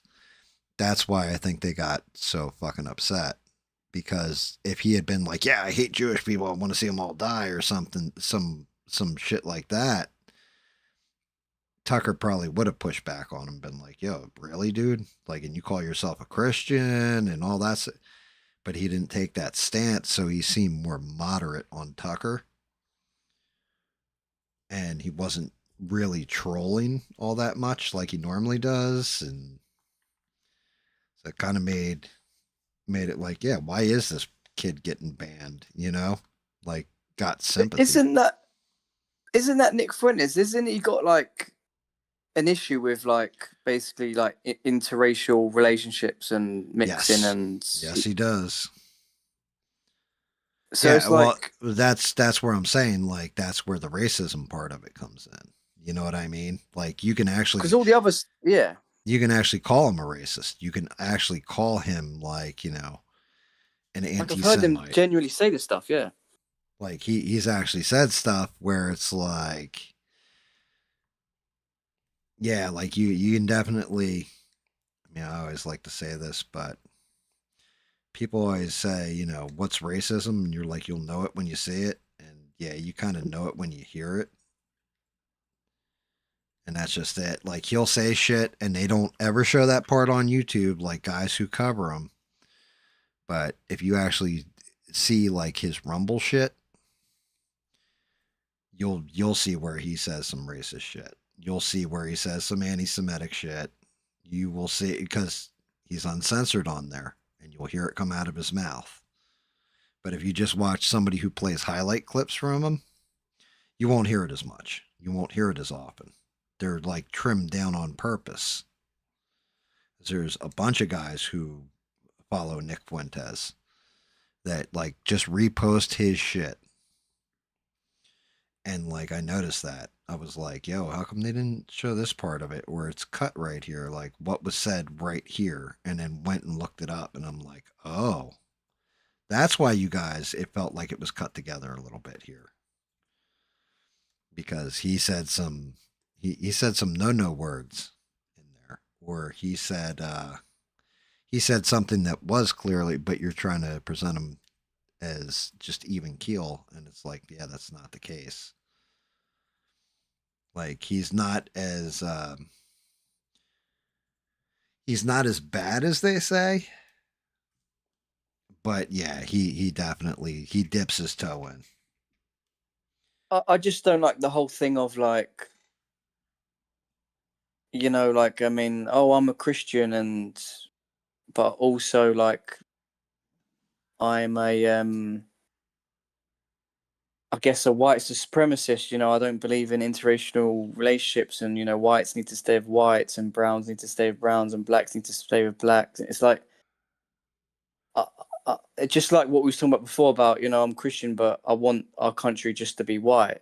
It's like you Yeah, yeah, it doesn't work that way. you you, Yeah, you can't say like I'm sick of these so-called Christians coming out and talking like this. Like you're not a Christian if you say these things, man. Like it's. yeah.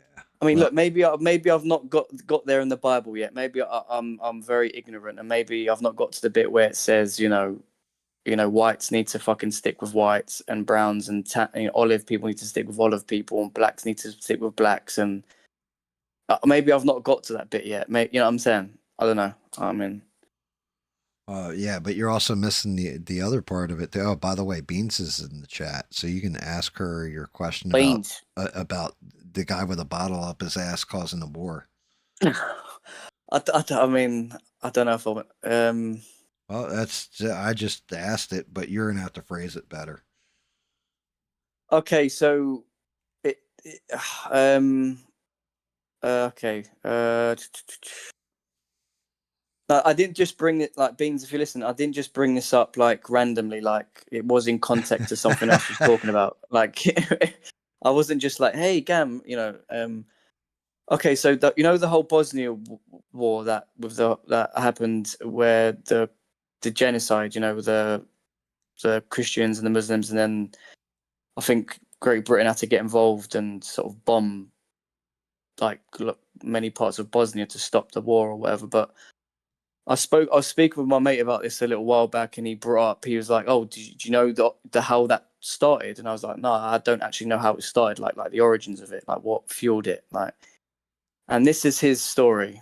Now, this isn't my story. I don't believe it. It sounds mental, but this is what he said: that it was a gay couple, and one of them got like a glass bottle, or I don't know, some kind of bottle shoved up his, you know what, and he obviously kind of went to hospital, and then he basically said to the police or wherever, like, "Oh, I was beaten up by a bunch of Muslims, and they did this to me. They shoved a bottle up my ass." And then apparently the citizens were fuming, because apparently this guy was supposedly a Christian, and he was supposedly beaten up by Muslims, and then that caused civil unrest, and then they went out and just started doing what they. I mean, please correct me, like if I'm wrong. I mean, I'm gonna gamble and say that that's some bullshit story.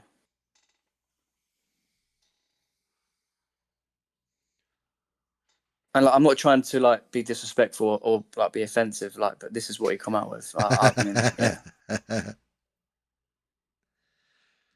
Right. Was a war between Christians and Muslims in your country because a man had a bottle shoved at his bum? I'm pretty sure it was a lot deeper than that and political, or Yeah, I maybe a mean build up of, I don't they know. put the fat end first. So The what in first? they put the fat end in first. That's how it was deeper than that. Like Oh, that's gross.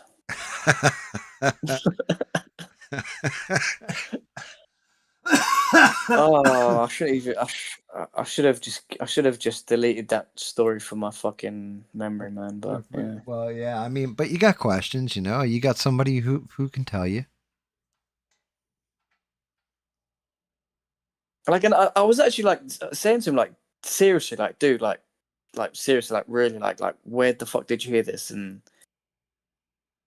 but yeah, he's like adamant that that's how it happened. It started with like a Nah, fake and hate according to crime, her, or it didn't start that way. It was just a war between two religions. okay, that makes more She sense. says it was a territorial war. Orthodox Serbs claimed that was their land. The war killed Bosnians, both Christians and Muslims. Yeah, that makes more sense. I mean, I don't know where the fuck, mom, and I apologize. Like, I don't know where the fuck he got that story from. I mean, So maybe he's no, thinking of another war. Maybe it happened in another war so somewhere else in the world. so we have clarity now. There were no butt bottles.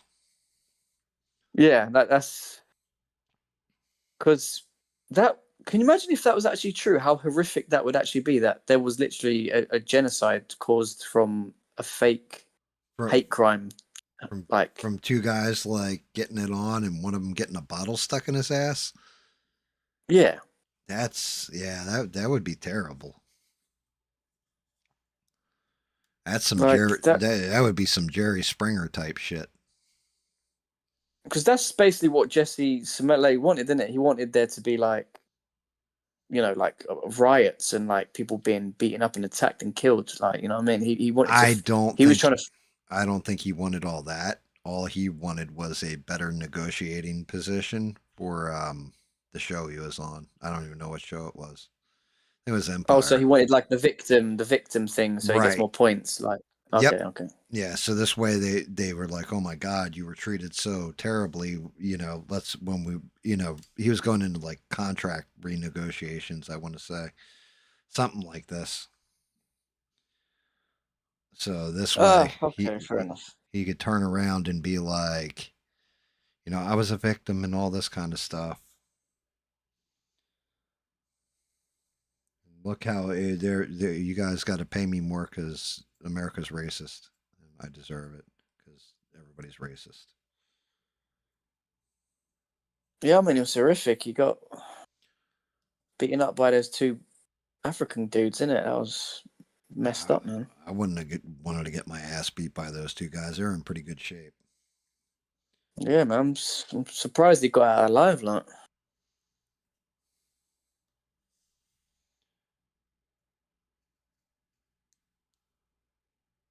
Poor Beans. She just wanted to jump in, say happy Thanksgiving and everything else, and she's got to explain guys getting bottles in their butts isn't real. I feel fucking bad now. I mean, Well, you know, like I'm gonna be honest with you. After you said all that, I actually wanted an answer to it. Like, yo, is this true? Because you know there is weird shit that happens that is true, and you don't know because you didn't ask. Like, what if she had said, "Yeah, that's exactly how that shit went down"? We'd have been I like, know, yeah, "Holy like, shit!" yeah, yeah. I mean, but yeah, obviously it makes more sense what she's saying. Like, I mean, like, usually that's how things go down in it. Like, yeah, not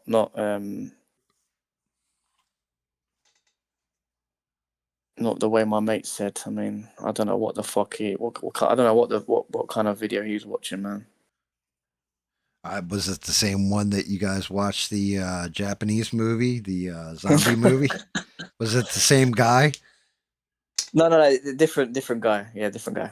I was gonna say that dude. Like if it was the same guy, then he's definitely got a fetish there, bud. Yeah, this is his brother. He's like he's kind of one of those people where he he's like a kind of a bit of a know-it-all, like he knows everything about everything, and it doesn't matter what part of history it is, he has an opinion on it or he knows something about it, and I got you. he's kind of one of those people.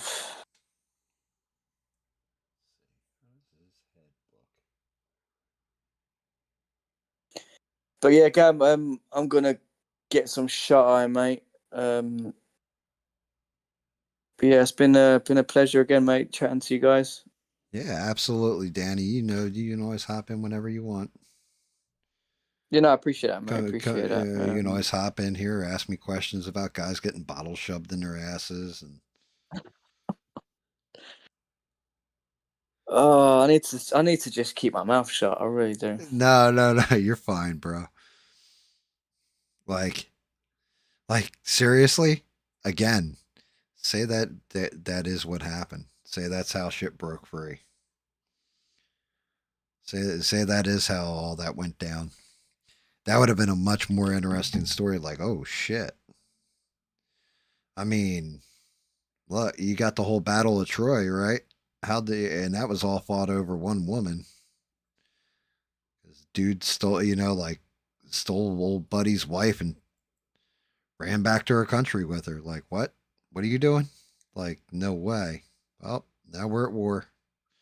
Now they can come invade us and take all our things. Good job, buddy. I don't even remember what the hell the guy's name was. I know the Uh, girl was Helen, but I don't know. I can't remember the guy's name. oh yeah, I've just was it Achilles? Achilles was on the Greek side. It started with a P. It wasn't like Percival. I can't remember what his name was. Bean says the war was a prime example of the government um, pitting people against each other. The same thing is happening in the U.S. Only our division is based on race. And Yeah, she said, Danny, I hope everything's good in England. Um, Also, avoid bottles. I don't know what she meant by that, but she yeah. said, Look, I stay mean, strong, stand your ground, keep your cheeks tight. yeah. I mean, look. I'm definitely going to be avoiding bottles from now on. This is going to have to be like cartons or something like Cans only.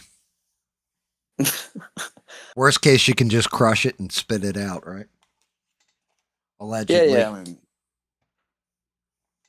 Maybe that's how it all started in Israel and Palestine. Is a couple Muslims caught a Jew and shoved the bottle up his ass. I mean,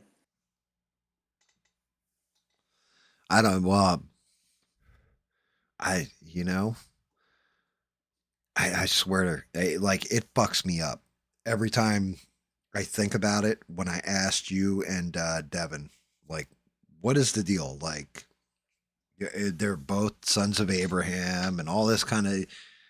What is the deal? Like, what is the actual divide in the religion? And you guys were like, oh, well, he thinks that this son is the right prophet. This one's the right prophet. And I'm like, yo, it's the prince that was promised from Game of Thrones. You can't make this shit up. All wait, these what are we people talking about do. now? Like, what? Who's got a like what? Muslims and Christians? No, no, no. Muslims and the Udens. Oh, right, right, right. I Yeah, well, that's I'm the like, thing. what What I the brought up to you fuck? before about that's the thing I brought you up before about the Islamic dilemma that that that we're told to like the Prophet Muhammad was speaking about that if you're unsure about what's in this book like the Quran, go and speak to people of the book, and he's talking about the people who had the Torah and the Injil, which the Injil is the Bible, the Gospels. You know what I mean? Right. So, like, that's why it's very confusing because there's many parts of it where it's like, you know, that like so that's the whole interesting thing about the Islamic dilemma is that whichever way it goes, it doesn't look good for them.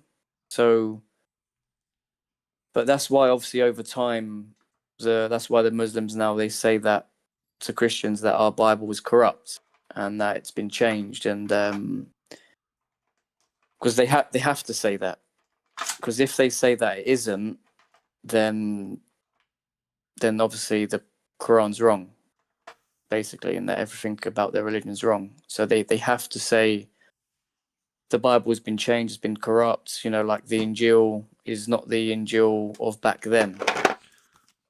It's so somewhere along. So the Injil that they had back in Prophet Muhammad's time. So that Injil that they had back then is completely different to the Injil we have now. Like so, it's completely different. It's changed. It's been altered. So, but Well, again, you can say that, but you have to bring evidence and proof, right? Of when did it change? How did it change? Who changed it?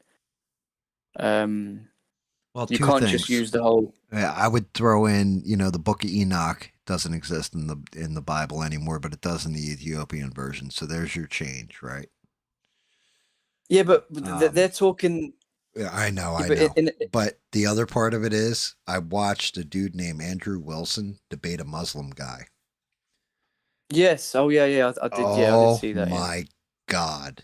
All he went off on was basically it's okay to screw your first cousin. yeah, it was a bit much, wasn't it? Yeah, And well, no, I mean, that was the whole basis for his argument. That like your the incest rate and all this and your intelligence and everything and like the guy didn't have a fucking argument for it, and then every time he would answer back with something, Andrew Wilson would turn around and go, notice he still hasn't answered the question, is it okay for you to bang your first cousin? I was like, holy shit, how did he just ace this guy out with something that simple? yeah, but fair play to Daniel Kakikachu or whatever his name is. It's his second name sounds like a Pokemon character, isn't it?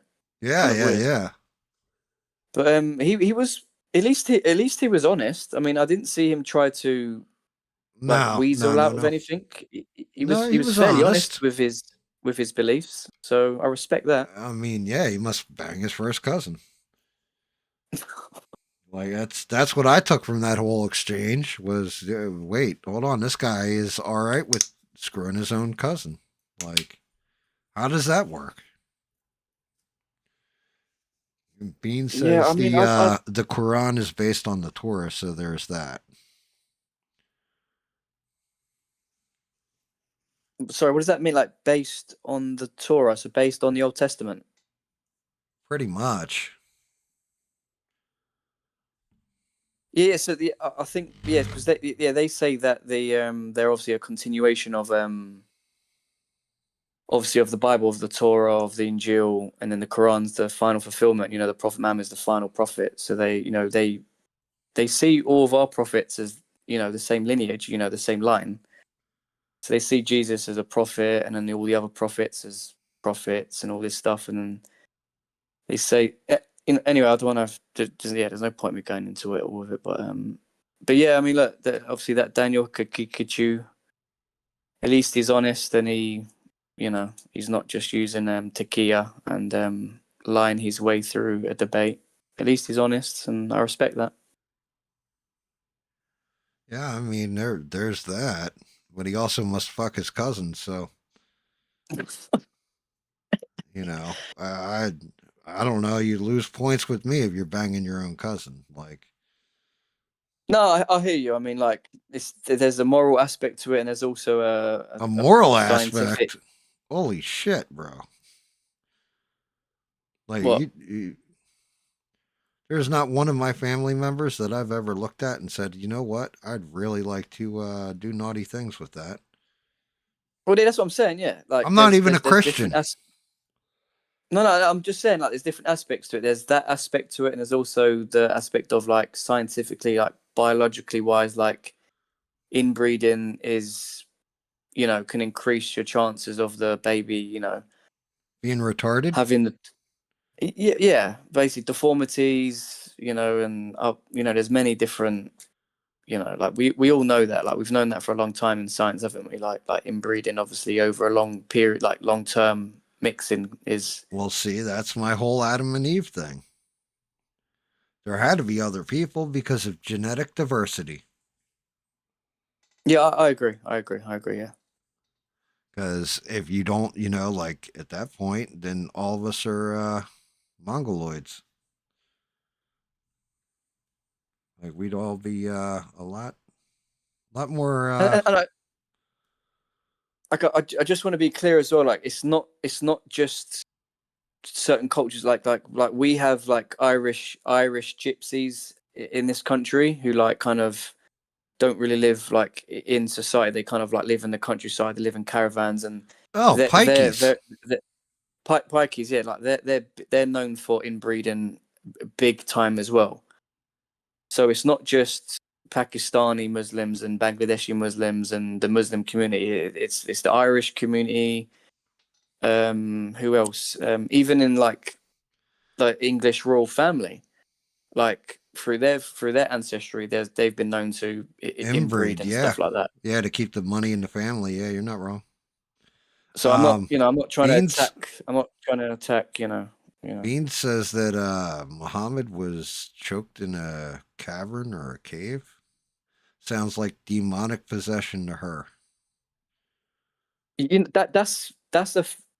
That's actually a fantastic story. That's actually I've been watching a debate about that recently with the whole origin story of the Prophet Muhammad in when he got his revelations in the cave, because he used to go into this cave apparently to pray, and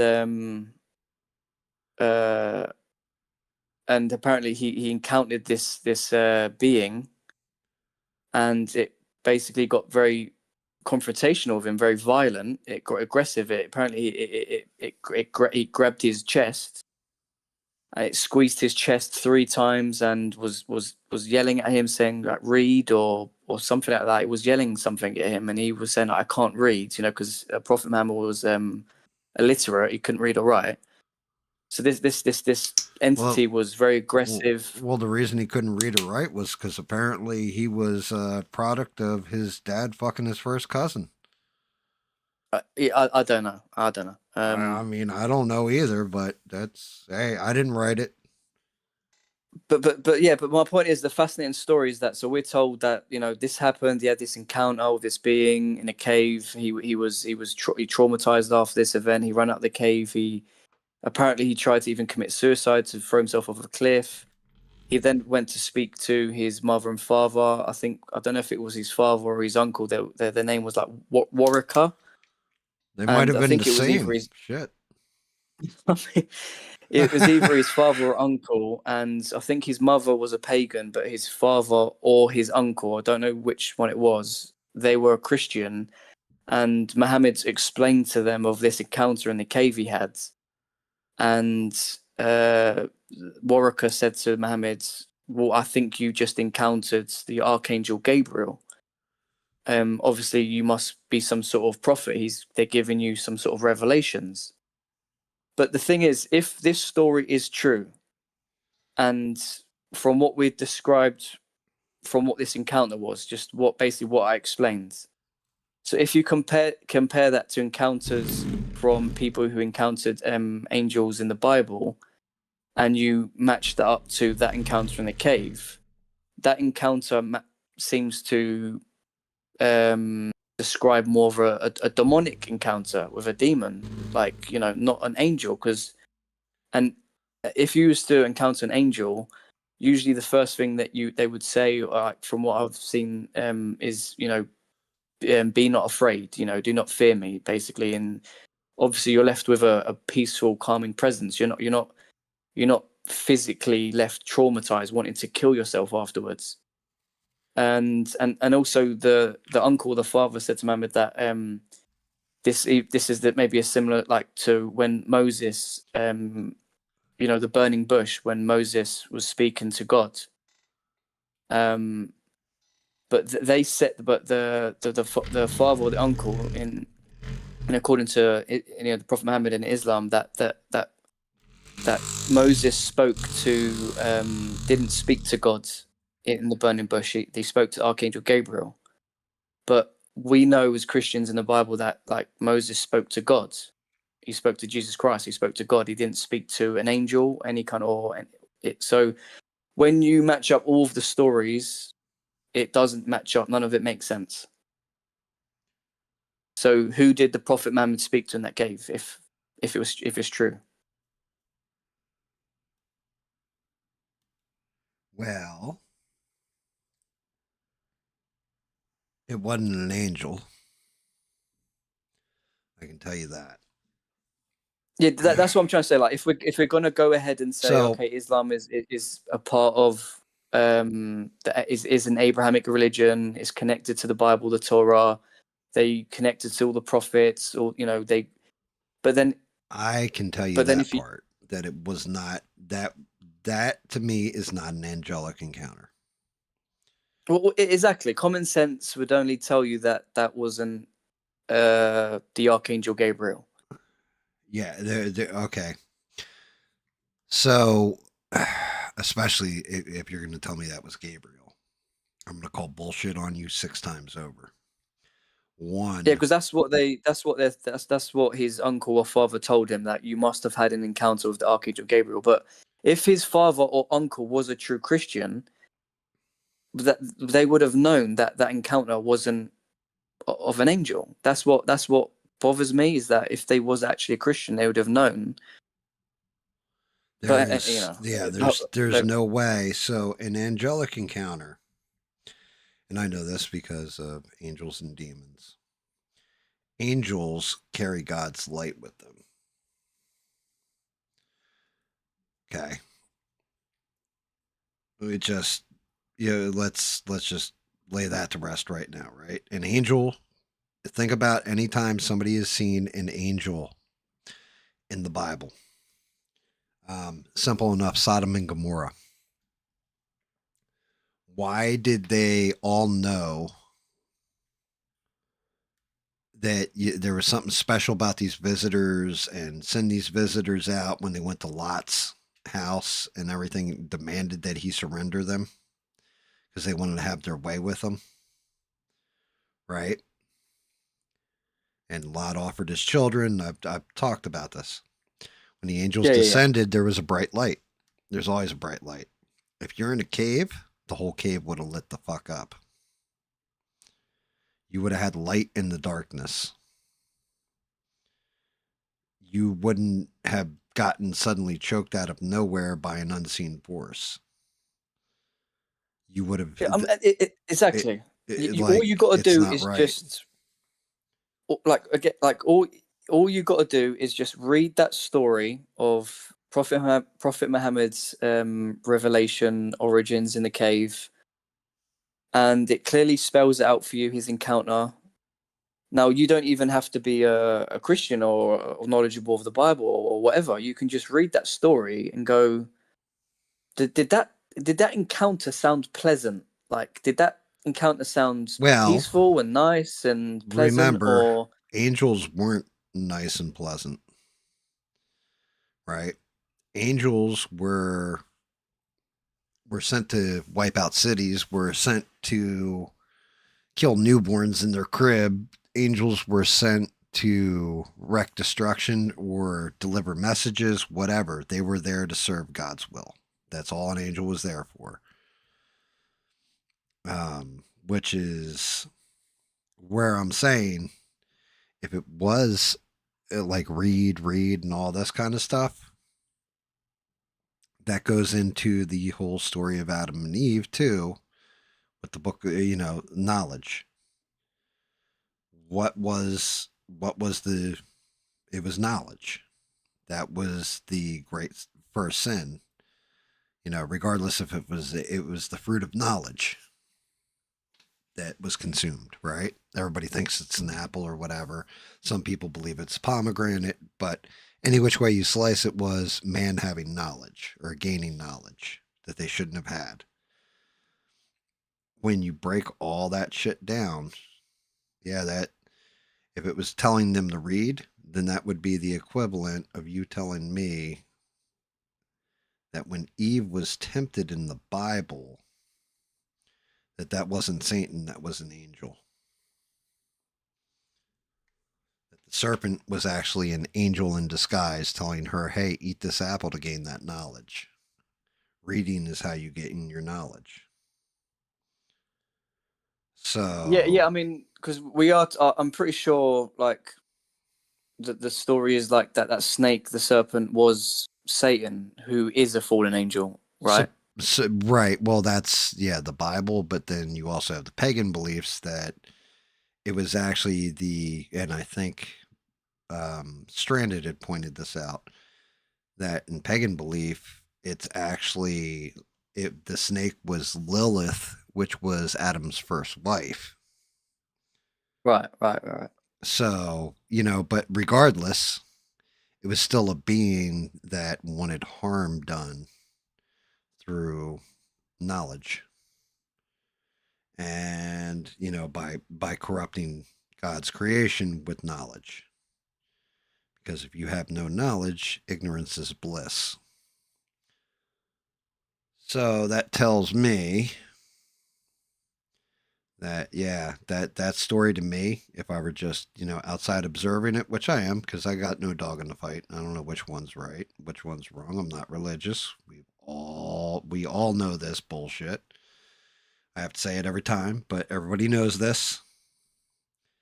And that sounds like corrupted. And Beans is saying, like, yeah, their religion, they worship, like, they gather around a black rock, and people think it's an alien encounter too.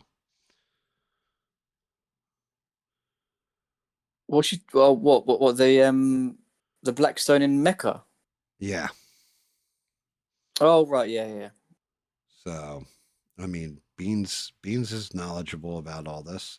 I'll take her word for it.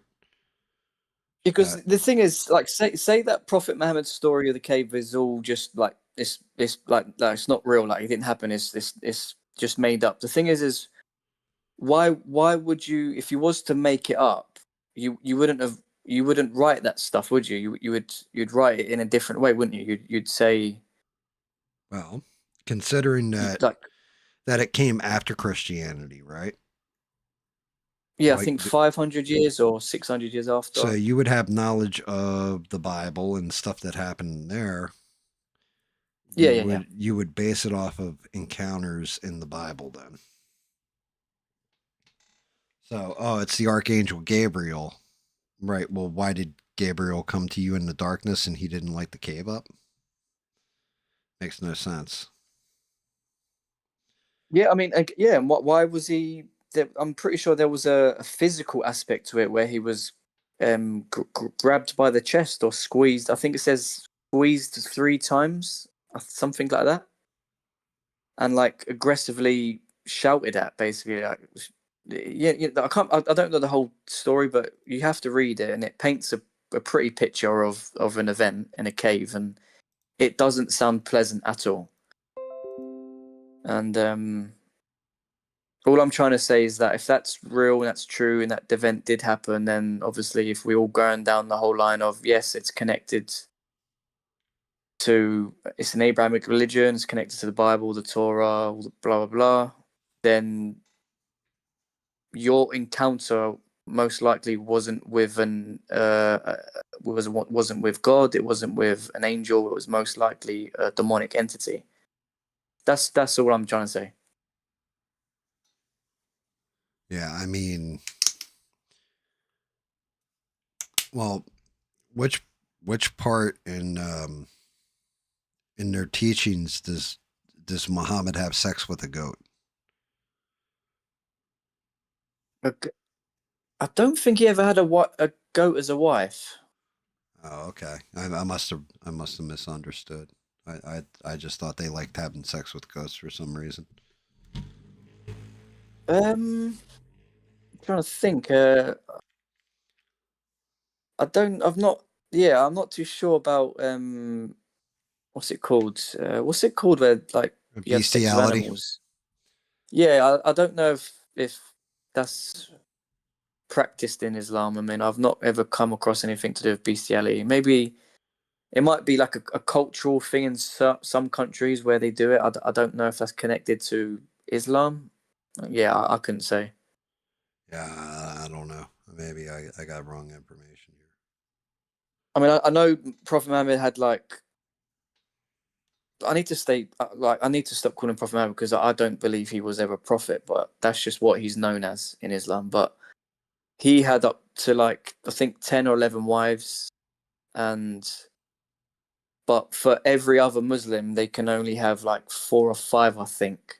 You know, because obviously he was like the special one in it, so obviously he could have like loads. You know what I mean?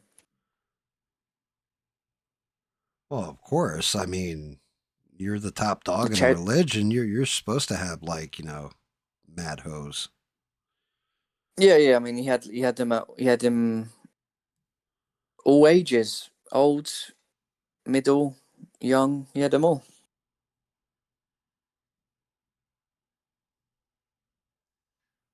Jesus, Beans is talking about they had sex with aliens.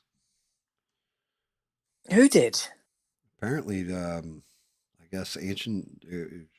I don't know. I guess like the ancients. Wait, wait. I'm confused. Like, She said. She said, imagine if you will, child trafficking, alien encounters, but back in the day. Sick old wow. fucks in the middle of the desert. Wait. So, well, I'm confused. So, like, aliens were sex trafficking humans, and they mixed DNA with them. I think she means that, like, the people that wrote that religion basically like trafficking children and having alien encounters. Like aliens were coming down and like, hey, Bebert, where are your children at? Oh, right. Okay. So, like, what child sacrificing and stuff?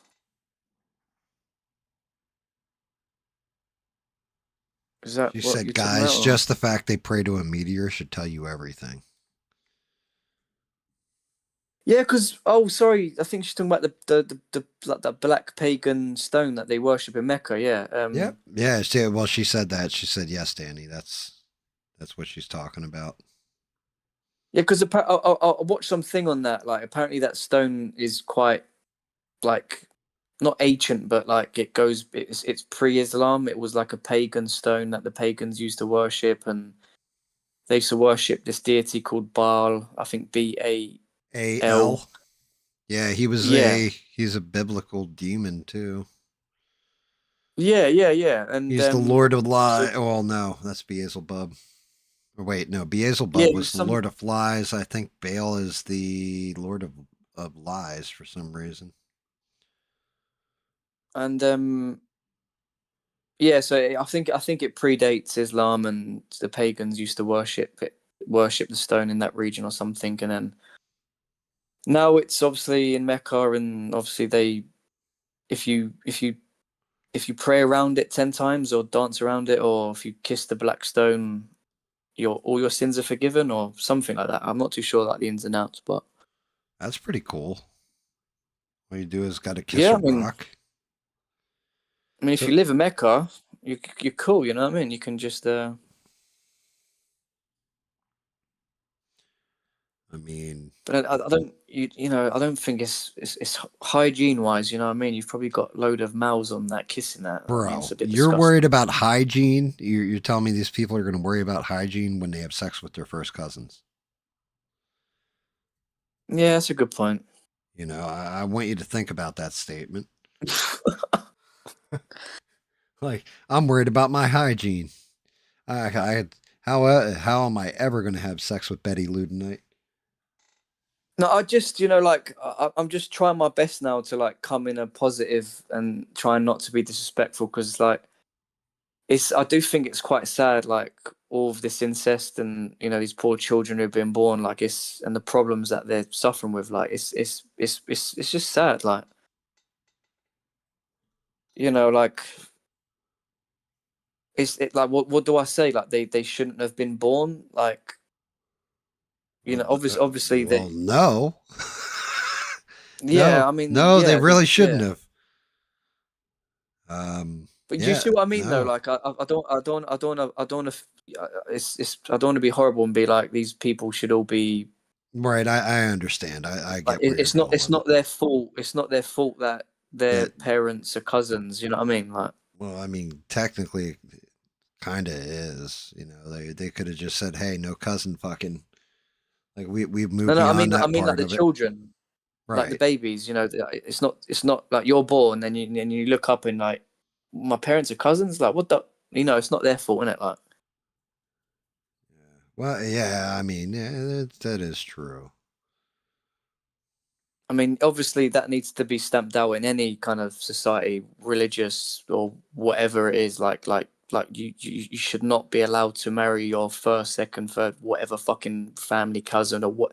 It should be illegal, not just because of the whole moral and crazy. It's obviously scientifically biology. It, it should not be allowed. It should be illegal. I mean, what kind of barbaric shit is this, man? Ugh. I mean, what can I say? I guess if you're stuck out in the desert for a long period of time, and all of a sudden, like I can't even justify it. Like I can't even find a logical reason. I can't even give you an argument. It's bad when I can't give you an argument for something. I usually try to find some kind of logical argument, like, because you're telling me 500 years after Christianity, right? So therefore, I can't even use the argument of, well, the populace was so small and there was a fear of dying out and all this kind of. I can't even give you that argument because obviously there were a lot of other people around. I mean, like in all honesty, Gam, like I'm gonna like just ask Bina if she's still in the chat. Like, I don't know the connection between like inbreeding and Islam. Like, I don't think there is any like in the Quran or the hadiths that I've seen where it says that you must marry your cousins, or you Oh must no, keep it in the family? Like, it doesn't. Well, I don't know. I'm sure Beans is hearing your voice, so she'll respond here in a minute. Yeah, she's still in the chat. She's being interactive tonight. She'll tell us. because some like some cultures, in these countries do practice it and do it, but then I don't think they all do, and I don't know if that is a religious thing, or is it just more of a cultural thing. Like, I actually don't know. Like, I couldn't give you the verse in the Quran or the Hadith. I couldn't give you it. I mean, maybe it is there. I don't know. I mean, you can ask AI. Hey AI, where in the Quran does it say "fuck your cousin" on Sundays? Like maybe Google AI can help us with this one. Yeah, because what was Daniel Akikuchu's like? It did She like said was it's his not a oh thing. They make shit up as they go, and she said it's a cultural thing. right? Okay, yeah. Because what was them Daniel Akikuchu's like? He's argued like was he backing up from an Islamic point of view that it's fine in Islam, or was it he just saying that it's like, what was his whole argument? Like, cousin marriage is just fine because it's okay. Like, what was, I don't get it. Like, what was his whole No, no, no. What's his name? The other dude, Andrew? Andrew Wilson, had brought it up and then went ham on him with it. Like went off on him about it. And Yeah, he couldn't get out of it. Like he was trapped because apparently it's okay. According to Andrew Wilson, if I remember how the argument went, he said it's okay in their book to fuck your cousin. As a matter of fact, and he brought up statistics, he's like, every Muslim, like major Muslim country, Pakistan, like I think was number one at 65% are married to their first cousin. I mean, he did. I mean, Andrew should have brought up the verse though, the scripture. You know what I mean? Like, I don't think he No, did. I mean he brought it up, and it was just like that was the whole thing about it. Was Oh, okay. I was waiting for the other dude to like whatever the guy's name, Daniel, whatever. I was expecting him to like fire back and be like, "Yeah, it doesn't say that in the book," and all this kind of stuff. And instead, he just he argued around it like it was fact. Like he basically was just it was like accepted fact between the two of them that it definitely says you can marry and fuck your own, your first cousin. Well, I mean, look, Daniel Pikachu is very knowledgeable on the Quran and the Tasfir and the Hadith. So Right. If he's not if pushing he's not back and like, firing back, then like that ain't yeah, I true. guess. That's bullshit or what. Instead, he was arguing like I would rather live in a civilization where basically like where inbreeding but traditional values existed. Like what? What the fuck? Like where people aren't smart enough to invent like advanced tech and all this kind of stuff. I mean, like, I agree with some of that statement in the sense of like traditional values, but it's like he's almost arguing, like trying to debate like a lefty or a liberal who believes in atheist, secular humanism culture. I mean, but you're not. You're debating a Christian who wants a Christian society with Christian values and morals. So, and people would argue their traditional values as well. So, you can use that argument against a liberal or lefty that, oh, like, I want Islam in the society because we'll bring more traditional values, but so would a Christian society. We would bring more traditional values as well. Well, it Like, the society depends. that we live in, the society we live in right now isn't a Christian society. It's again, it's a secular, humanist, liberal, atheist society, isn't it? Really, I mean, it's not exactly a Christian society. if that makes any sense. Yeah, I mean, it does. But that was part of his argument. Like it was funny. Like dude came out of the gate. That Daniel dude came out of the gate on him. Like, is he going to argue from the quote unquote libtard Christian point of view, or is he going to argue from a traditional Christian point of view? Yeah. And because like traditional Christian values, all this kind of bit. Yeah, it was, and then of course, like he gets through his entire like thing, and then Andrew Wilson was like, so he's basically, if I argue this way, like he had it written down, like his opening statement, and it was everything the guy said, like everything he accused him of, like. He may call me progressive with my values, and he's going to say that's not traditional, and this, that, and the other thing, and then he just breaks right off into, but his religion is basically like you can fuck your cousin, Oh God. and that's okay. And but like the slide from it was like all these inbred people. He's like, this right here, this is Pakistan, right? And like he was like, these are the rat people of Pakistan, they call them.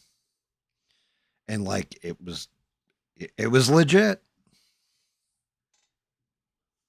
Yeah, I know it's true. It is. It's just the inbreeding is a massive issue, man. That not a lot of people speak about, and as I said before, I'm not just. It's not just in those cultures, and as I said, like the Irish over here, it's been in many different like. But I think if we're just looking right now in this current day and age, my country especially, it's predominantly majority Pakistani and Bangladeshi community that doing the most inbreeding.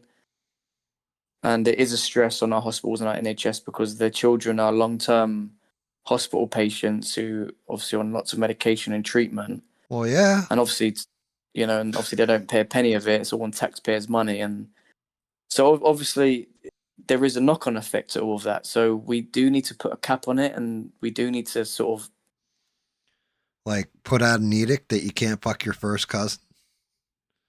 yeah, like because it's not going to stop. It's not going to stop anytime soon. It's just going to keep carrying on, and and it's not fair to these kids, these children being born inbred, and they've got all these special needs, and it it it does need to be sorted out, man. It really does, man. Yeah, I mean, it should sort itself out as the offspring die,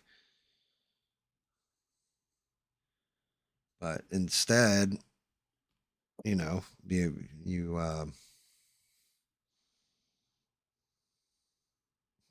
dear Lord, I don't even know how to argue these points. Like it should just be like settled, like make complete sense to everybody, all at once, all at the same time. That you just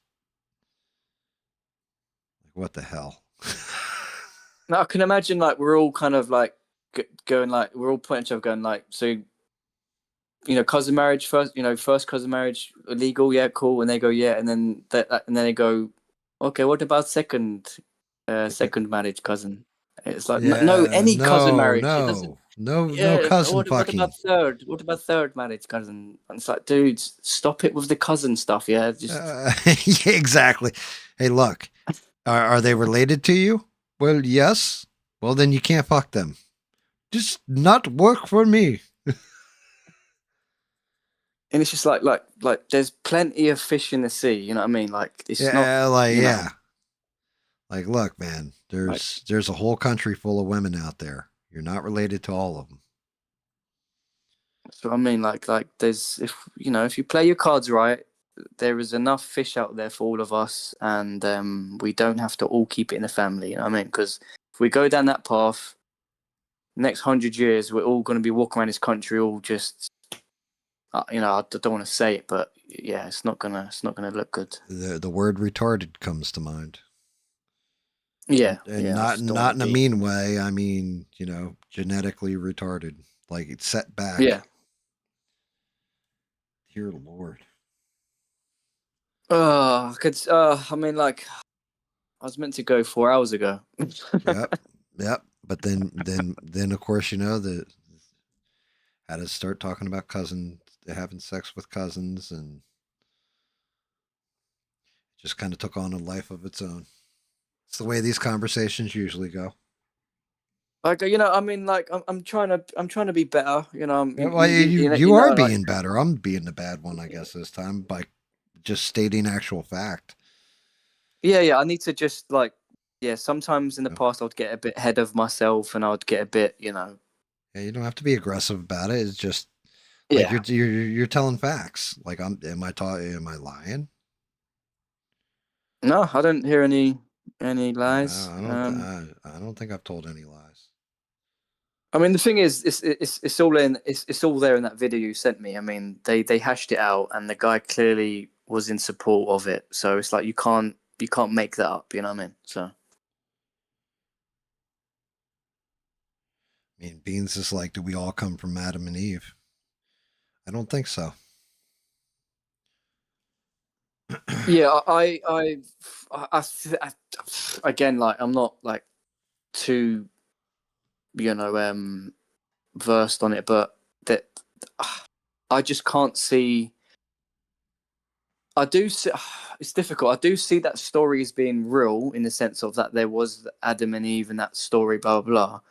But I don't see how that they go off, have children, and then they have Do children, and they go off and separate and have children, and then it separate. I, I, I think they went off and then they obviously spread out and then met other humans, and then basically, I don't. There had to have been other humans in the world.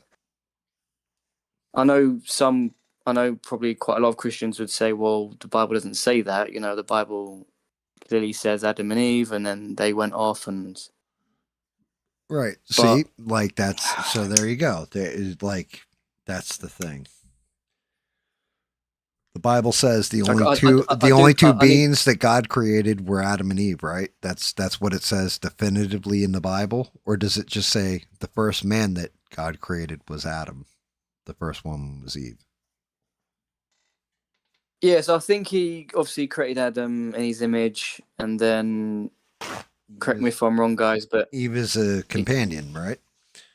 yeah, obviously he saw Adam was lonely or whatever, blah blah, and then he said, okay, you need a companion, and then he took a rib from Adam, Well, it wasn't and then just Eve was that. I created. mean, it was also the fact that like God kept catching him masturbating. He's like, "Yo, bro, I like that's now a sin. Okay, you can't do that anymore. So we're gonna throw this out there, and yeah, go for it, buddy."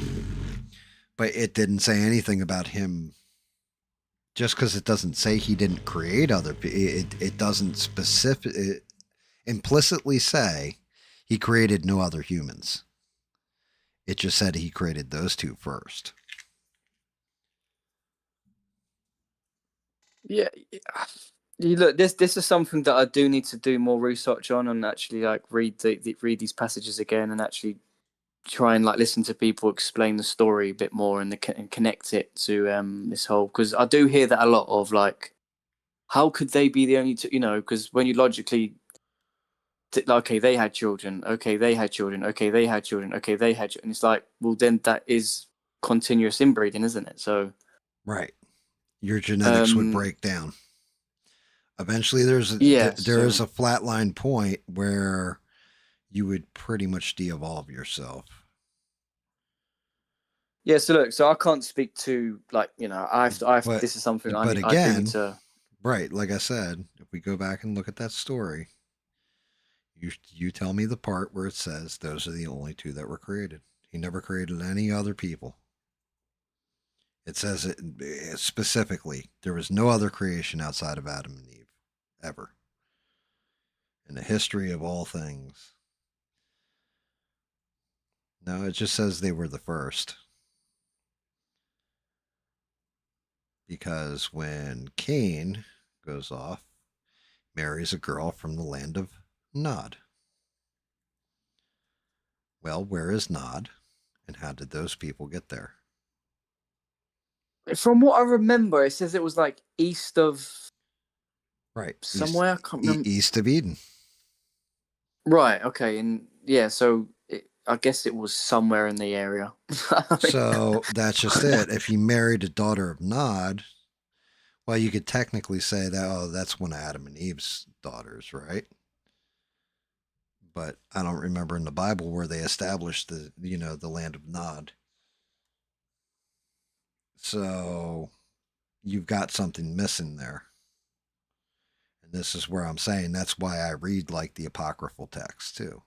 That's why I'm interested in like First Enoch and Book of Jubilees and all that stuff, because they fill in a little bit of that backstory. You know what I mean?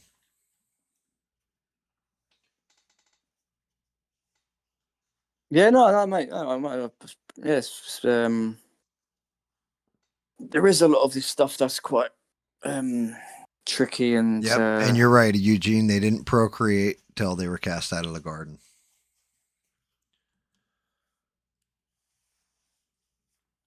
And being said, the Gnostic Christians were slaughtered by the church for saying Lucifer was the light bearer. Well, technically, his title was the light bearer, but he was also a fallen angel. So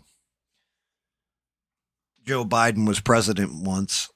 Doesn't mean he ever will be again or is now. Yet, when we refer to Joe Biden, we still call him President Biden.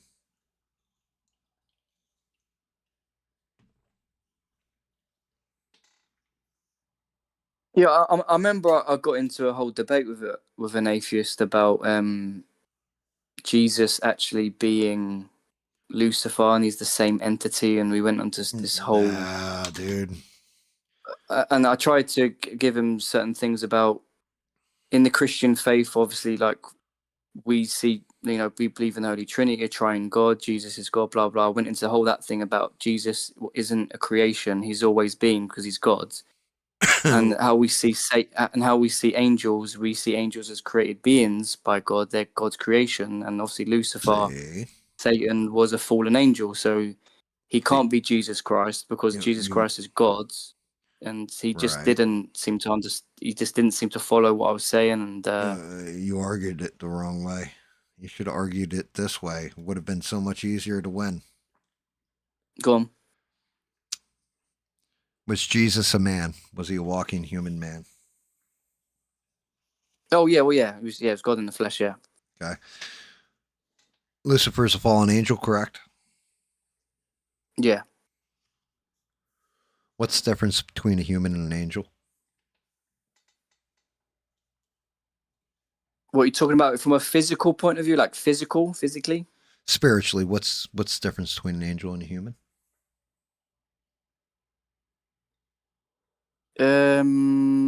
What gift does man have that angels don't, or any other beast?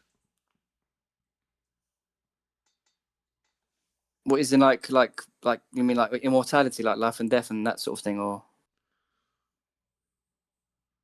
I'm waiting to see if somebody else figures out where I'm going with this, but nobody's weighed in. wait, just say it again. Say it again. So the difference between humans and angels. Correct.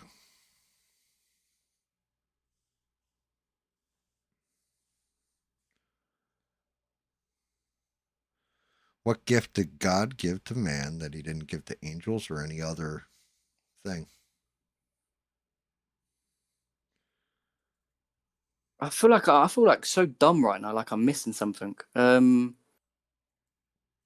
So obviously we're God's creation, but so angels are God's creation. Mm-hmm.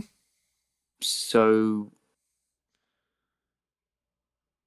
I'm just I feel so dumb right now. There's one implicit difference. Six is kind of on the right path. He said free will. What? So like what? Do you mean in the physical, the physical aspect that we're physical beings and they're like more spiritual beings? Is that what you mean, or? No. God imbued one thing on humanity that he didn't on any of his other creations. What made us in his image? Well, he did that too. But according to the Bible, God imbued on humanity a soul, an immortal soul. Angels don't have that immortal soul, so therefore, if Jesus was a walking human being, he would have an immortal soul. He couldn't be an angel. Yeah, that's actually interesting. Actually, I never thought of it like that. Yeah, actually, yeah, that's really interesting. Yeah. Yeah, could have settled that debate in a matter of seconds, Danny. Yeah, because you know what, that's actually made me think as well. Because I do need to look into because you know you get different types of angels, don't you? Like they call it different names, like seraphim and Well, you got different. seraphim, cherubs, or Yeah, cherubim. that's it. They have different purposes and stuff. And then you have a hierarchy. Granted, there's only a couple angels ever named in the Bible. But no, you're right. Yeah, that was actually I didn't think of it like that, but yeah, that makes a lot of sense. Right. Um, Yeah, but logical. still, though, the argument he was coming across to me, it was just like I'm like if you knew just about the Christian faith and what Christians believe about Jesus Christ, then like you would clearly know the difference between Jesus Christ and Lucifer, and you know what I mean. Like I'm not too sure where they get the connection of them being the same being. Um, like Um, I couldn't tell you. I'm not too sure if I'm missing something there, like where they see that connection between Jesus Christ being Lucifer. I don't know. Like I said, Uh, if it's a walking, living human, born to humans, right? sorry, who? Like Jesus born to two humans, and you call him the walking God because he was human, and all this kind of stuff. He was the living God. Then you're also drawing Lucifer slash Satan from the same exact wellspring slash source material, which would be the Bible. In the Bible, angels do not have souls. The only thing that was imbued with the soul was humanity. Therefore, Jesus had a soul. Satan didn't. Can't be the same. Yeah, no, it's a good point. Yeah, it's a good point. Yeah, I'm gonna. It's just it's Yeah. it's logic, you Oh know. yeah, and then I brought up the thing where Jesus is talking with Satan, you know, on the that whole thing, and I was like, what was he talking to himself the whole time? Could have Like, been. was he schizophrenic? Was he on the mount? Like, I mean, I mean, Jesus met a yeah, man named Legion in his travels, and he said, "We are legion, for we are many," because he was possessed by many demons or insane. So, yeah. technically, you could say that.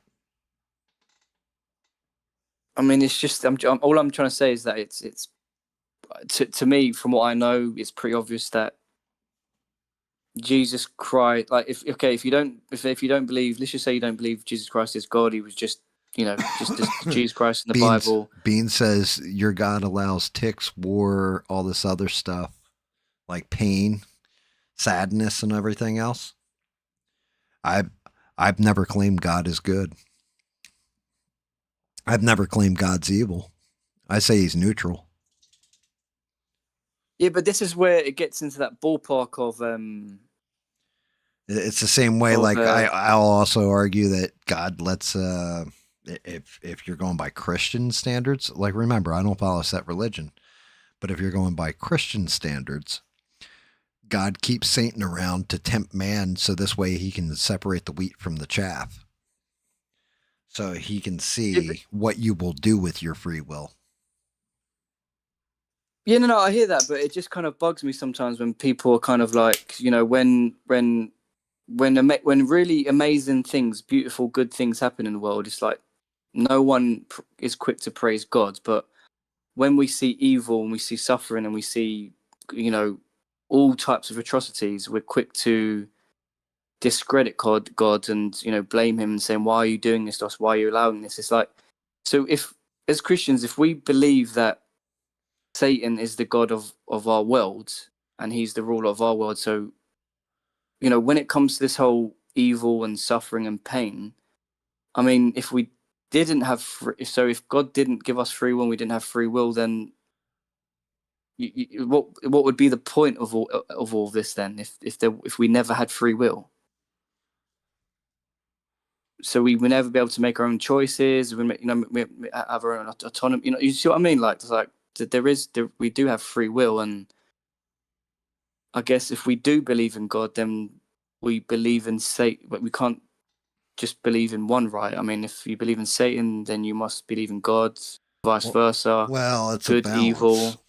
Right. It's a balance. Well, yeah, if you believe in good, then there's evil. If you believe in evil, there's good, and Right. One there's defines. so All right. Let's say everything in the world was perfect, good. No yeah, pain, no suffering, no none of this, right? Like none ticks, cancer, everything she just listed off. Let's say none yeah. of This that is what shit we're told existed. when, Let's like, say with the every whole child Christ. was born perfect. Everything was perfect. How would Yeah. you know it was perfect? How would you know it was good? Because you don't have anything to define it against. You have to have a balance so that you know the difference between the two.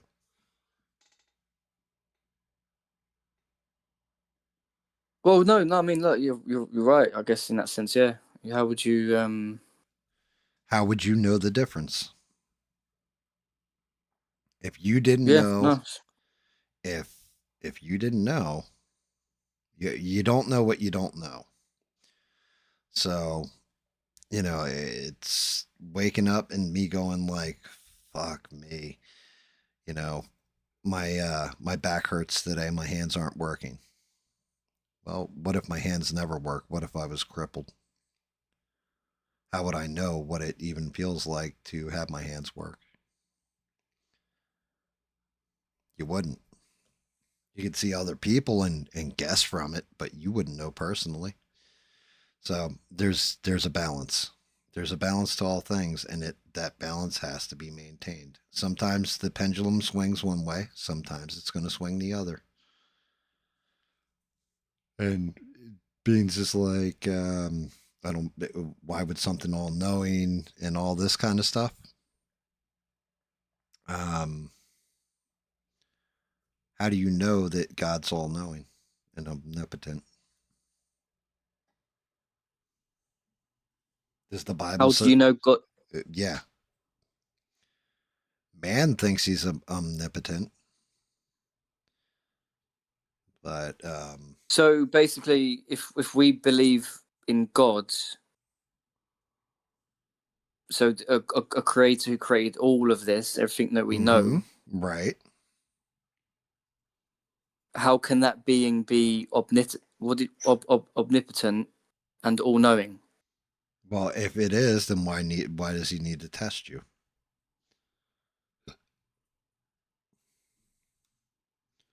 That's Beans' question. Why would he need to test you then? Yeah, I mean, look, I mean, these are questions that are always asked, and I hear. I mean, Well, I mean, I can answer that real easy. Like, it's the funniest part because I'm not a Christian, I'm not religious, and I can answer that question. Free will. We have free will. So if you're given free will, you may have an inkling of what that outcome may be. However, shit's still going to surprise you because maybe, out of nowhere, I just take a shit on the desk instead of paint right now.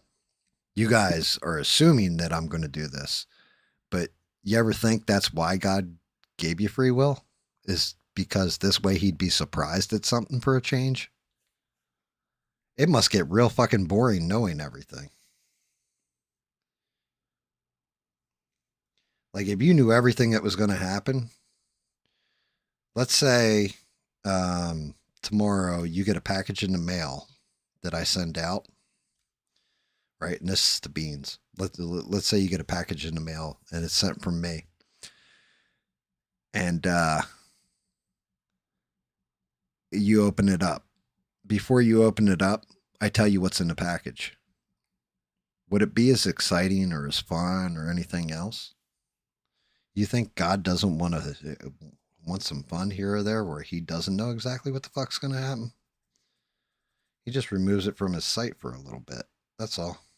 And by giving us free will, he removes that omnipotence from himself. Why? Because he'd be really fucking bored if he didn't.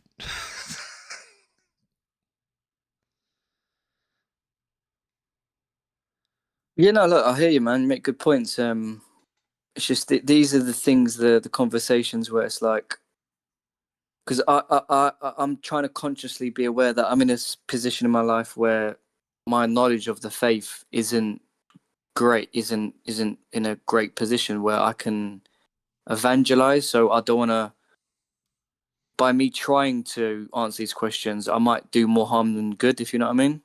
No. You can answer these questions any way you want, Danny, because you're allowed to believe whatever the fuck you want and say whatever you want. No, I get that, but I mean, according to the Christian faith, like if you ask me a question specifically about the Christian faith, about the Bible, and blah blah, like if I can't answer it, then there's no point me bothering trying to, because I could end up doing more harm than good to the Christian faith, if you know what I mean. So before I Only answer, if you're saying you're speaking from a place where you know. yeah, exactly. So you will Like with not some do of these, damage if you want to answer a question like that by saying, "Look, I'm not a religious scholar. I don't know everything about the religion. I'm still on the journey myself. However, this is where I would think that would come in, and you give an argument. That's all. You yeah, don't no, have to, like because no, I don't fucking know.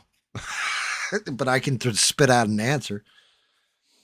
yeah, I'm just saying, like, obviously, yeah, I try my best to obviously, I mean, but it's just sometimes I just think there's a lot of people out there who, um, I think it's maybe a thing of like when you're new to the faith, you have this kind of fire in your belly and you're hungry and you kind of desperate to kind of spread what you've learned, you know what I mean? And you kind of get this enthusiasm and you're just like, but I'm just trying to like be careful, because sometimes like if I'm not too knowledgeable on a certain you know uh, question on the Bible or whatever it is, like, then it's best I kind of just obviously say I don't know, you know what I mean, and then go and like No, research it and learn it, if you know what I I mean. understand. But what I'm saying is, you can say like, yeah, I'd have to research it. However, this is what I think. There's no harm in that. Yeah, It's only when you're speaking like, yeah, well, I know exactly what the fuck. Like, I'm mixing up colors. I'm fucking painting. I'm doing all kinds of goofy, fucking crazy shit, and it's coming out all right, right? You've never heard me once say, I'm an expert painter. I know exactly what I'm doing with this color mix, all that kind of shit. Now, I can go research a guy's video or take an art course and study this and become an expert on it. And, like I've been working on it a little bit here and there on the side. But legitimately, it's the same thing. You're not going to have all the answers all the time. But as long as you're being honest about not having the answer and like, shit, I can try answering that one. I don't think anybody's going to be like, fucking Danny, he's like a fake ass Christian, some shit like that. And if they see it that way and you actually feel like the way you do in your heart, fuck that person anyway. yeah, because again, it's something that I've like been learning with the faith, is like, because you have obviously the Old Testament, the Torah, and then obviously the New Testament, and obviously they're connected. Obviously, it's one Bible with a collection of books, blah blah blah blah blah. But See, the but Old Testament. Beans, oh, well, sorry, I don't mean to cut you off, but Beans It's is okay. like, It's all right, mate. It's all see, right. she's like, yeah, but you're assuming that God's human and blah, blah, blah, blah, blah, right? He created us in his own image. And remember, I'm arguing Christian faith and I'm not religious. So, according to Christian faith, God created man in his own image. So, therefore, yeah, he would be human. Or she, You know, or it, or whatever you want to say, would be human, would look human, I, would have emotions and everything else, and has emotions in the Bible. Otherwise, it wouldn't get angry. yeah, because you know what's even now, like I still can't necessarily wrap my head around the Holy Trinity and the Triune God, and I do sympathize and understand a lot of people why they don't understand it, and why people maybe think Christians believe in three gods, and because how can three be one and blah blah blah. But like I was watching a video recently of someone kind of breaking it down in a simple way, where it's like, okay, if we're told that we're made in God's image, and I guess maybe we could all agree that we're three in one, in the sense that we're a body, your mind and your soul. Sorry, like your body, spirit, and soul. So I guess we're three in one in that sense, where we're physical, we have a soul, and we have a spirit. And if we're made in the image of God, and He's a triune God, the Father, the Son, and the Holy Spirit, so one God, three distinct. So what? Sorry, one being, so one God, and then three distinct persons, but all share the same nature. I know even me saying and explaining it, I know it's kind of like it's a little bit complicated in that sense, but if that's what we're told in the Bible and that's the truth, and if that's what we meant to believe as Christians in the Holy Trinity, a triune God, obviously one God, not three gods, then that's what it is. That's the truth, right? I can't dispute that, right? I mean, it depends. It's up to you to determine what you believe. No, but what I'm trying to say is, like, obviously, like, let's like, if we're just going by the Bible being, the truth, that's the gods in the Bible, blah blah. And let's just say the Bible said that there is 100 gods, and let's just say the truth is that there is 100 gods. Then the truth is there is 100 gods, right? I mean, the truth is the truth, isn't it? Like, we can't.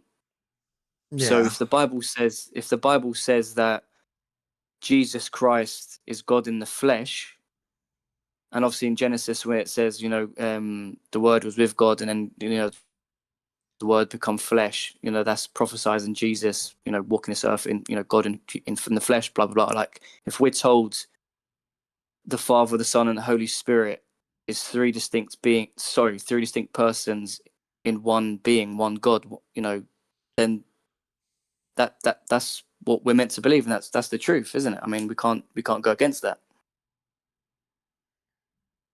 Obviously, from a Christian, from a Christian point of view. Yeah, I mean, that makes sense, dogmatic sense.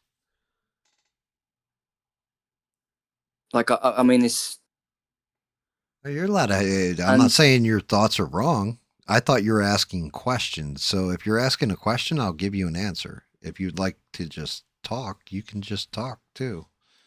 because sometimes I I hear don't give a people say, shit. like, Like, well, I look, mean, again, not religious. yeah. Well, not you. I'm saying the beans. Like, I'm not religious. But when you ask a question, well, then why does it say this? Or, what about this? I don't get that. I'm answering your question. Yeah, I'm not like, I don't fucking know. I'm not religious.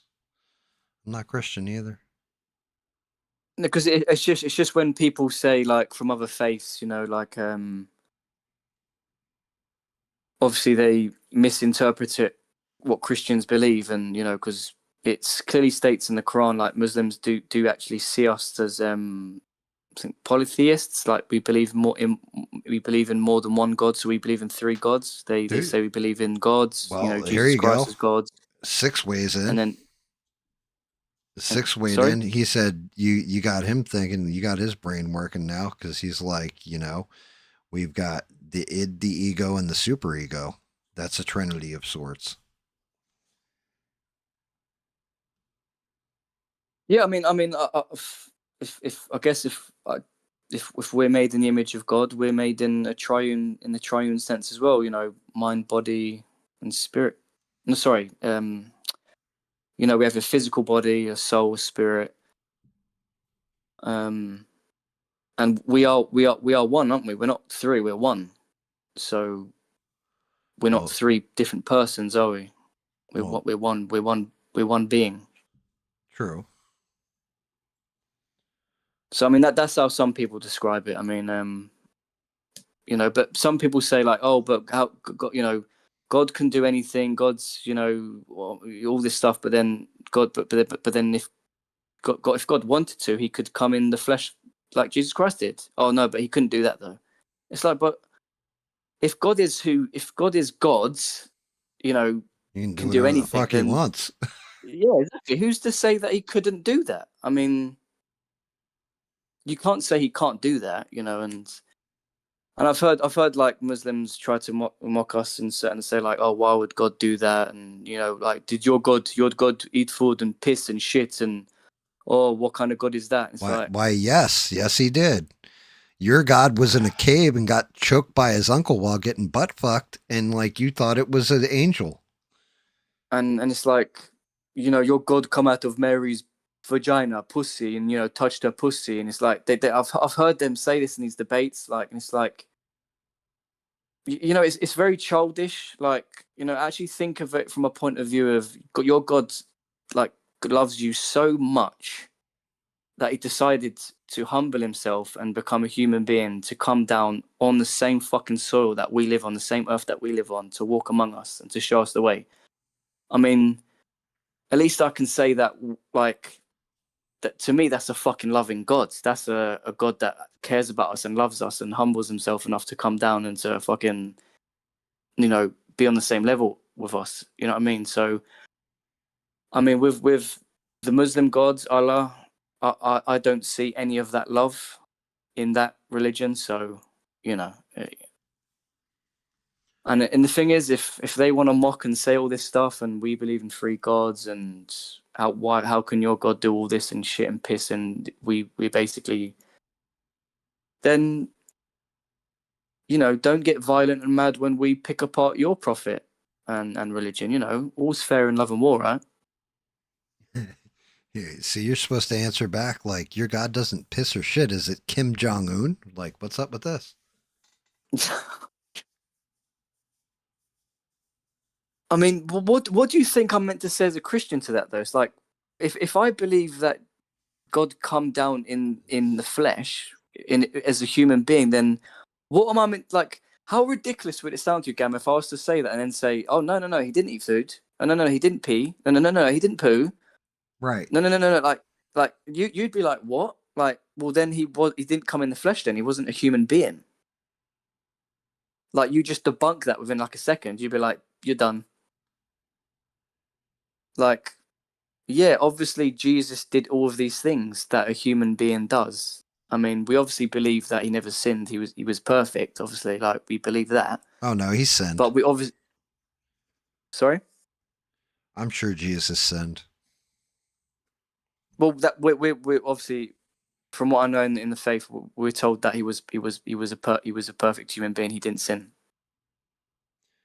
I believe that you guys are told that, but no, he sinned. Yeah, I mean that's fine. You can, I think I don't. so like obviously, like greed and lust and blah blah blah, all the sins. Yeah. I'm sure. Well, I don't know if he did all the sins. I don't think he murdered anybody, but maybe. I do have a feeling he definitely might have got along with what was the chick's name? Oh, sorry. Yeah. The prostitute. Oh damn! don't even know the name. What, the one he's washing her feet? No, the one he always traveled with, Mary Oh Magdalene. damn! Magdalene, is that it? I think. Yeah, Mary I mean, Magdalene. look, don't get me. Okay, but guess what? You know what? Ian just said it best, but it wasn't his fucking first cousin, was it? Okay, I think I'm gonna end it on that note. I think, I've. So But I it get all carried away comes. with these discussions. I know, but you're fine. It's a good discussion to have. It gets your gears going, and you know, Yeah, no, next. it's just like because I just like it's not that it's like because it's obviously I love speaking to you guys and I could speak about this all fucking night and day, but But the like problem is, it is all night. I know it literally has been all night now. I might as well not even go to sleep, to be honest. Shit. You sound like David now when he's playing a game with me. Shit. David does the same Yeah, shit. He's just like, it's fucking 6 in the morning. Nah, fuck it. I'm up. yeah. I mean, I can hear the fucking birds singing outside. I mean, fucking hell.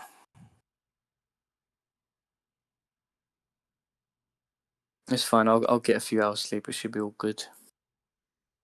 Get some rest, man. All right, Gam. Well, I appreciate it, mate. Yeah, good chat. And No, anytime, Danny. Anytime. yeah, yeah. I'll obviously catch you guys in your next one. Are you cutting back a bit on your streams, or are you gonna just continue doing your usual? So yeah, I mean, I thought about Twilight, and I might actually. I mean, I don't know what's going on with Smurf, so Wednesdays might end up getting eliminated, and I might do Fridays or Thursday, Friday, Sunday. Do a All right, game mate. stream Fair in enough. between pair of paint streams, but it all depends on Smurf because he's got to work on Wednesdays too now. Then that's I'm not going to keep moving the day. It's just too much. So we'll see. But yeah, I mean, my normal Thursdays are definitely always been, and it was originally just Thursday, Sunday was just me painting. Um, I might I might go to I might take it to where it's either Thursday, Sunday again, Thursday, Friday, Sunday, Wednesday, Wednesday, Thursday, Friday at this point, but I got to talk to Smurf and see what the hell's going on with him. I haven't talked to him since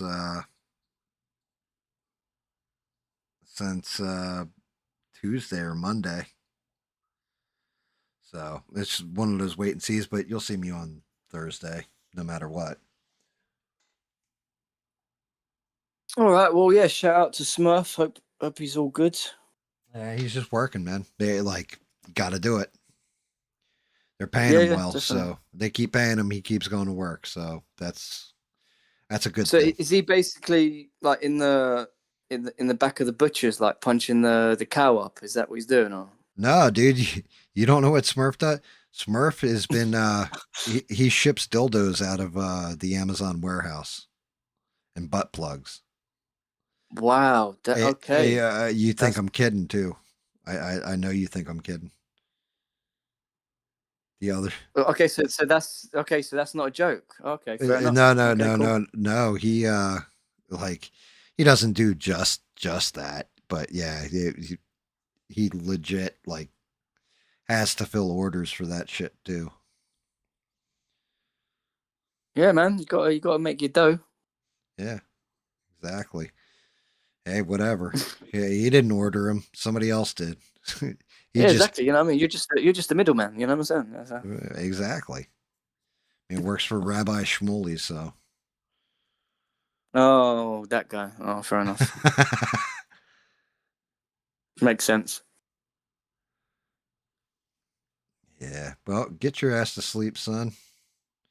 All Get right, some mate. Well, yeah. rest. Take care. You All too, right. brother. Shout out to everyone in chat. Yeah, have a lovely sleep and see you guys soon. All right, bro. Have a good night. Take care, mate. Yeah, you too. Bye. Bye. Bye.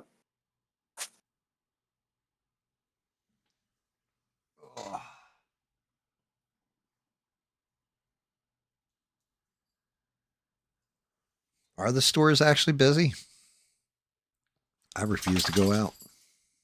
That was it. I went shopping Tuesday, picked up my turkey.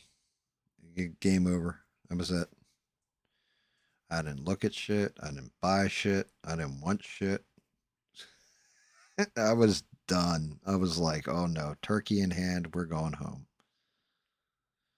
I even got cigarettes for next week early, just cause I did not want to go out in this fucking bullshit, and I won't be.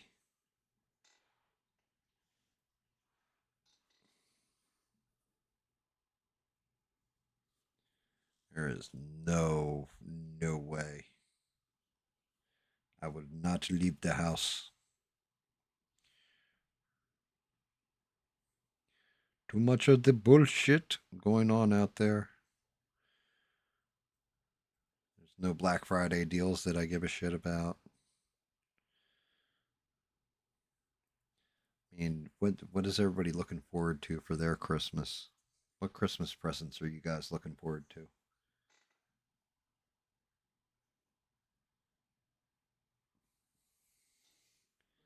What adamandeve.com? I know people that actually have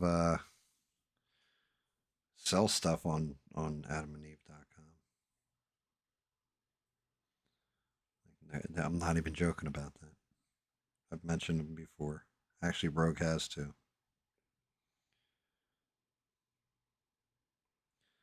I don't know why you'd name it Adam. Well, yeah, actually, I kind of do. But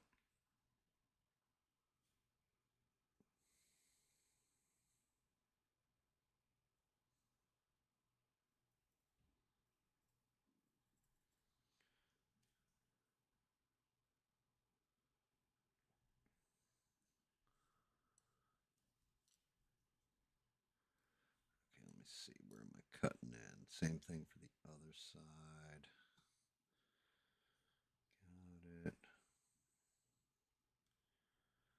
Cuts in there. That goes down there. Fucking Thanos.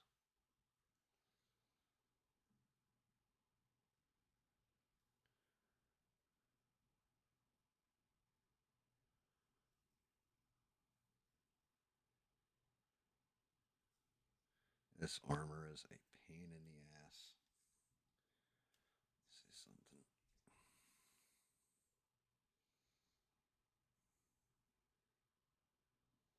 Okay, yeah, that can get filled.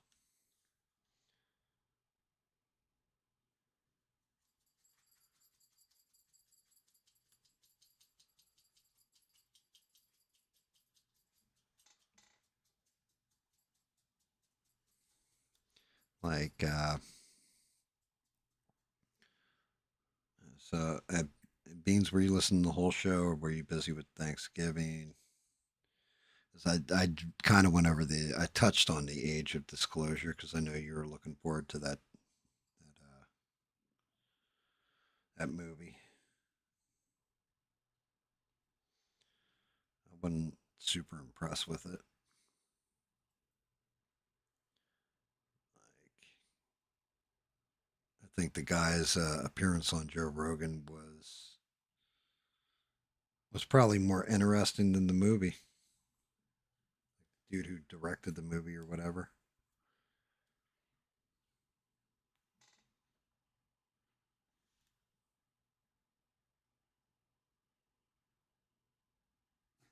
I was messing in Discord about the whole pig's feet thing. I know. I know you were. Trust me. I was going over that earlier too. Um, yeah, so well, I'll start off with what I started with, which was the age of disclosure. It was all for the most part, like outside of like seeing Marco Rubio say like, "Oh yeah, there's definitely something with these alien, craft and stuff like that." That was about the only thing different. If you've seen anything to do with Lou Elizondo, um, David Grush, these guys, like the ones that magically are allowed to say stuff but not get executed by the government for saying it and leaking their secrets, or sent to a far off land like Russia for leaking what they learned in intelligence agencies. Then you pretty much, like, you've seen most of what they say in the movie. Like they just kind of go over old case stuff. Like the when he was on Rogan, he was like, "Yeah, some of the stuff I cut out of this movie." I'm like, "Dude, that's the movie I wanted to see. Was the shit you cut out of this movie? Like, what the fuck, dude?" Um, but as far as the pig feet thing goes, I knew you were joking because I said this earlier tonight, and it bears repeating. Who the fuck goes to Thanksgiving dinner and is like, yo, what the fuck is this? You got just turkey? Yo, I don't want no fucking turkey. Yo, give it. Where's the chitlins? I want the chitlins. Who in the fuck says that at Thanksgiving? This ain't some like this ain't some like 4th of July like cookout with the family. This is Thanksgiving.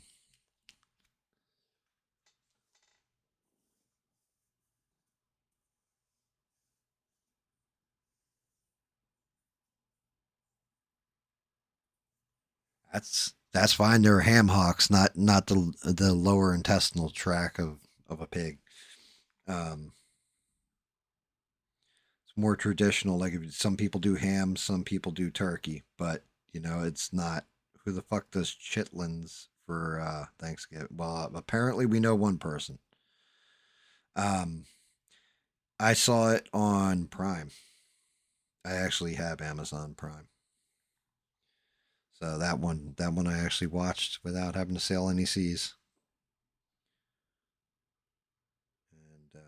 And yeah, it was so so. Like it was all right, you know. Matter of fact, it probably is up on the free link. Usually, when something's on Prime, they put it on the free link like almost immediately.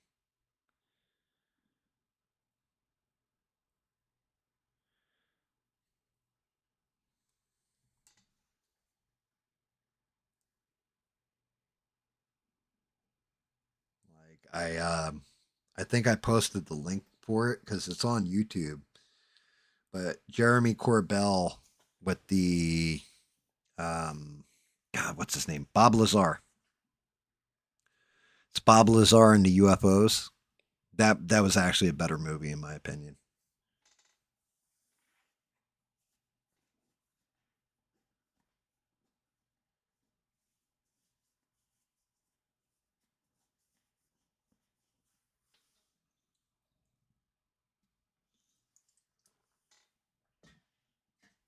That's because normal human beings wouldn't dive into a chitlins category.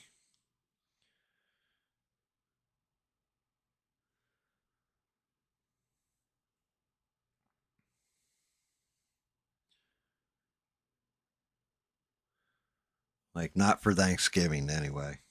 Just I don't know what the hell the deal is with that.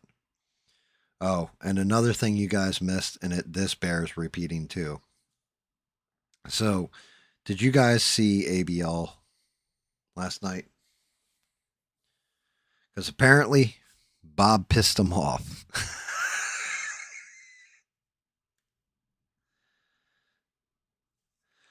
Apparently, Bob got him with a steel toed nut kick in his chat. A verbal nut kick, that is, but a nut kick nonetheless.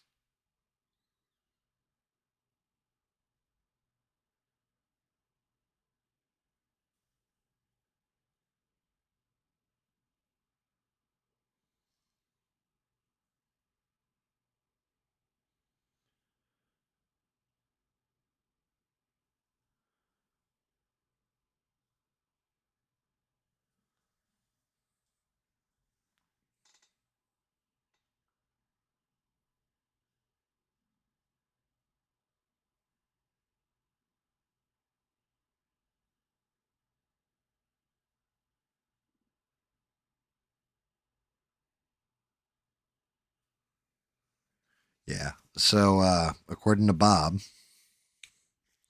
last night ABL was on one of those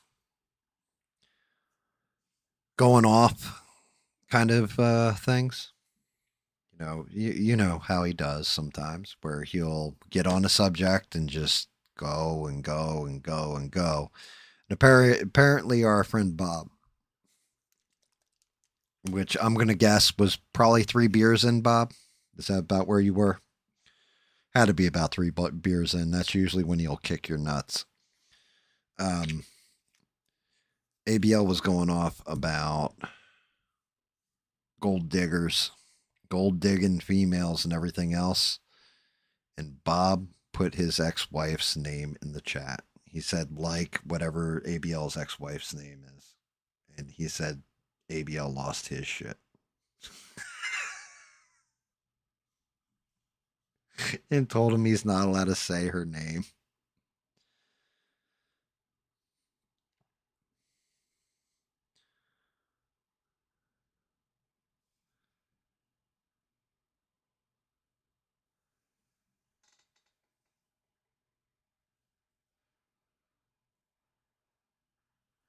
Yep, there we go. Bob was on beer 4, so you knew that shit. Yep. He put in the ex-wife's name, and yeah, he triggered ABL. Apparently, he said that ABL went off worse than he does with Ivan.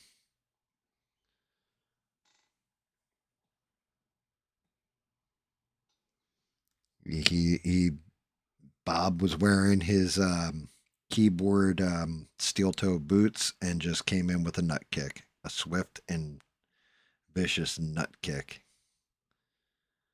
Kicked his testicles up into his throat.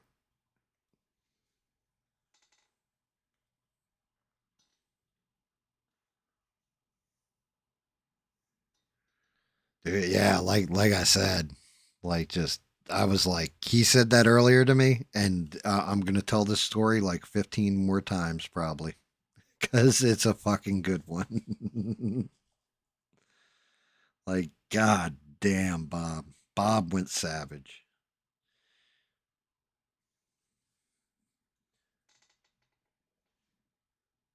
I was just telling the truth. I mean, like I said, I don't know her, so I don't know if she was a gold digger or what. I don't know if she's a bad person. I don't know if she's a good person. I don't know. I know nothing when it came to it.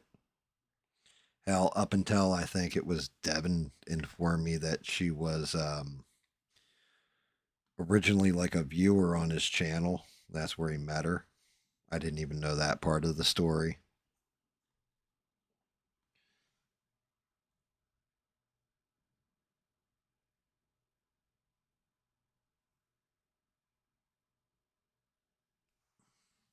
So I just got to take you guys' word for it.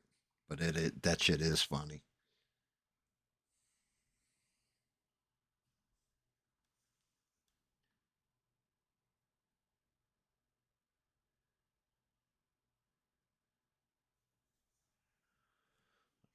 Like can't trigger me. I'm an Iron Man. You can't break my balls. You can't upset me. You ain't strong enough. Yeah, here's your ex-wife's name in the chat. Motherfucker.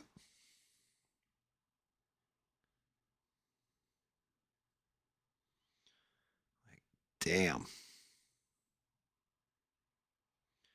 Yeah, because even when you said it, Bob, I didn't know who the fuck you were talking about. I was like, who?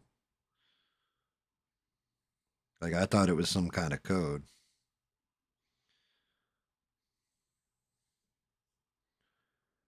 Rebel knew right away though. He was like, "Oh yeah, that's her name."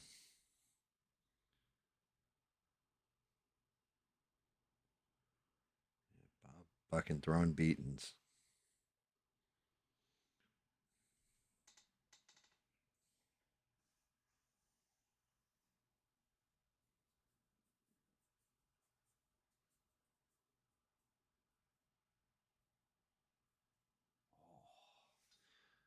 Wait, you've seen pictures before? I mean, look, you know what? If that is why, right? Because she's heavy set or whatever, then why the fuck did he marry her? Like that makes no like beauty fades, plastic crumbles. My God.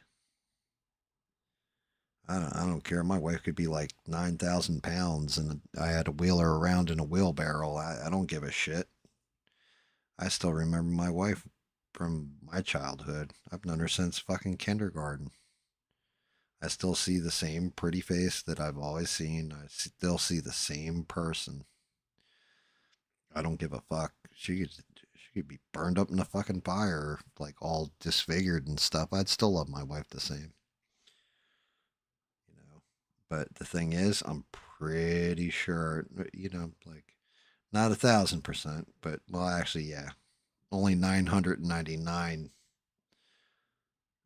percent sure that if I was all fucked up like that, my wife wouldn't abandon me either, because we actually love each other. Go figure that shit out.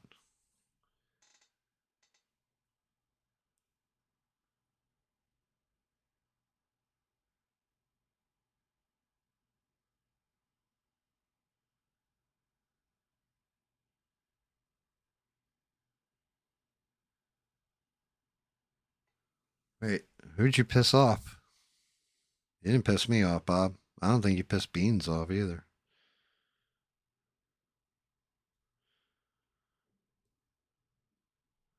I think Beans needed clarification on what you were saying. He's talking about going blasting ABL's nuts. That's what he's talking about. He needed clarification. ABL was talking shit. So Bob blasted him a good one. Bob ain't fucking around. He's a pimp. He's keeping that pimp hand strong. I still think that shit's funny though.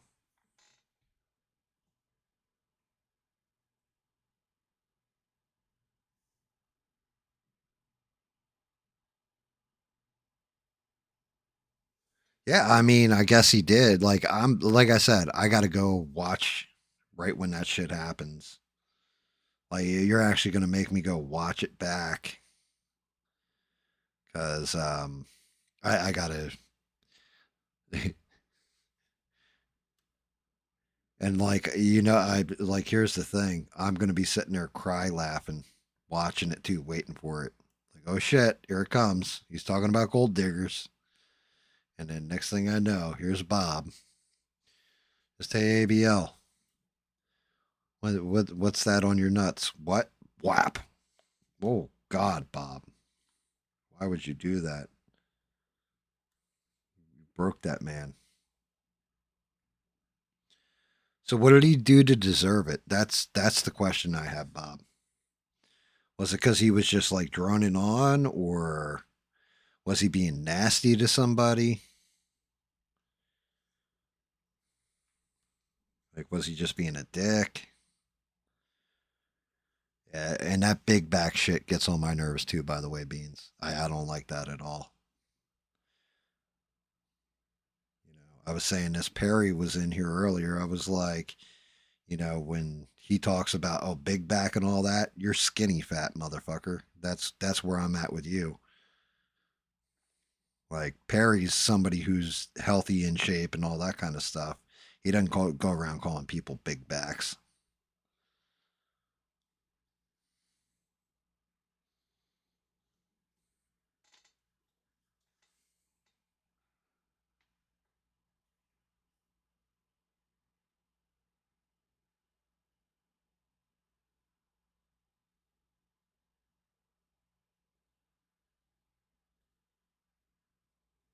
Damn, Beans is like seasons over. Holy fuck.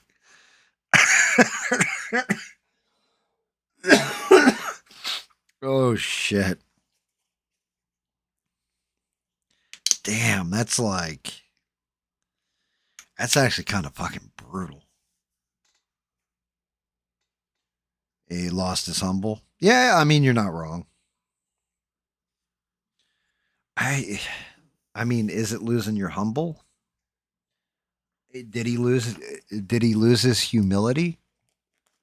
Or Did he grow arrogant? There's a difference.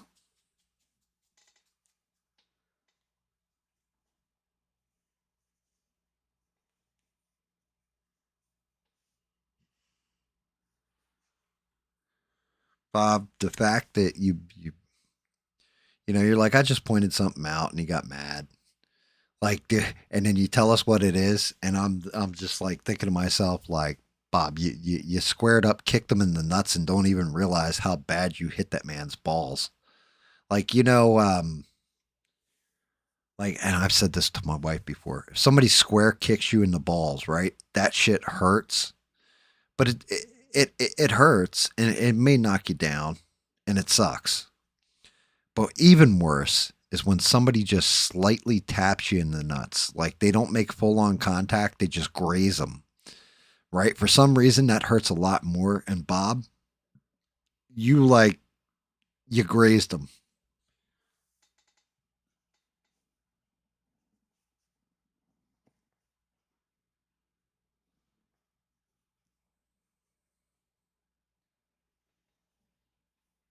So you think he grew more arrogant. Have I grown more arrogant? Have I stayed humble? Am I still just the same asshole I've always been? I gotta, that's just it. I need to check myself here and there. You know, shout out to I miss the greatest mods on these interwebs, but I would check with Sheree all the time just to make sure I was keeping myself humble. But I don't have my Sheree around, so I just ask my audience now.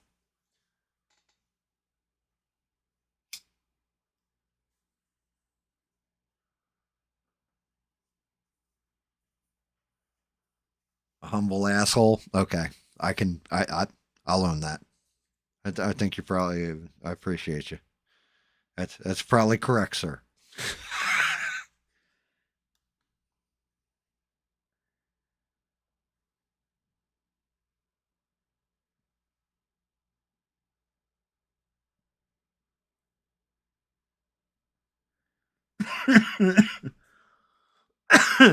And Bob's accepted the fact that he grazed some nuts.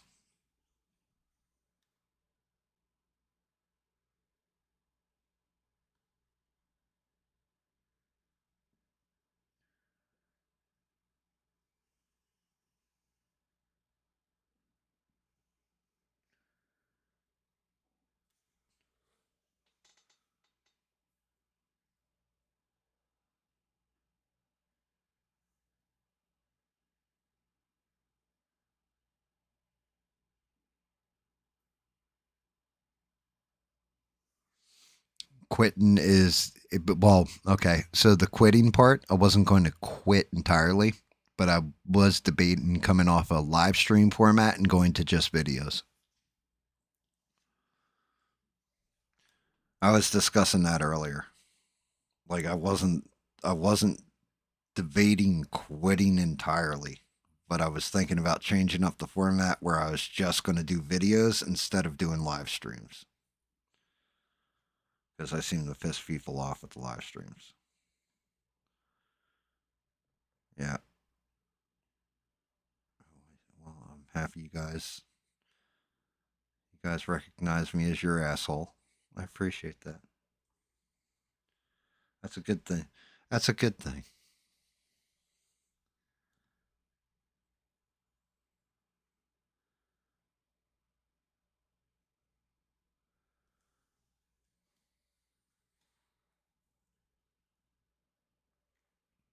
Let me see something.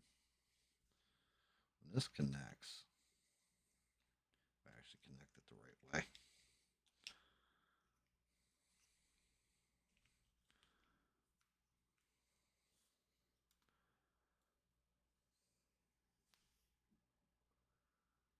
My connection. Okay, yeah, no, that's all steel.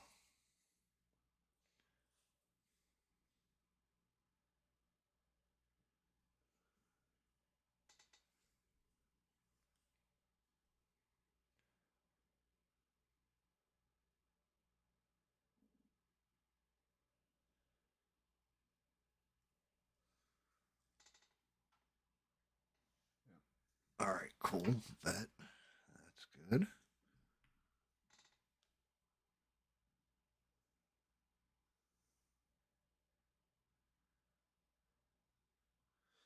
You think I need both?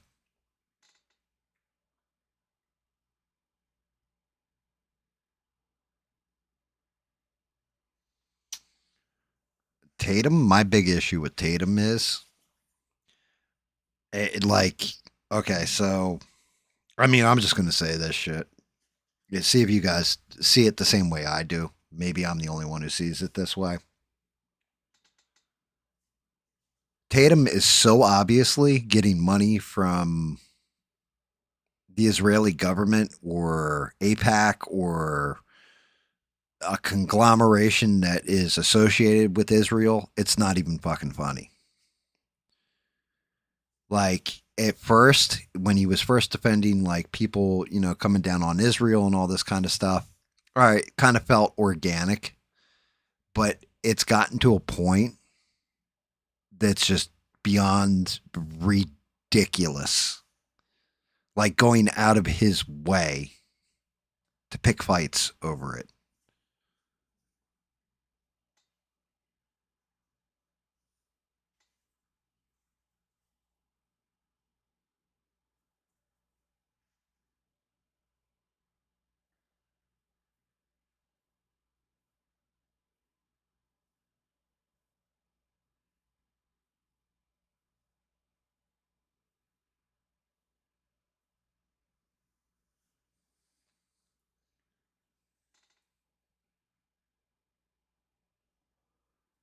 Yeah, I unsubbed from Tatum a while ago.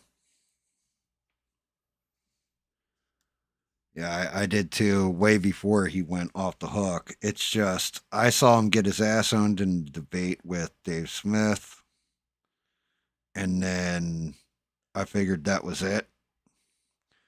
And he just doubled, tripled, quadrupled down. And every time it got more and more cringy to me. Like, it was just more and more obvious. Like, I could see if you're not being obvious with something, but man, he made it where that shit was super obvious.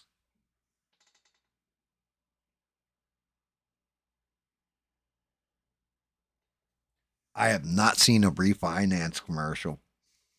Who the fuck would refinance right now? Like, you lost your goddamn mind.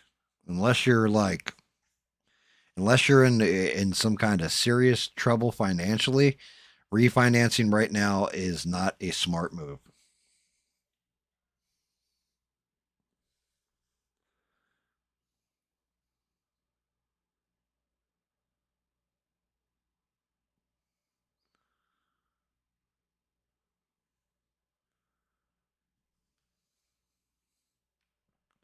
Like at this point, it would be predatory to refinance. You would get such a bad deal.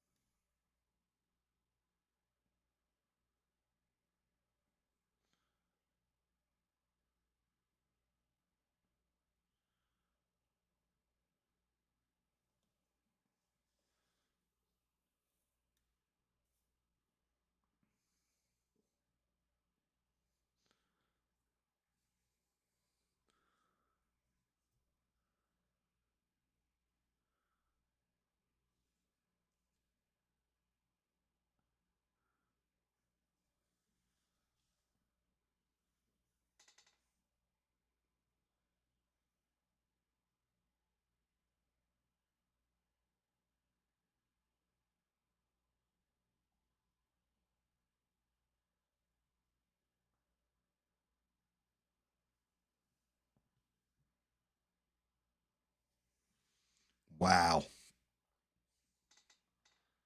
They're paying him 25 grand a month to fucking do it. Dude, Bob, good catch on that. Bob reads the fine print.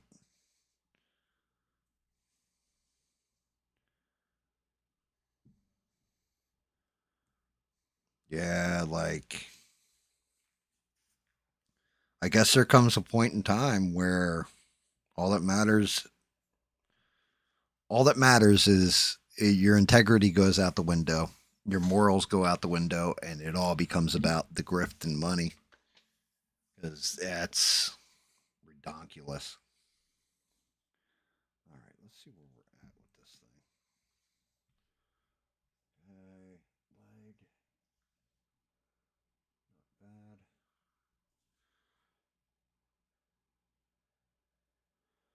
not bad. Leg.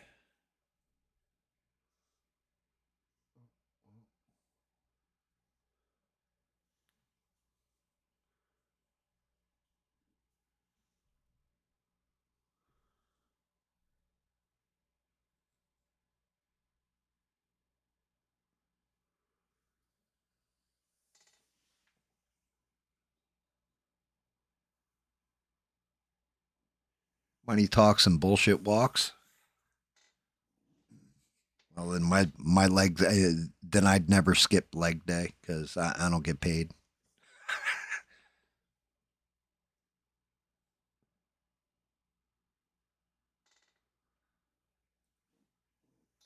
That's insane to me.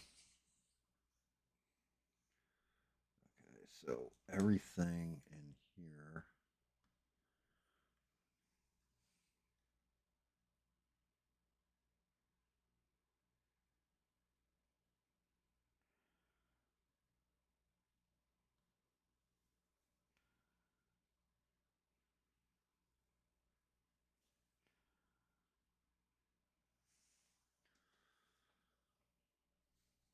Good lord.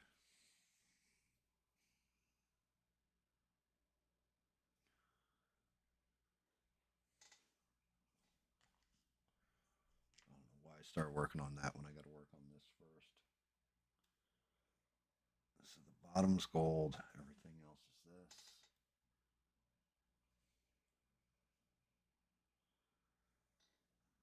That is gold, which means. Let's see. Yep. All right. Let me switch this up.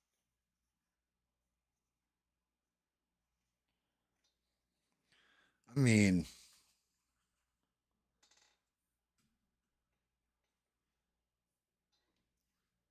I guess if you don't have, granted, I don't know.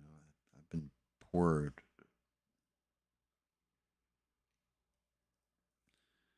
my whole life for the most part. Up until like my 40s. That was about when I got comfortable. Still not rich, but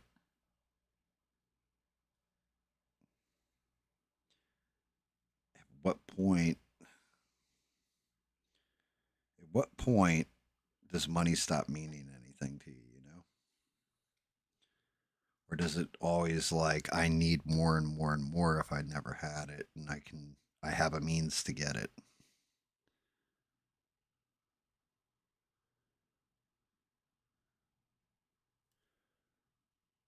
Like at what point is at what point does your integrity stop being for sale? If you're doing shit like, hey, look, I'm going to run a refi commercial, and this is clearly a predatory service and business practice, but you know what? Fuck it. I'm going to take these people that trust what I'm saying to them as gospel and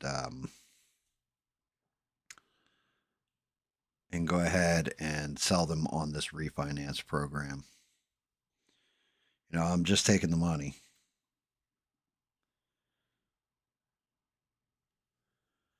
Like, that means Tatum is basically the guy that would end up at a Diddy party, like getting butt fucked by Will Smith, rubbing the baby oil on and shit. Yeah, that's who Tatum turns out he is.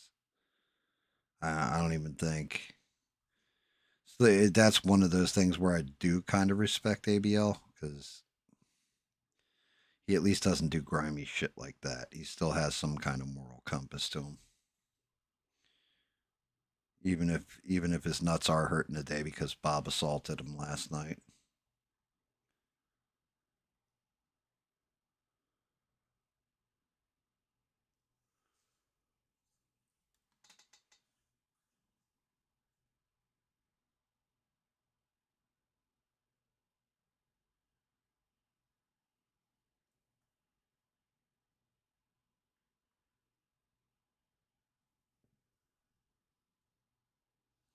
Comfort, stability, yeah. Well, I mean that's kind of where I'm at in my life is comfort and stability, and that can all be. That's the other thing. I think that I'm always like somebody's going to take all this shit from me at any point in time, and I think I because of that, like I think that way that I live humble for the most part. If that makes sense. I I'm happy with what I have.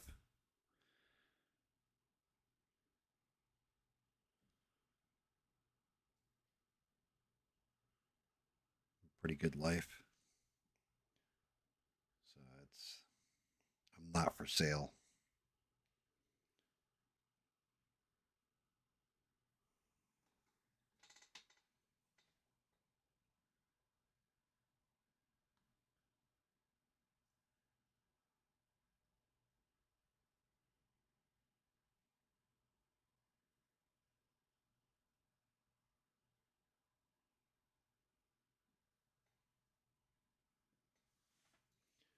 Damn, that's fucking shitty, Ian. That's actually shitty.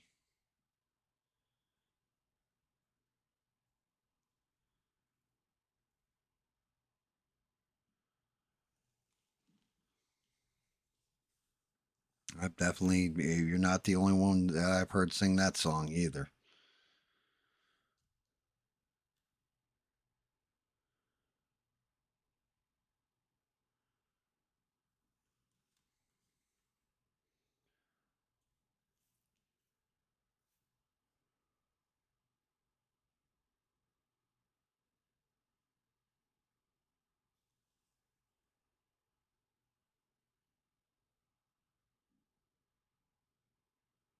Like that is some bullshit.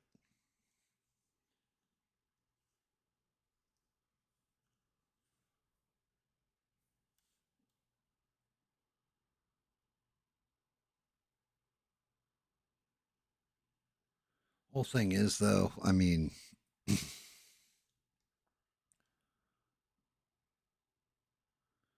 kids nowadays they are at a major disadvantage, and that shit's got to get fixed.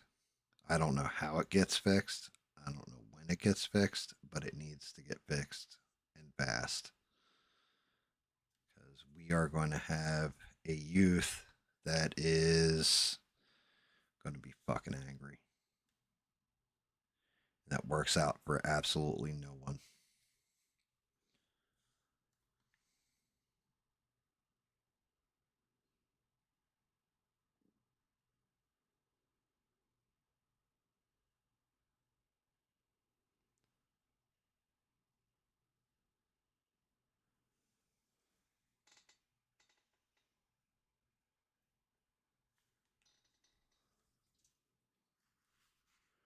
Like I do. I actually do worry about that because the generation that grows up without hope of having a house, a family, being able to afford life, and all that, what what options do you put on the table then? What you end up rebelling, and they shouldn't have to. Just my opinion.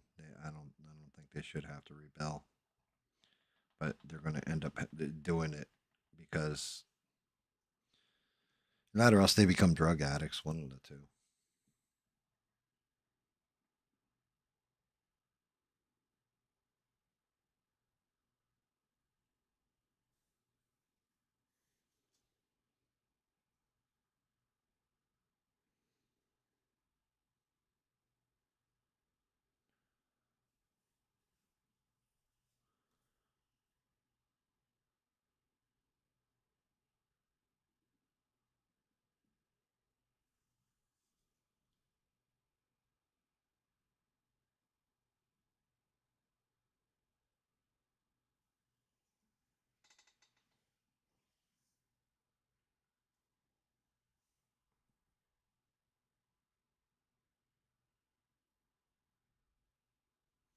Bring it up, Bob. Fire away, brother. We're here for it.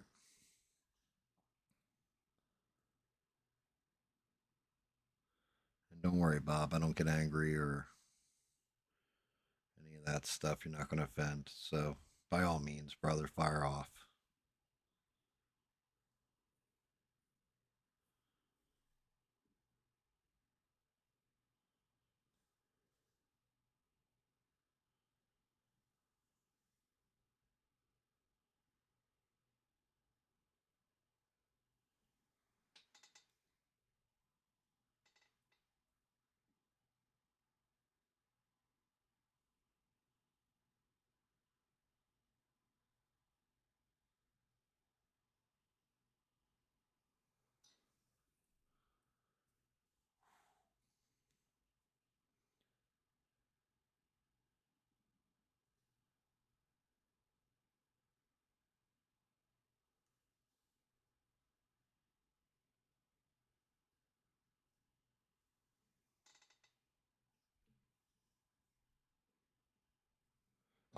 I'm waiting for Bob's I know he's typing, so this is going to be a good one.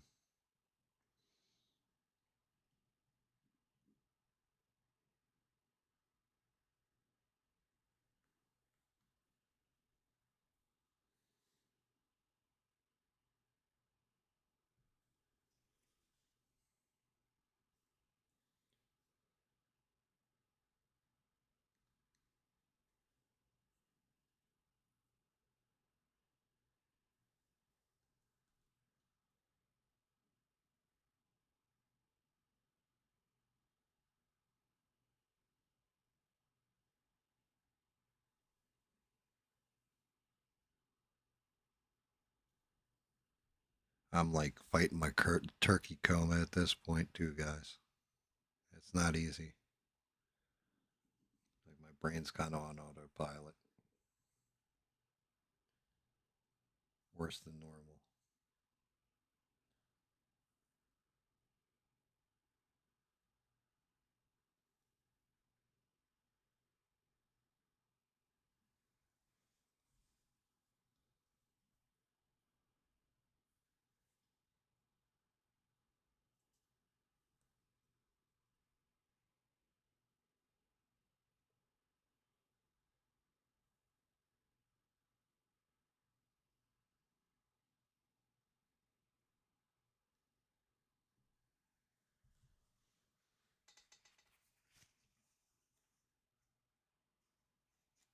Um, I don't think she is. I think Candace Owens is. I think I don't think Erica Kirk is milking her husband's death for money.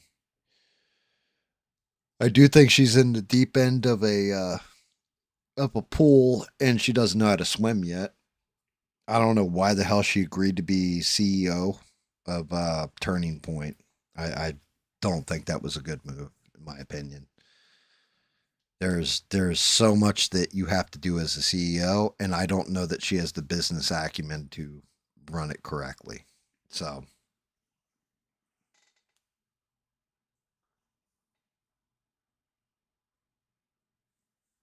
Candace, on the other hand, though, I get she's asking questions. Everybody say all this, and give me 1 second. I got to piss bad. I'll be right back.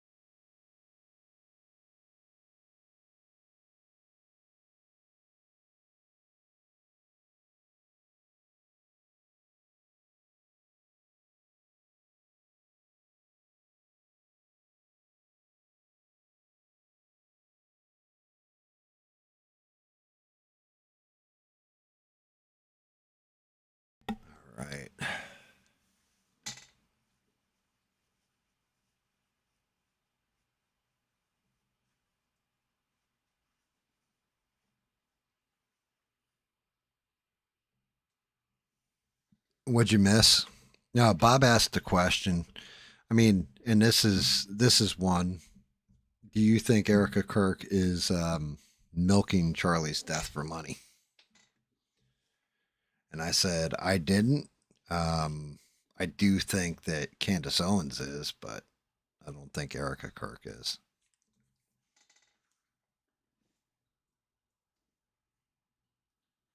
Oh, 26 degrees out. That's fucking frightening. My God, I live in the boiling South.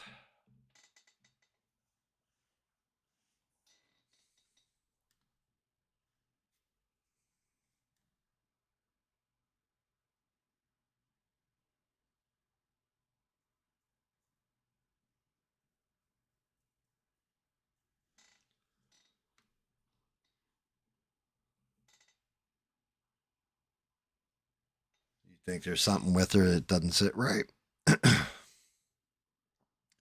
I mean, I don't know.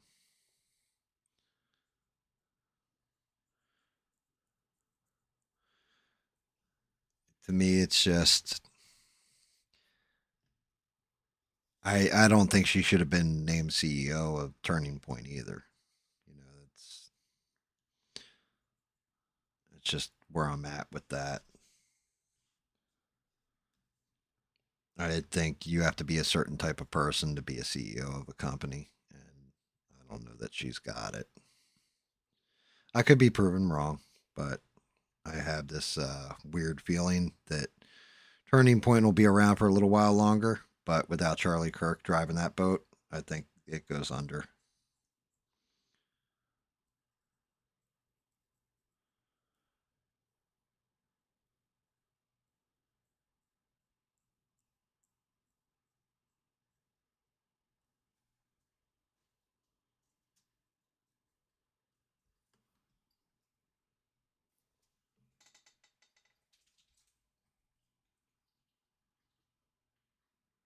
Yeah, she's got those small kids. Well, I mean, wasn't she like a cheerleader or something? I don't know. You know, and you're right. Small kids, you're a mom. And you lost your husband, so you're still dealing with grief. Like it's a bad mix.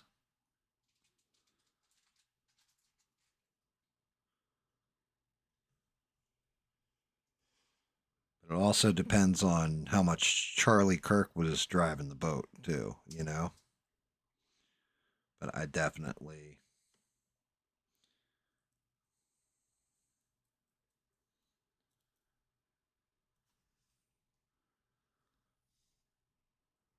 don't think I don't think she's evil or did something nefarious either. You know what I mean? Like, no, it doesn't. Or she's happy that Charlie Kirk's dead, shit like that. Like, none of that hits with me.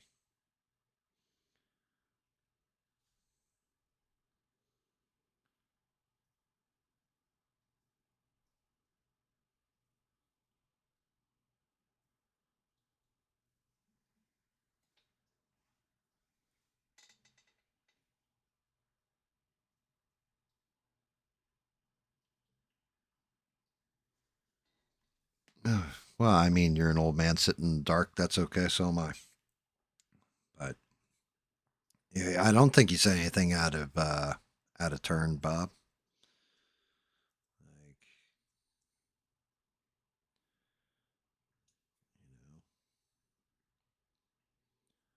I think that's actually a pretty good question, to be honest with you. That is one to throw out to everybody. You know,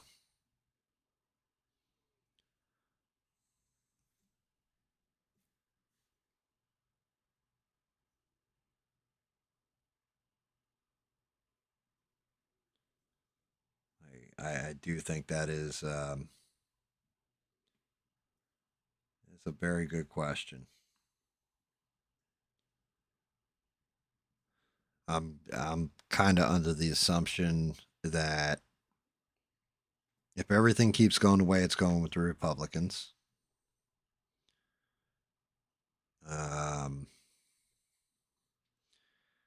let's say Trump really doesn't do much on the economy over the course of, his term.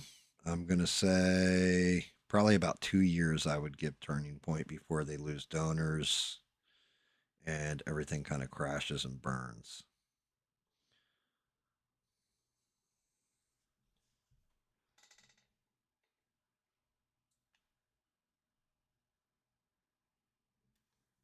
I think we're in the dark too on a lot of stuff as well. I, if that's what you meant by it, Bob. I think there's a lot of stuff at play that we are not privileged to know.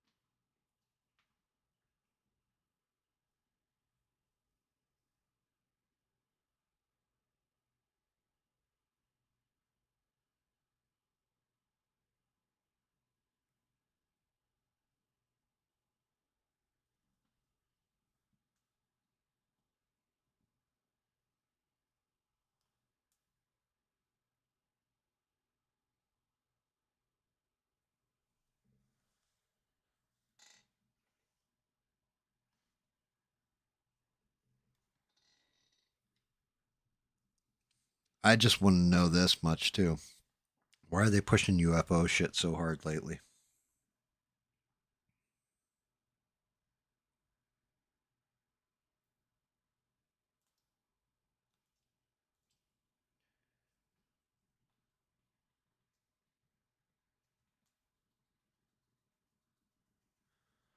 Like usually you push topics like that when you're trying to distract. You know what I mean?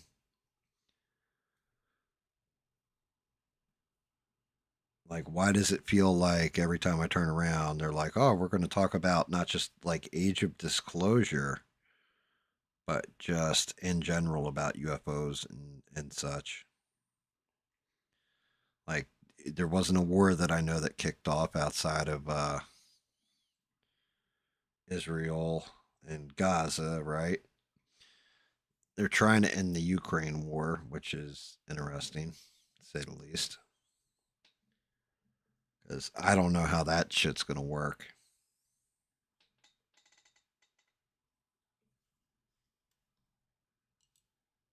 Move Mr. Thanos' head here.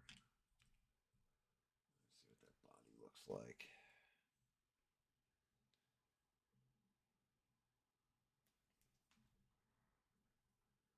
And see, his shit's different.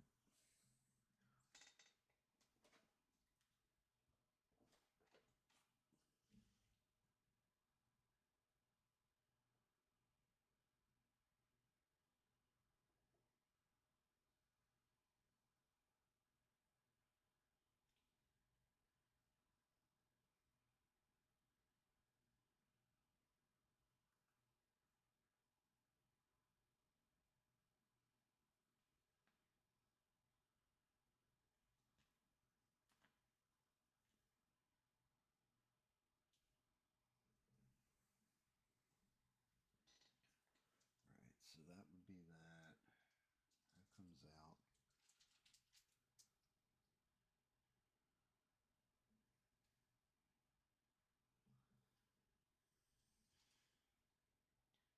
Right here is silver or gunmetal.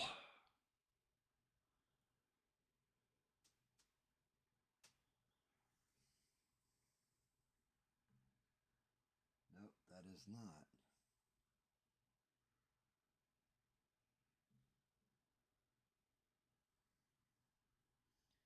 This right here is gunmetal.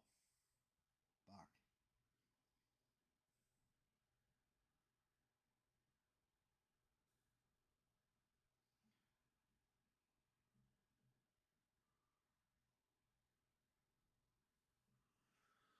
Way old buddy did this armor.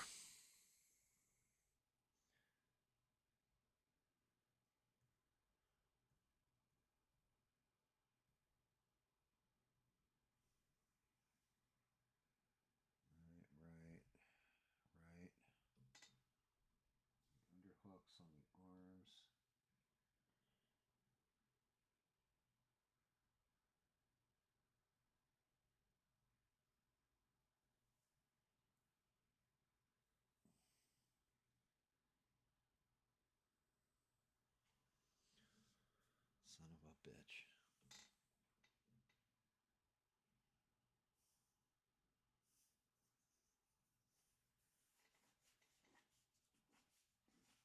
Yeah, and that's just it, Bob. I think Bob's correct too. Usually, it's a distraction. What else is going down? And yes, exactly, Beans. I've been listening to UFO stuff for a very long time. And usually, when we get closer to the end of the year, there's this doctor. I want to say his name's Dr. Stephen Greer, who usually comes up and says, "This year they're going to, announce disclosure and all this kind of crap." And then goes into, every other year I was wrong, but this year I'm 100%. And I haven't seen him yet, but I'm seeing like all kinds of other sources just talk about UFOs constantly. Like, and that's cool. I enjoy my UFO woo woo. But at the same point in time, something feels fucked with it. Something feels just not right.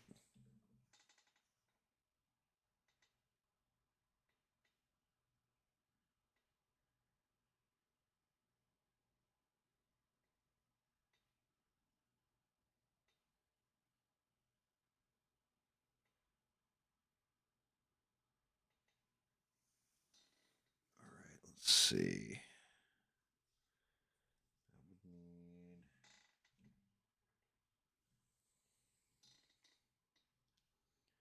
Those plates.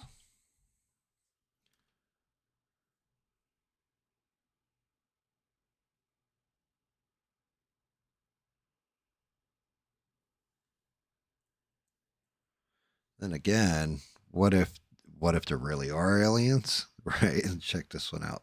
What if there really are aliens? They're gonna actually present them like they're actual legit. And Project Blue Beam's a good guess too. By the way, Beans caught that. Um, Maybe there really are aliens. They're gonna fucking finally announce them to us, and that's why they're trying to hurry up and earn in the Ukraine war. Like, yo, we got to end that shit now.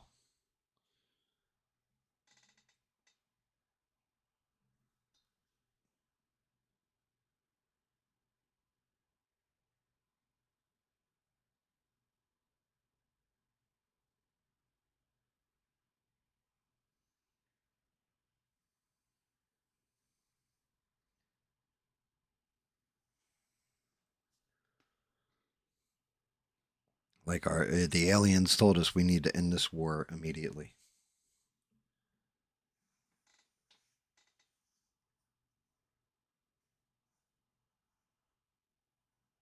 You had never heard the Bob Lazar story, or you watch the documentary I had put up?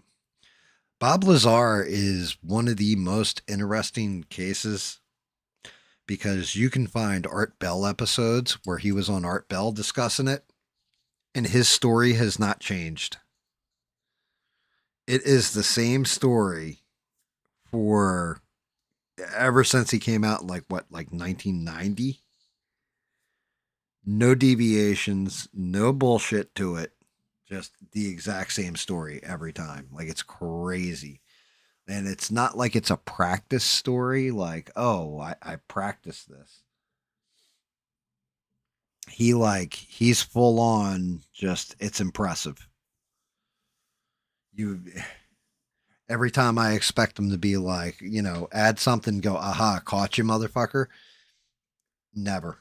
He does not deviate from the same story. I don't understand.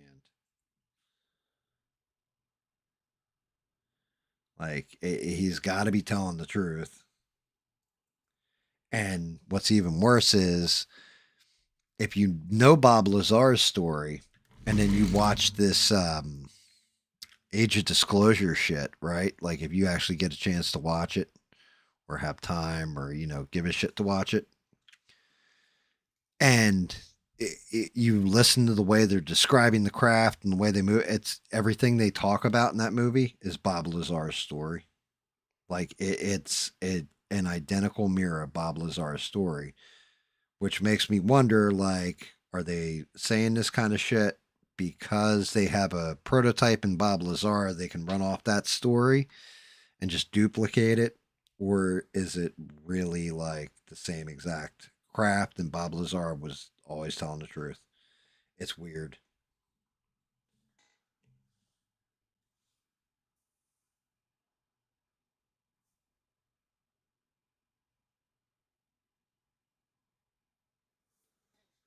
Yeah, okay, you did watch it. Good. Um, yeah, I mean, so that's just it. One of those things with Bob Lazar, when he's talking about element Illyrium 115, right? I think it is. Element 115, Illyrium. Um, Nobody knew that element existed.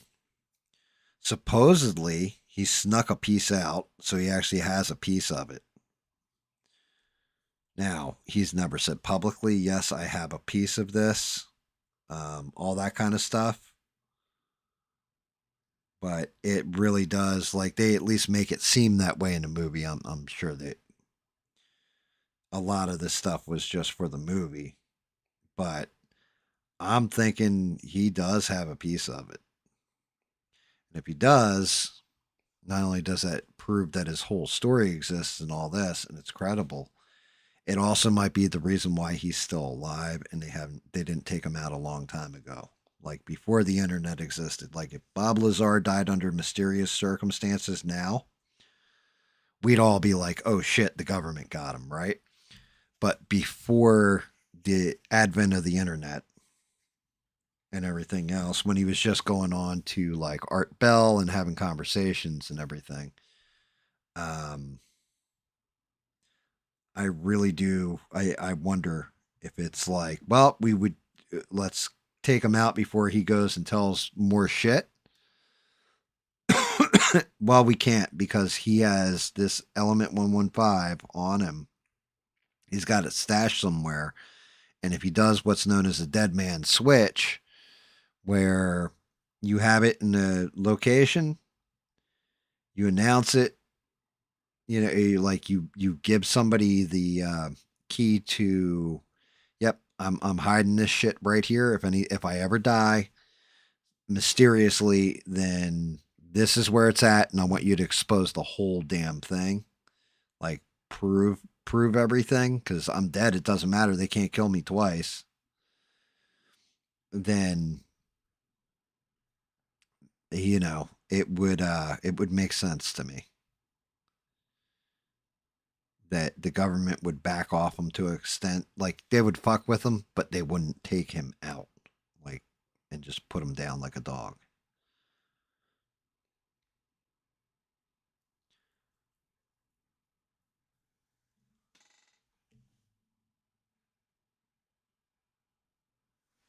I think some of our text reverse engineered. There's certain things I don't think is reverse engineered that people do, but I do think there is a chunk of our tech that is 100% reverse engineered. Fiber optic being reverse engineered, for example, makes complete sense to me. You're fucking with you're telling me the entirety of time we're always messing with copper wiring, copper wiring, doing this with it, doing that with it, doing the other thing with it. And then out of nowhere, you're just like, hey, you know what? If I wrap a glass tube in plastic and then shoot light through it at certain angles, it'll produce yeah, I can basically move data and information at the speed of light and sound at the speed of light too by doing flashing light frequencies. It's just an odd leap to go from something like an electrical impulse to a light pulse.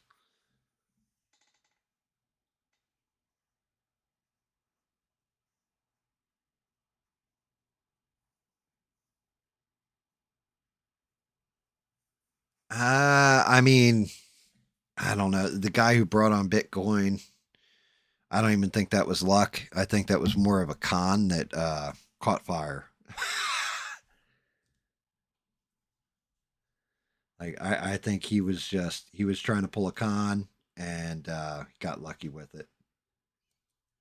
Because when I first saw it when I was a kid, that's what I would have bought a whole bunch of it, but we automatically went, nah, it's a fucking con. That's some con shit. I mean, Bitcoin really wouldn't have caught if it hadn't been from for South American drug dealers using it to pay for the fucking their drugs back and forth. That was kind of what really boosted Bitcoin in the beginning, anyway.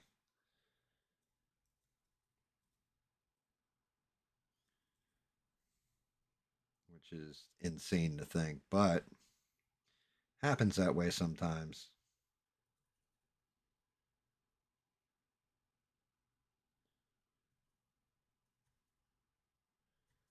I'm trying to fight off turkey coma. Don't you get me turkey coma?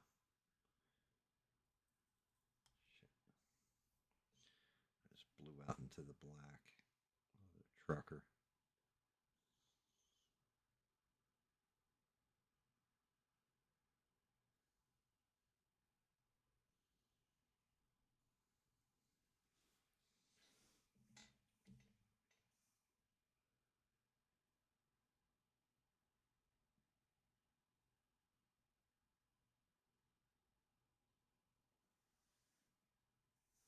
Yeah, I mean, the other part of Bob Lazar. Well, all right. One of the things that pisses me off. I'll say this before I forget it again because I keep forgetting to say this. One of the things that pisses me off is I watched congressional testimony, all that stuff. They show that in the age of disclosure, like when David Grush goes and testifies before Congress along with David Fravor and can't remember the other guy's name's Graves. I can't remember his first name for the life of me. But Grush says, yes, there's non human sentience that we found on these ships. And it's like everybody's like, "Oh my god, aliens!" Right? Like he's talking about aliens, and I'm like, dogs and cats and monkeys all have sentience as well. They're also non-human. So let's say it was a test ship, a test flight for the U.S. government, and they put a monkey on there because this thing's got like some kind of gravity drive. It has nothing to do with aliens. It's just a government experiment, right? And they launched like, but they put a monkey into the pilot seat. They autopilot it, but they just wanted to see what would happen to the monkey. So this way, when they put a pilot in there, if he's going to get crushed by gravity, blah blah blah, that would make it non-human sentience. So I'm like, bruh, I don't trust the one dude at all. Like Grush, I do not trust him a little bit.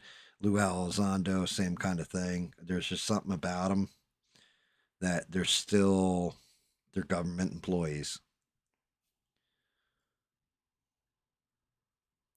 Every other government employee that blows a whistle gets basically taken out back like old Yeller, but these guys, like, no problem. You just blew the lid on one of the biggest secrets ever. Like, something about it stinks to me.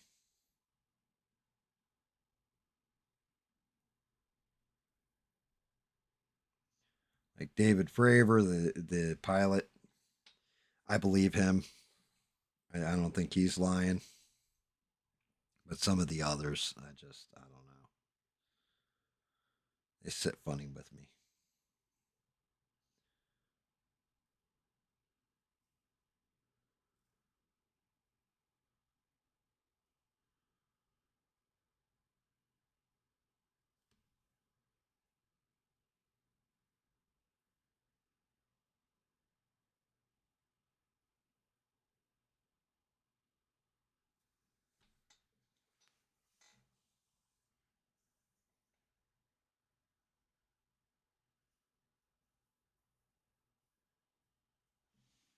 Do you think it's us? You mean like I don't. I mean, are you talking about like us from a future timeline or something that came back into the past? You mean us as in it's a government experiment and they're test planes? I don't think so. Spoiler, I really don't. I don't think it's us in that respect either. Um, Extraterrestrial, possible. Interdimensional, definitely probable, in my opinion. I think it may be more interdimensional than,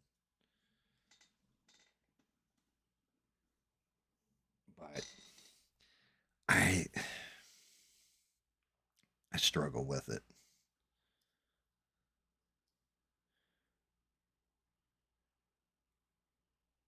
I don't like when people are starting to put a spirituality. Oh, well, they're clearly like fallen angels and demons and shit. I don't like that. I don't like that at all because you assign something religious to things like this, you are going to have cults popping up that are going to worship them. Last cult was the one where they all thought the what was it, Haley's Comet, as it passed by, they would all catch a ride on it to heaven or whatever. Heaven's Gate, I think it was called. They did a mass ritual. We'll put it gentle for YouTube. Shit like that's worrying.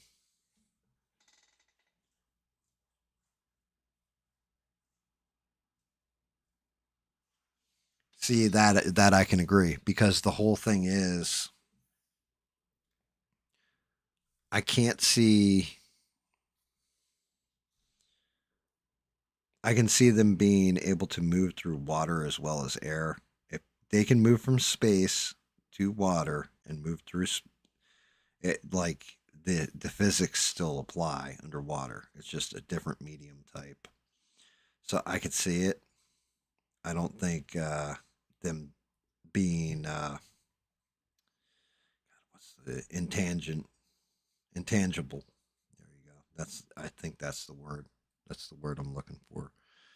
Where they could move through solid objects. I haven't seen anything like that. But being able to be intangible and move through water, space, like the biggest thing with water, the reason why we don't explore real deep is because, well, the pressure of the ocean. If you have a bubble around you that can alter the gravity and the weight crushing down on you or withstand it, we could go deep into the ocean.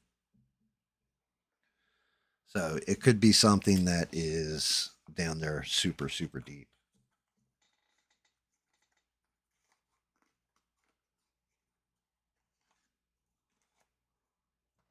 Uh, Mermaids. I don't know. I don't know about like, Atlantis being under the ocean, some advanced technology and all this. I think it was more of a trading port, if I'm being honest about that one.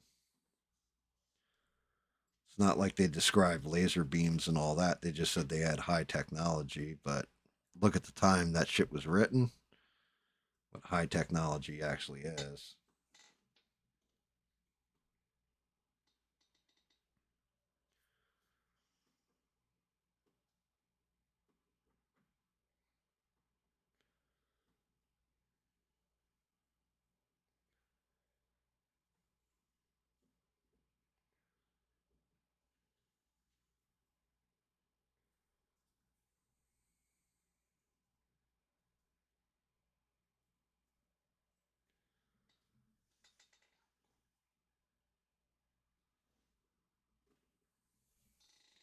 Yeah, I mean, well, and that's just it. Supposedly it's different species too, which, to be fair,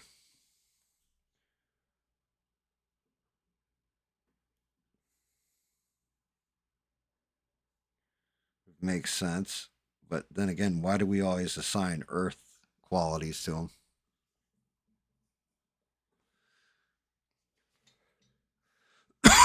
Like the insectoids, ones, the lizard ones. What if they're simply like intelligent silicone rocks? You know, you never know.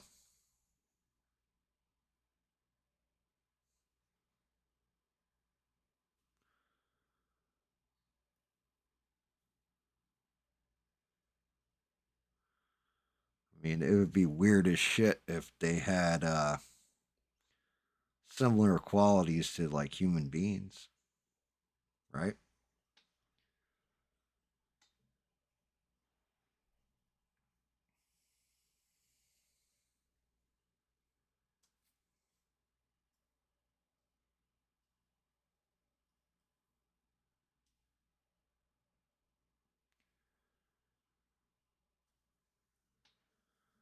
See how that's coming out so far.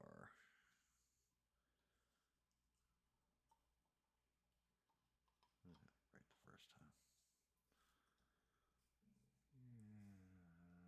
Yep, not bad.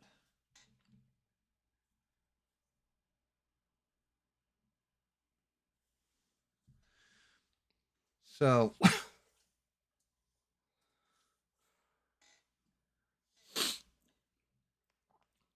um, okay, how about this? Now, granted, do you know my theory about if they're trans-dimensional, why there's crashes and stuff, and everybody's like, well, if they're so advanced, why do they always crash? Have I ever explained this before? And yeah, fuck it, I'll just explain it. So my theory is that if they are trans-dimensional, they came through, interdimensionally. Well, then it would stand to logic if we opened a portal to another dimension, say tomorrow, they fire up CERN, the Large Hadron Collider. They fire it up and accidentally open a portal to another dimension. Well, now you need a vehicle to go through, or do somebody might walk through, immediately die. They just burst in flames, whatever. You don't know what the gravity on the other side is. You don't know what the environment is. You don't know all these different things. And yes, you could put test tools through the portal or whatever. But if you're working in a limited amount of time, you can gather some information, but not a ton. So I think what happened is the next step would be, okay, well, can we put a craft through that could survive? You put the craft through that survives, there's your donations right there. You don't, they're not manned craft. You don't put a person in there. You just send the vehicle through, remote controlled. It malfunctions for some reason, and now it's stuck on the other side. Well, that one's fucked. Open another portal, all this, you know, your test pilot goes through because now, well, you send it through remotely. It comes back, everything works fine. So now you assemble a test pilot in there, they go through. The only thing is, when they go through, because they actually have power over the controls and they're supposed to gather specimens, whatever, to bring back to the other side through the portal again, they end up getting affected biologically somehow and crashing the ship.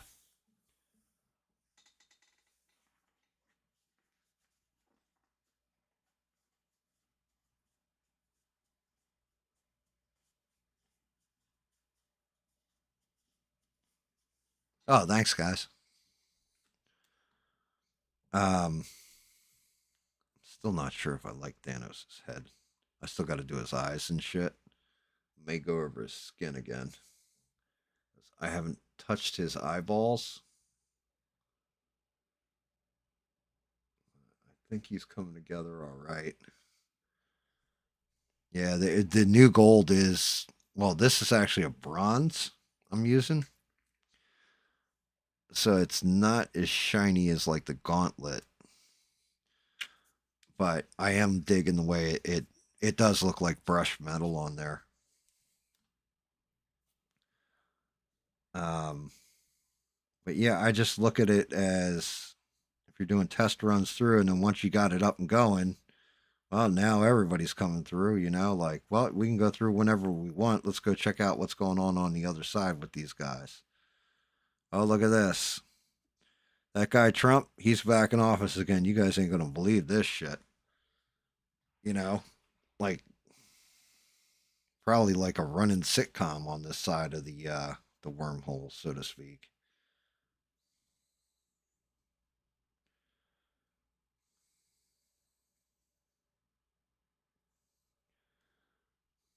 Imagine that bunch of aliens, interdimensional beings coming through and being like, "Yo, all these assholes are wearing two masks. What the fuck's wrong with them? Don't they know it's just a common cold? What the humans are silly."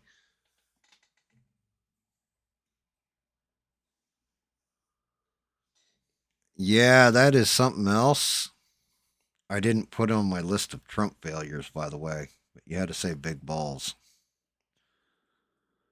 Oh boy. So Doge is being phased out. Just FYI.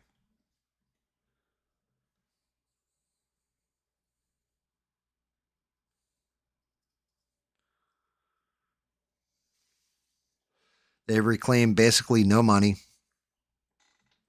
and are being phased out. What the fuck?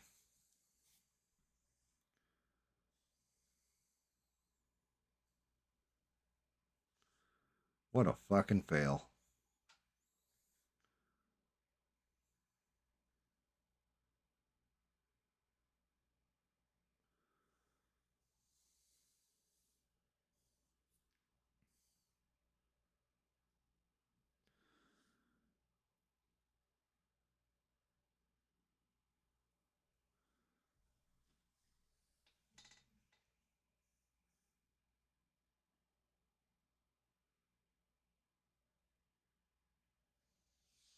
The drones we never got an answer to. That's a good call as well.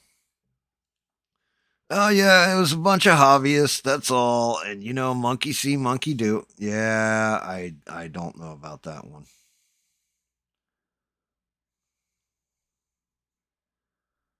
And so you're telling me, let me get this straight.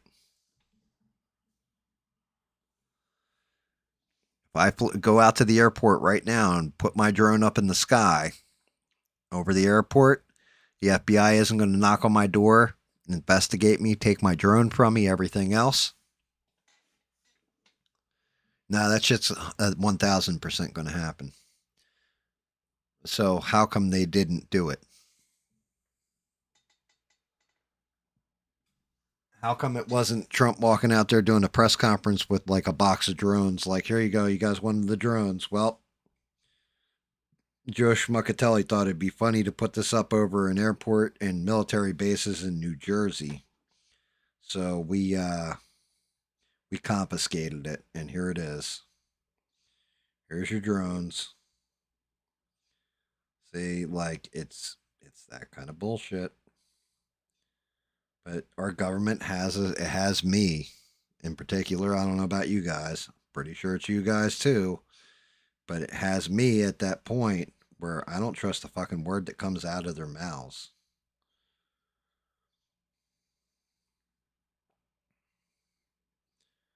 Like I do not trust anything to do with our government right now. I do not trust that the adults are in charge. None of that stuff.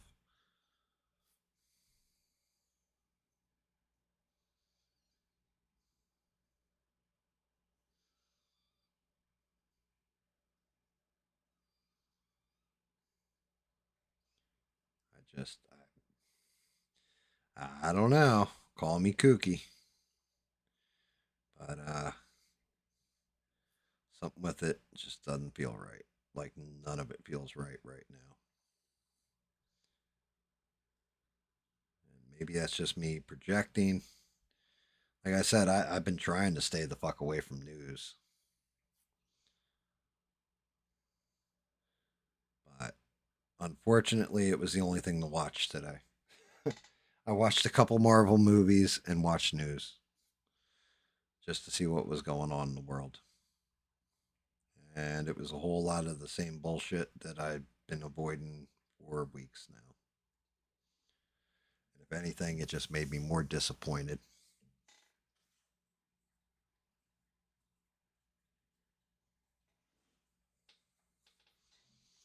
You want balls on New Year's? Gonna watch a ball drop in New York?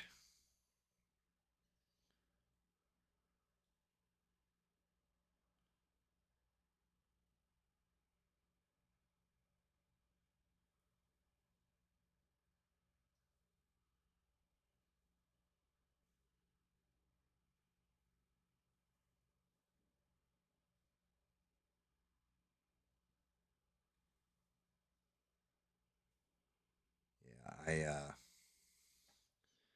I don't know. That feeling. When I get that feeling, I need sexual healing. No, that's not correct. When I get that feeling, usually shit cracks off not long after. Last time I had a feeling like I do now, like this feeling in the pit of my stomach. Fucking, we went and bombed Iran.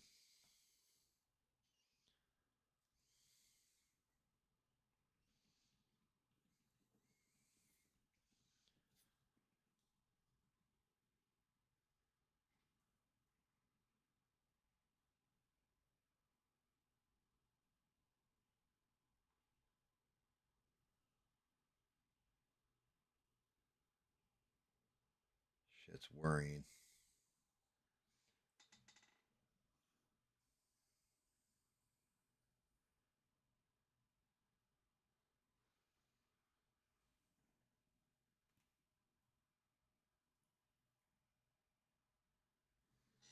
Oh, really?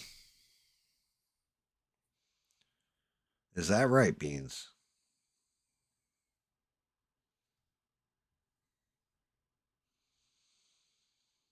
That's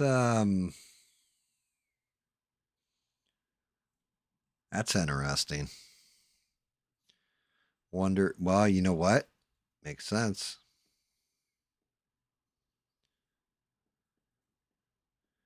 Look at who the Secretary of State is. Think about where he came from. If I'm being honest, I think our Secretary of State is why we're actually attacking Venezuela.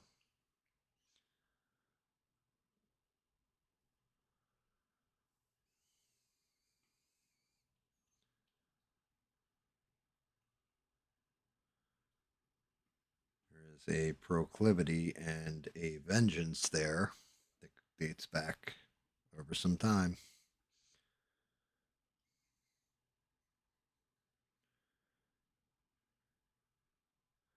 As I said, I may not be right, but for some reason, it just makes sense to me.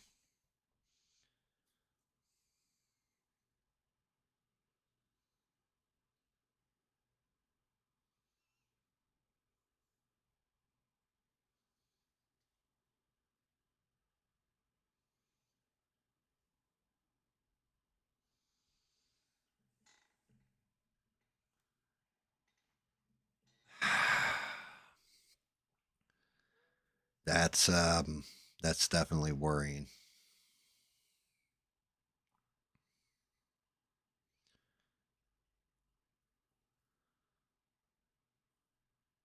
A shitload, huh?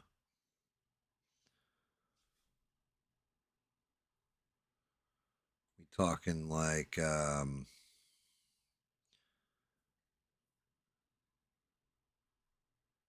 talking like Biden levels?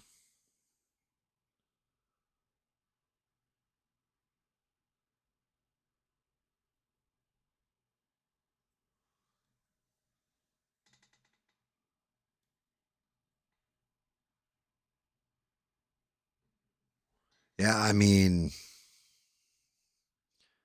probably right. We are getting to that time of year too. Congress is about to go to recess, which what do we got? How many more days? We should set a countdown clock. It'll be right when Congress goes to recess is when, the release of the Epstein files, ha ha ha, is supposed to be out. And I don't see them releasing them, if I'm being honest with that. I see some kind of little trickle come out of what should be a faucet.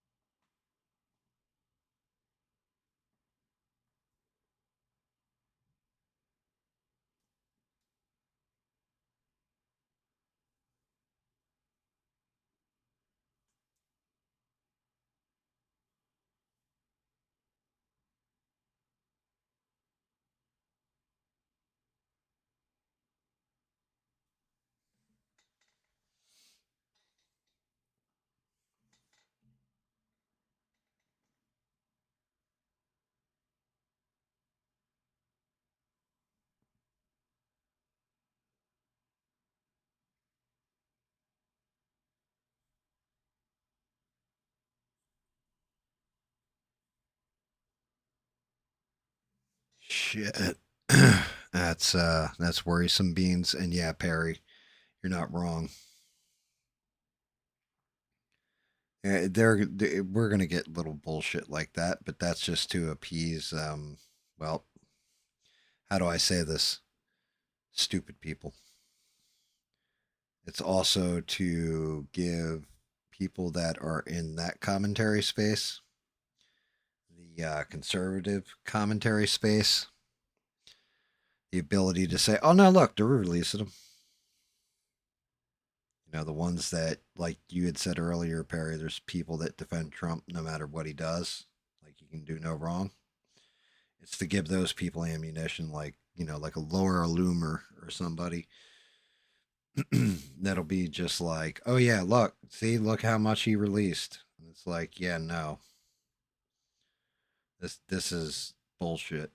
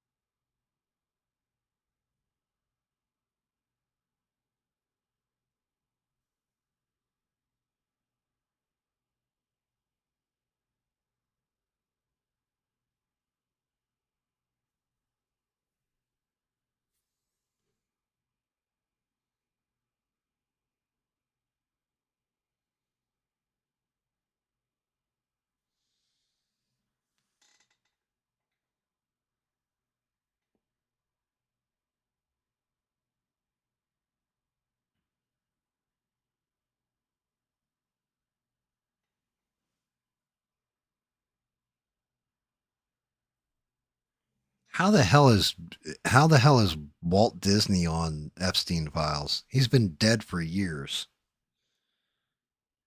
Like I mean, a long ass time. Like since I was a kid. Epstein, I don't think goes back that far. Michael Jackson being on there would not shock me. Not because he was doing some inappropriate shit. Just if that dude was actually managing money and moving money around the way he was, I'm sure Michael Jackson would be on there.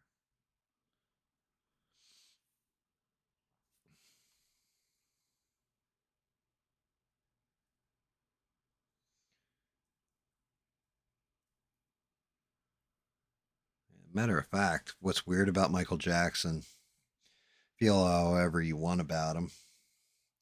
Um, According to Corey Feldman, Michael Jackson was one of the only decent people to him in Hollywood when others were like molesting him and Corey Haim and shit. Michael Jackson fucking like was protecting him.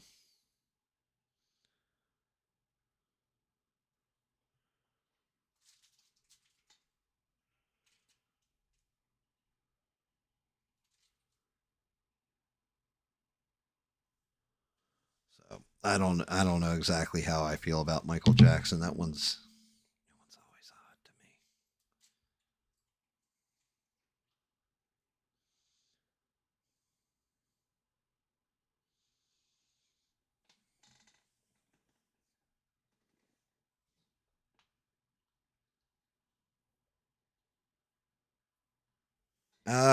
Well, we know Michael Jackson was a victim of abuse.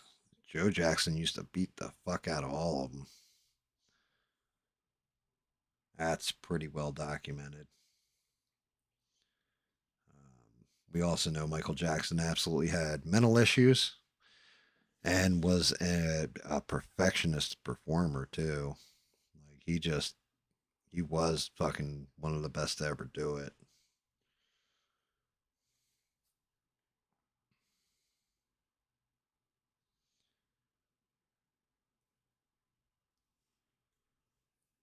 Seeing somebody chase their childhood as hard as he did, you definitely know something was fucked up when he was a kid.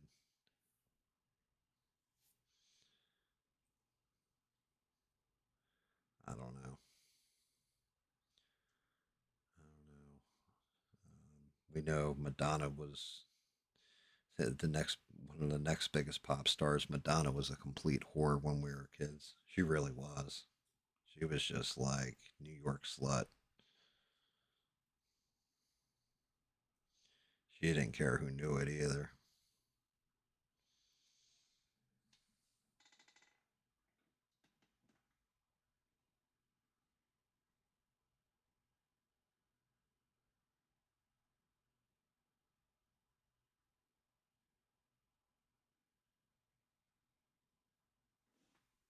Yeah, that's kind of a good call. Um, Six. Hollywood is its own special kind of fucked up place. The music industry was too for a while there. Now the music industry is just weird. I don't even know how people make money anymore in the music industry. Like outside of doing tours, seems like can't really sell an album. Like I guess you can sell it on iTunes. Who the fuck pays for music?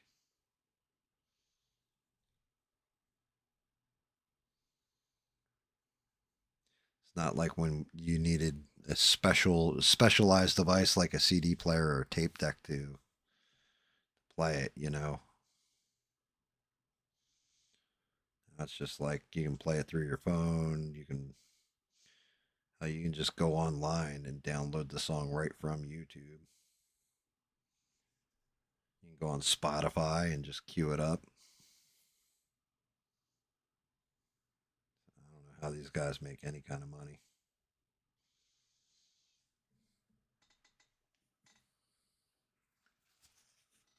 Let's see how Space Grimace is coming along.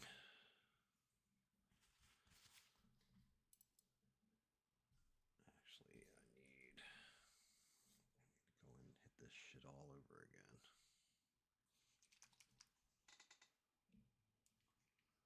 Yeah, you still buy vinyls, but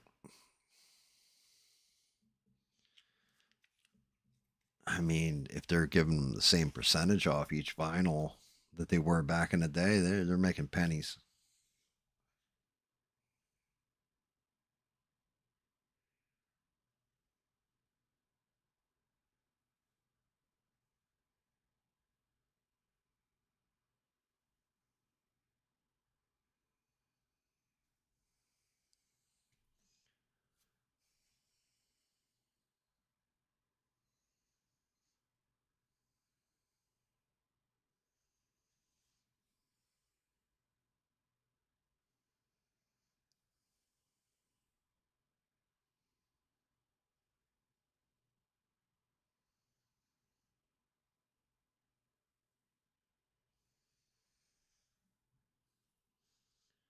I mean, that's fine.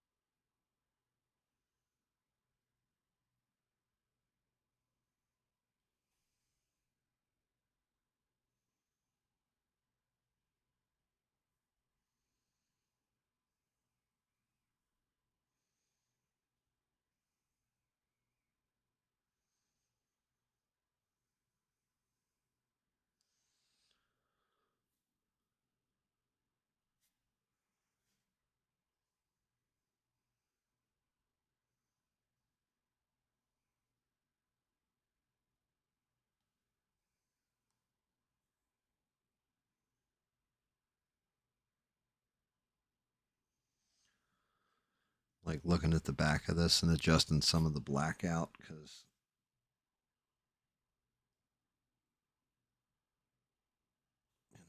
it looks like it breathes right here for some reason.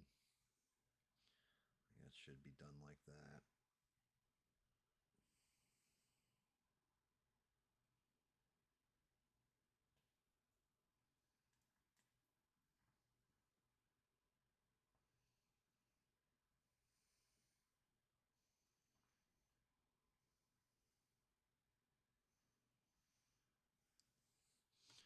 Same thing with these little spots off the side of the spine.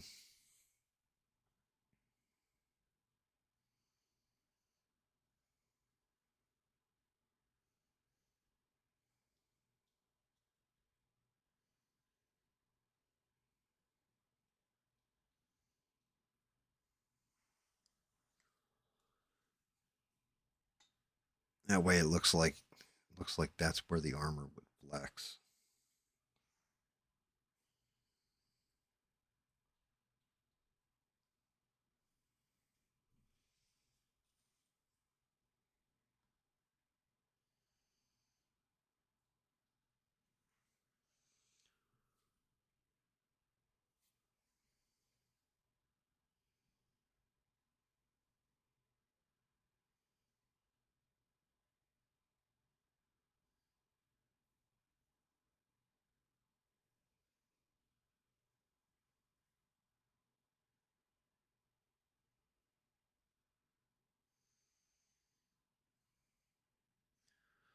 Man, I got spots that I've got to regold.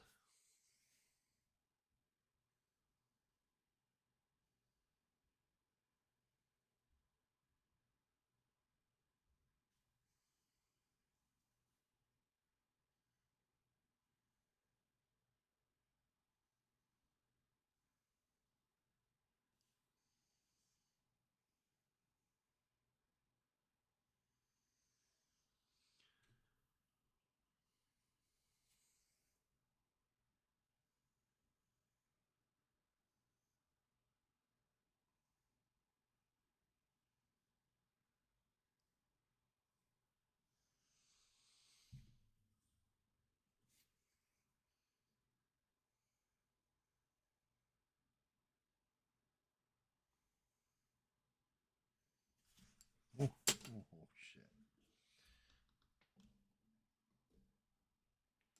Had that brush way too loose in my hand when flipping.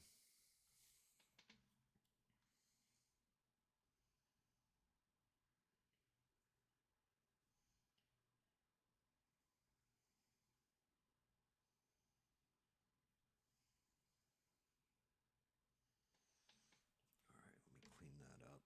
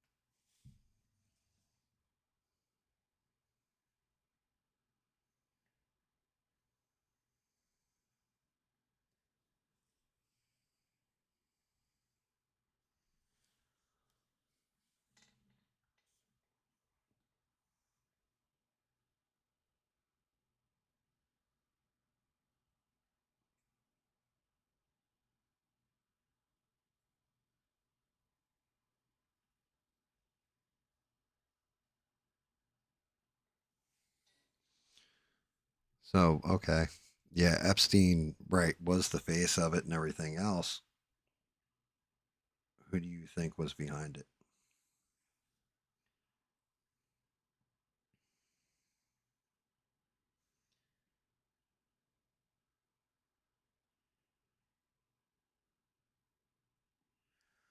Like who do you think was actually mastermind? Like I don't think Epstein was the mastermind of Epstein Island.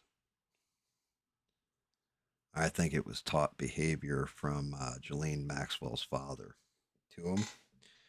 And I personally think it's all the intelligence agencies. It was their way of keeping track of the billionaires. And those intelligence agencies weren't just limited to one country, I think it was multiple countries.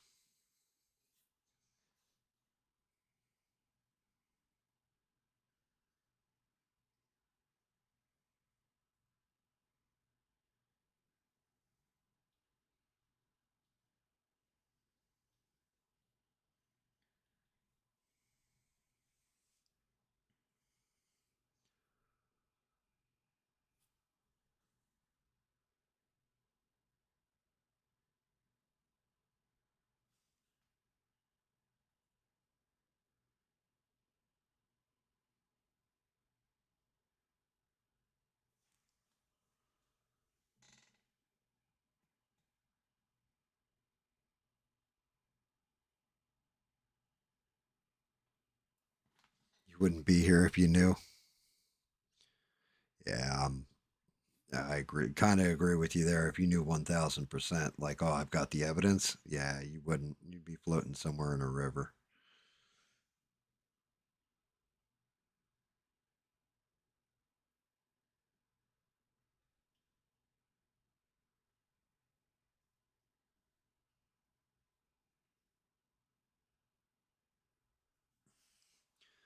I mean, guaranteed, we know at least one of the countries. Not just well, one of the countries I'm going to say is the U.S. Just because of the deal that he got back in the day. But I'm pretty sure that one of the other countries would be a place where pedophiles, when they're caught, run off to escape being extradited or anything else because they don't consider it a crime in that country and will not extradite for it.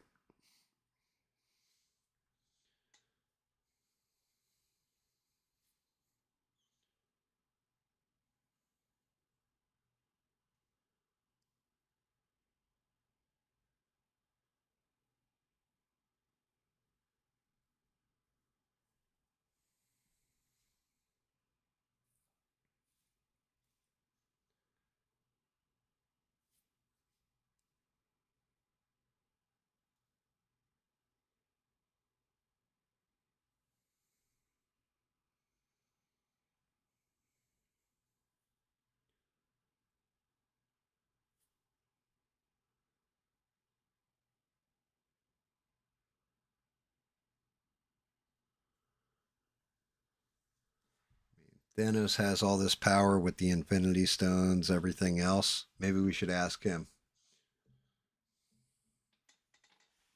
Hey, Thanos, what's your take on things? What are you thinking, buddy?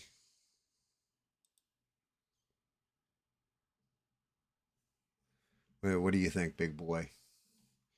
You think what do you think about this whole situation? You think oh,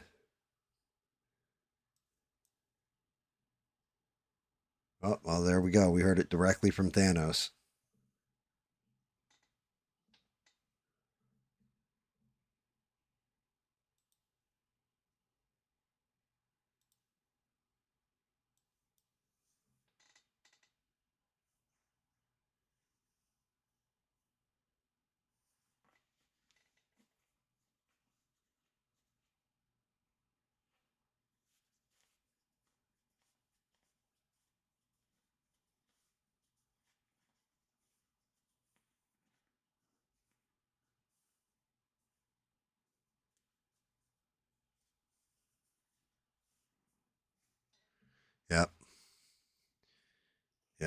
Thanos.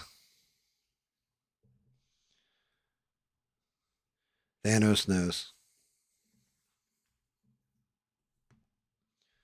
I gotta say, I do like the way the armor looks, though.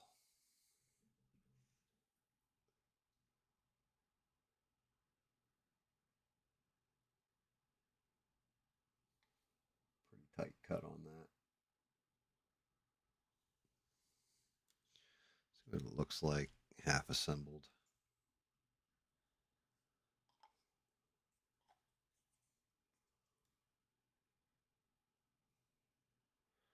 Not terrible.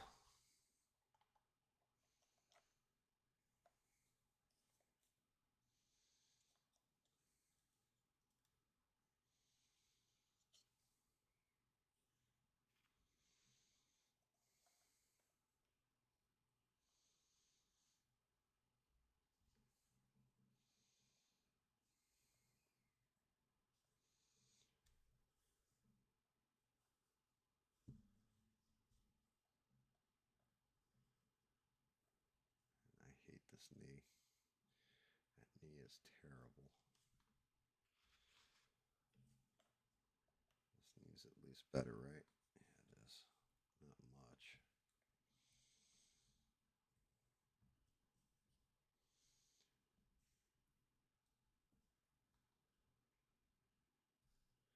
Let's see, what does your head look like on you? There's big space grimace. I'll tell you what, Stark.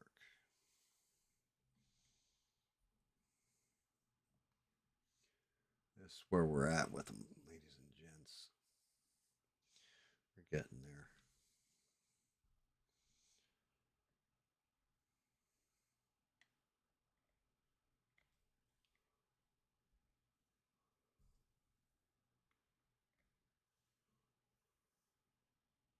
I don't think he looks terrible.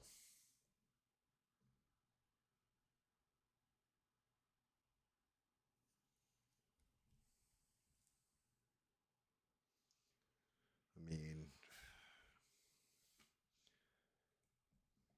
the face is still a little sketchy. So much left to do on this bad boy. This thing's going to kill me. This stupid base. Not only do I got to do the inside and outside of a broken cap shield and all the pieces, I also got Iron Man's fucking helmet. God damn it. But I do love the broken Captain America shield. To me, that's awesome. So, yeah. This month I got my free download stuff from Wicked and Berserk. One of the Wicked models, because he does nothing but Marvel, I'm actually looking forward to doing. It may be the next one I start running through the printer, firing up the print machine and getting that one printing. All set up and ready to rock and roll. But it's a Galactus. It's a pretty cool looking Galactus. I hate the way that sits. Let me see. Let me look at something. Let me look at the thing. Yeah, this is definitely going to be a two-parter. Oh, fucking break apart, bastard.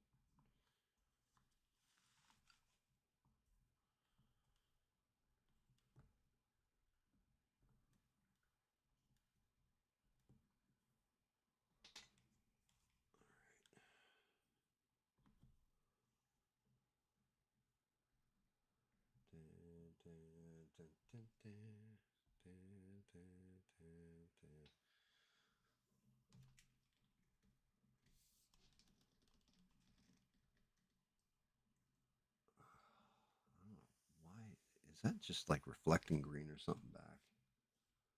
Why is it?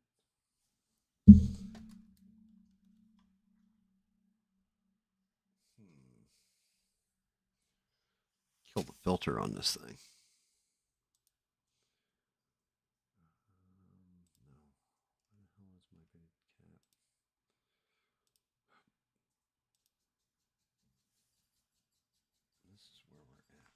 so far.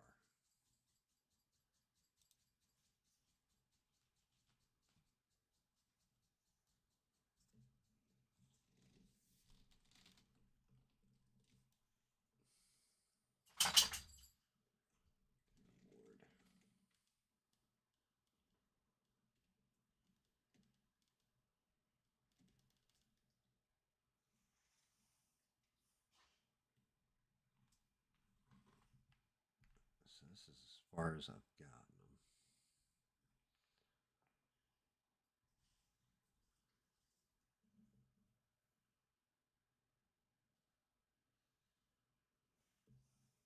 Actually, get the damn camera to.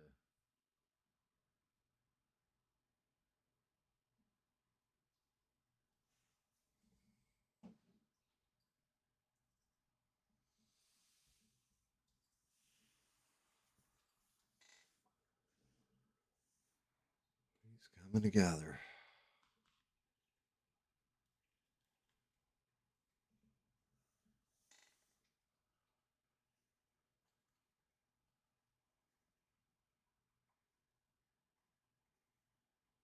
He'd look good with a big old church hat.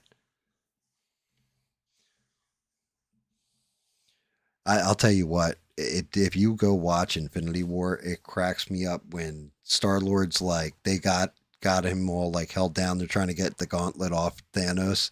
Some of the shit that comes out of Star Lord's mouth when he's like, "Where's Gamora?" and he's just like, "My Gamora." He's like, "Oh bullshit," but he's like, "You say Gamora's name again, I'll blow that nutsack looking chin right off your face."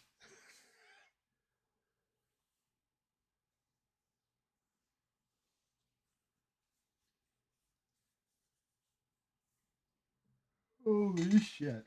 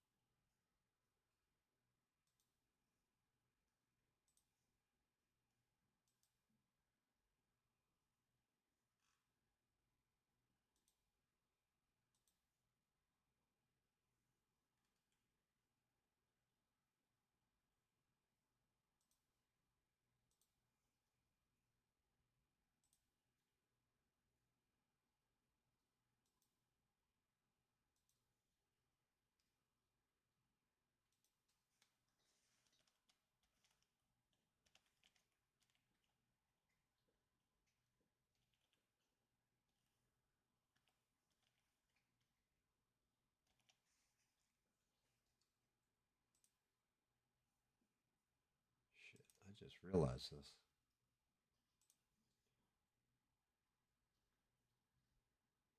Normally I look this crap up.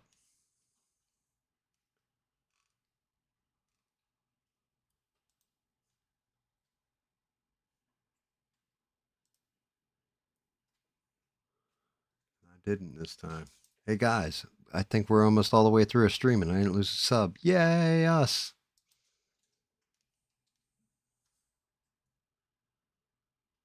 Yeah, that's what I thought. Yeah, all right, cool. I thought I nailed it. Thought it was number 85.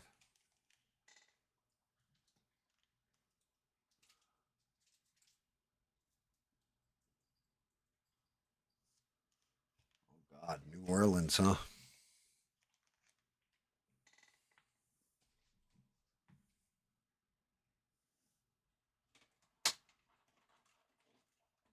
If we're going to Louisiana, I might make a side stop.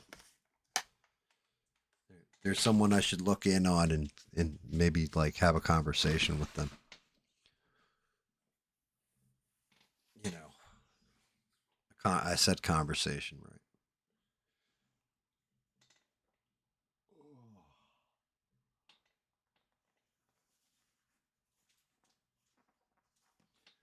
Perry for the so man. That last week I lost 5 subscribers, 4 of which during streams. Like at the end of the stream, like just wiped off 2, wiped off 2. I was like, what the fuck? Like I didn't even think I pissed anybody off.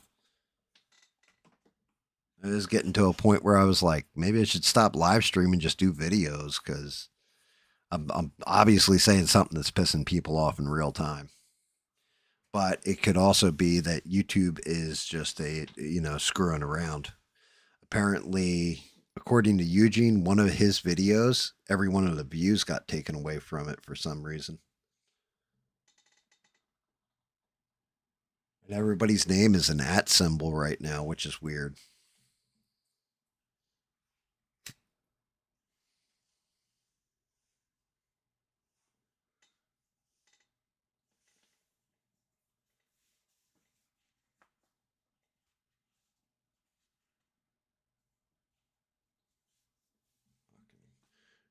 Beans wants to do New Orleans because she collects beads when she goes. Actually, it's because Beans just knows the layout of the land, if we're being honest.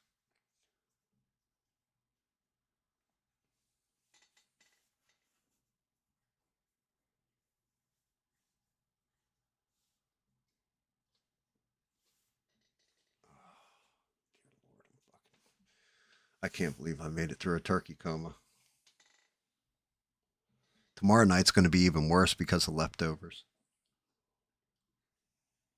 I'm going to be like turkey coma for a week, I think. Actually, like 3 or 4 days.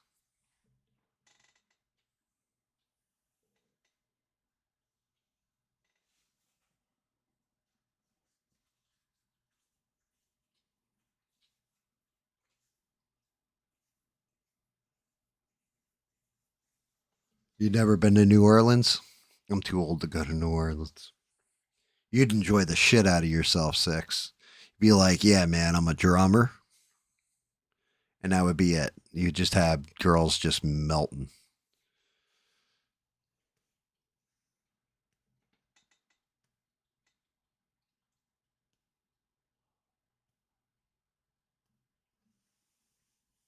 Yeah, New Orleans is well,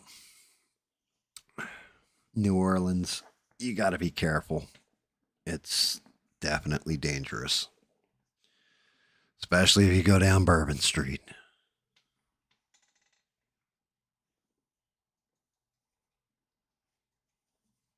Just just remember, if they look too hot for you, then they're probably going to rob you.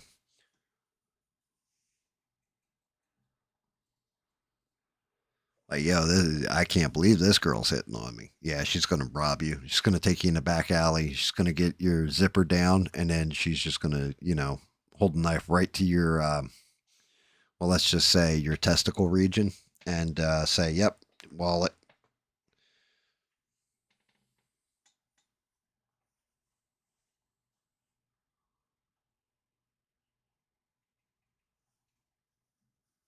Yep, that's exactly where she'll be aiming the knife, Six.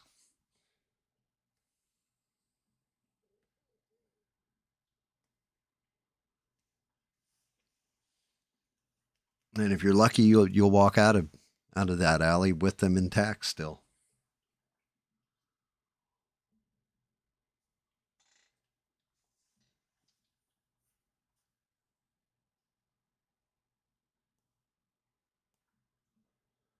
Yeah, I know my mom at one point in time, she told me when she was younger, she went down to New Orleans and she was she lived all across the country. Like she just traveled for a while there and she was in New Orleans and her dad had given her a gun when because she was traveling all across the country. Gun laws were a lot looser back then. And somebody kept jostling her doorknob, like trying to get into the room. And she yelled, "I got a gun. I will use it." You know, kept jostling the doorknob. She pulled the trigger. It blew a hole right through the fucking door. Didn't hit the person on the other side, thankfully, because it turned out it was just some drunk dude. It went to the wrong room. She almost shot him. Hysterical, but terrifying at the same point.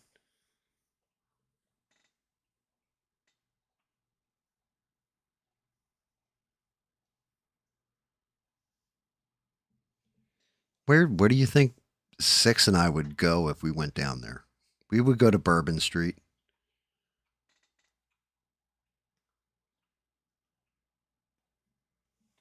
We can go. We can look up other streamers that are down there and hang out with them too. Go chill at their grandparents' house. Go down to the basement with them. Enjoy the Christmas lights.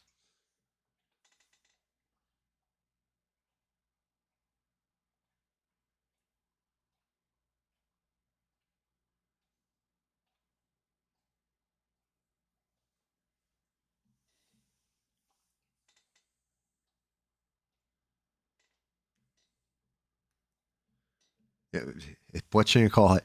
It smells like pee and vomit. Well, yeah, that's why we want to go there. That means there was a lot of fun that was had there.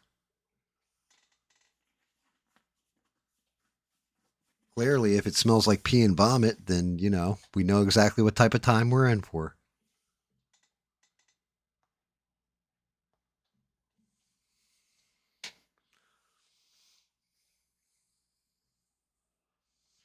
I mean, look, this is just a rumor, and I may have started it, but I heard that Six wears condoms that like the tip of the condom looks just like the mask that he wears when he's drumming. So just a heads up on that one to everybody. It's a rumor. I may have just started it, but it could be true, but probably not. But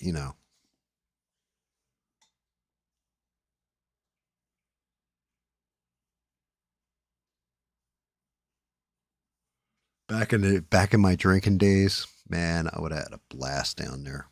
As an old gam, no, I friggin' it'd be terrible.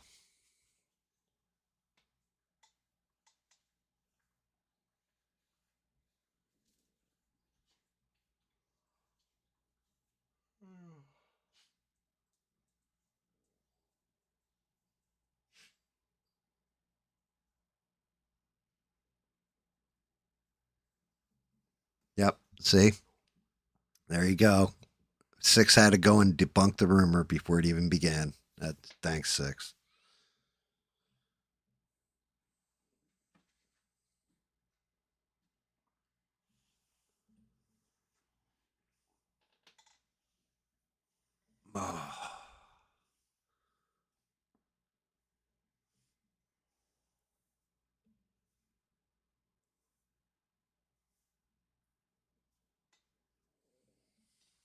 Oh, we had a good rumor started, and yeah, just went and shut that one down.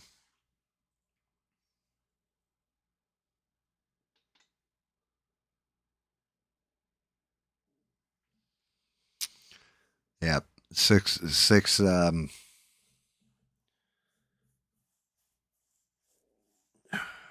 apparently his pullout game's on point.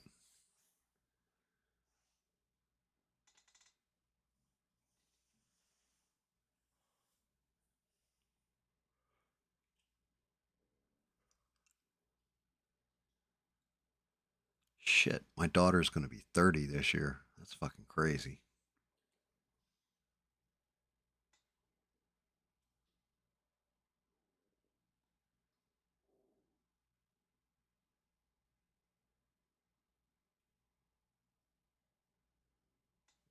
This comment is full of blanks.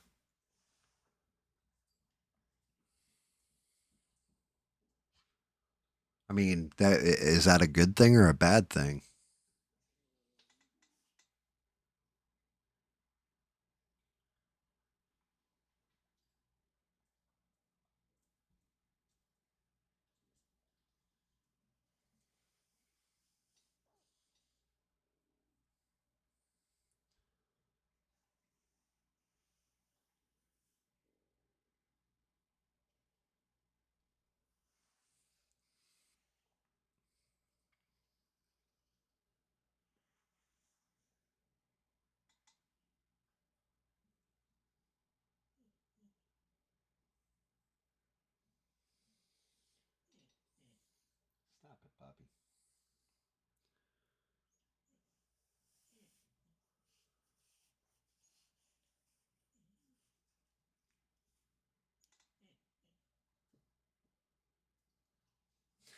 Good on you, Ian. Good on you.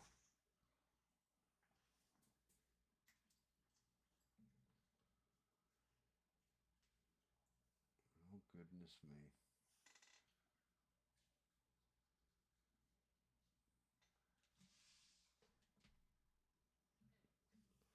You know, it's definitely got to be a time of the night when we're all talking about this kind of shit.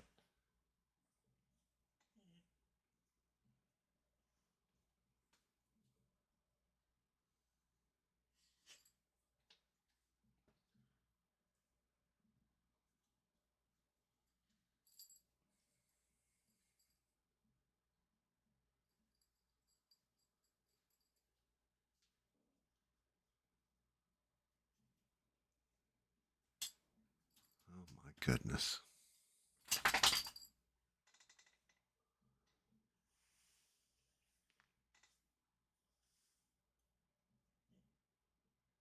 Faux show.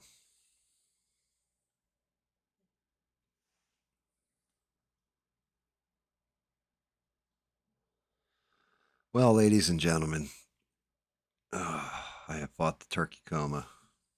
I'm definitely tired. We knocked through quite a bit on Thanos.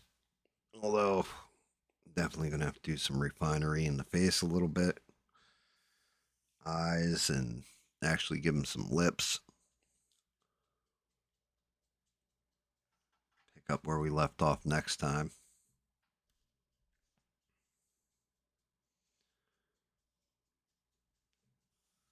Fix those armbands.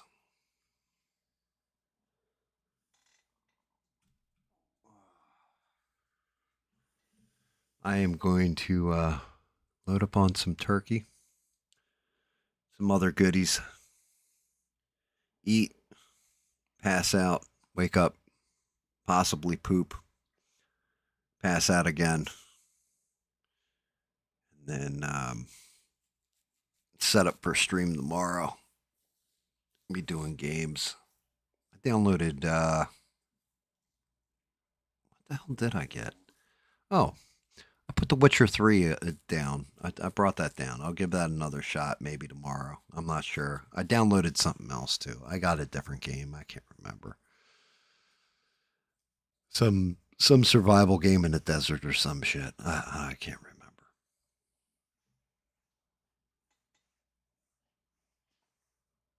Yeah, I'll be on. I'll be back tonight.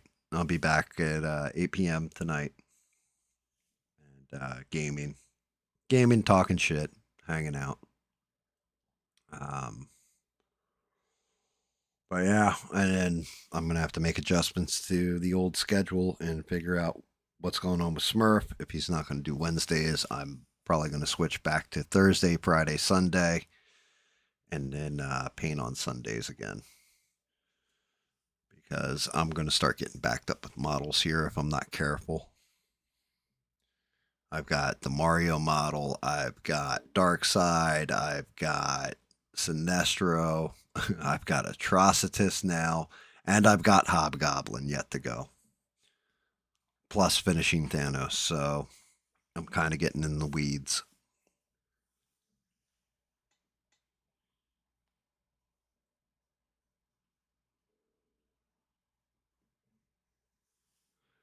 But yeah, guys, I appreciate you. And on this Thanksgiving, I am thankful for all of you. I am shocked that all you guys are here, to be honest with you. I figured everybody'd have family shit to do and everything else. Um, Shout out to every last one of you and thank you. I really am thankful for you guys. You're the reason I do this shit. Um, well, no, you're not the reason I do this shit. You're the reason why I record this shit and go live with it. Otherwise, I just turn the camera on, start painting, and shut my damn mouth. Um, but I do appreciate every last one of you. And everybody, I hope you had a good holiday. I'll be back tomorrow night, 8 p.m. Eastern Standard. And like I said, we'll be gaming. I'll talk to Smurf in the interim. Hopefully, I'll message him and see what's up. But everybody, have a great day today. Enjoy your Black Friday shopping if you're going out in it. Enjoy your leftovers. I'll catch you later tonight. Everybody hang tough.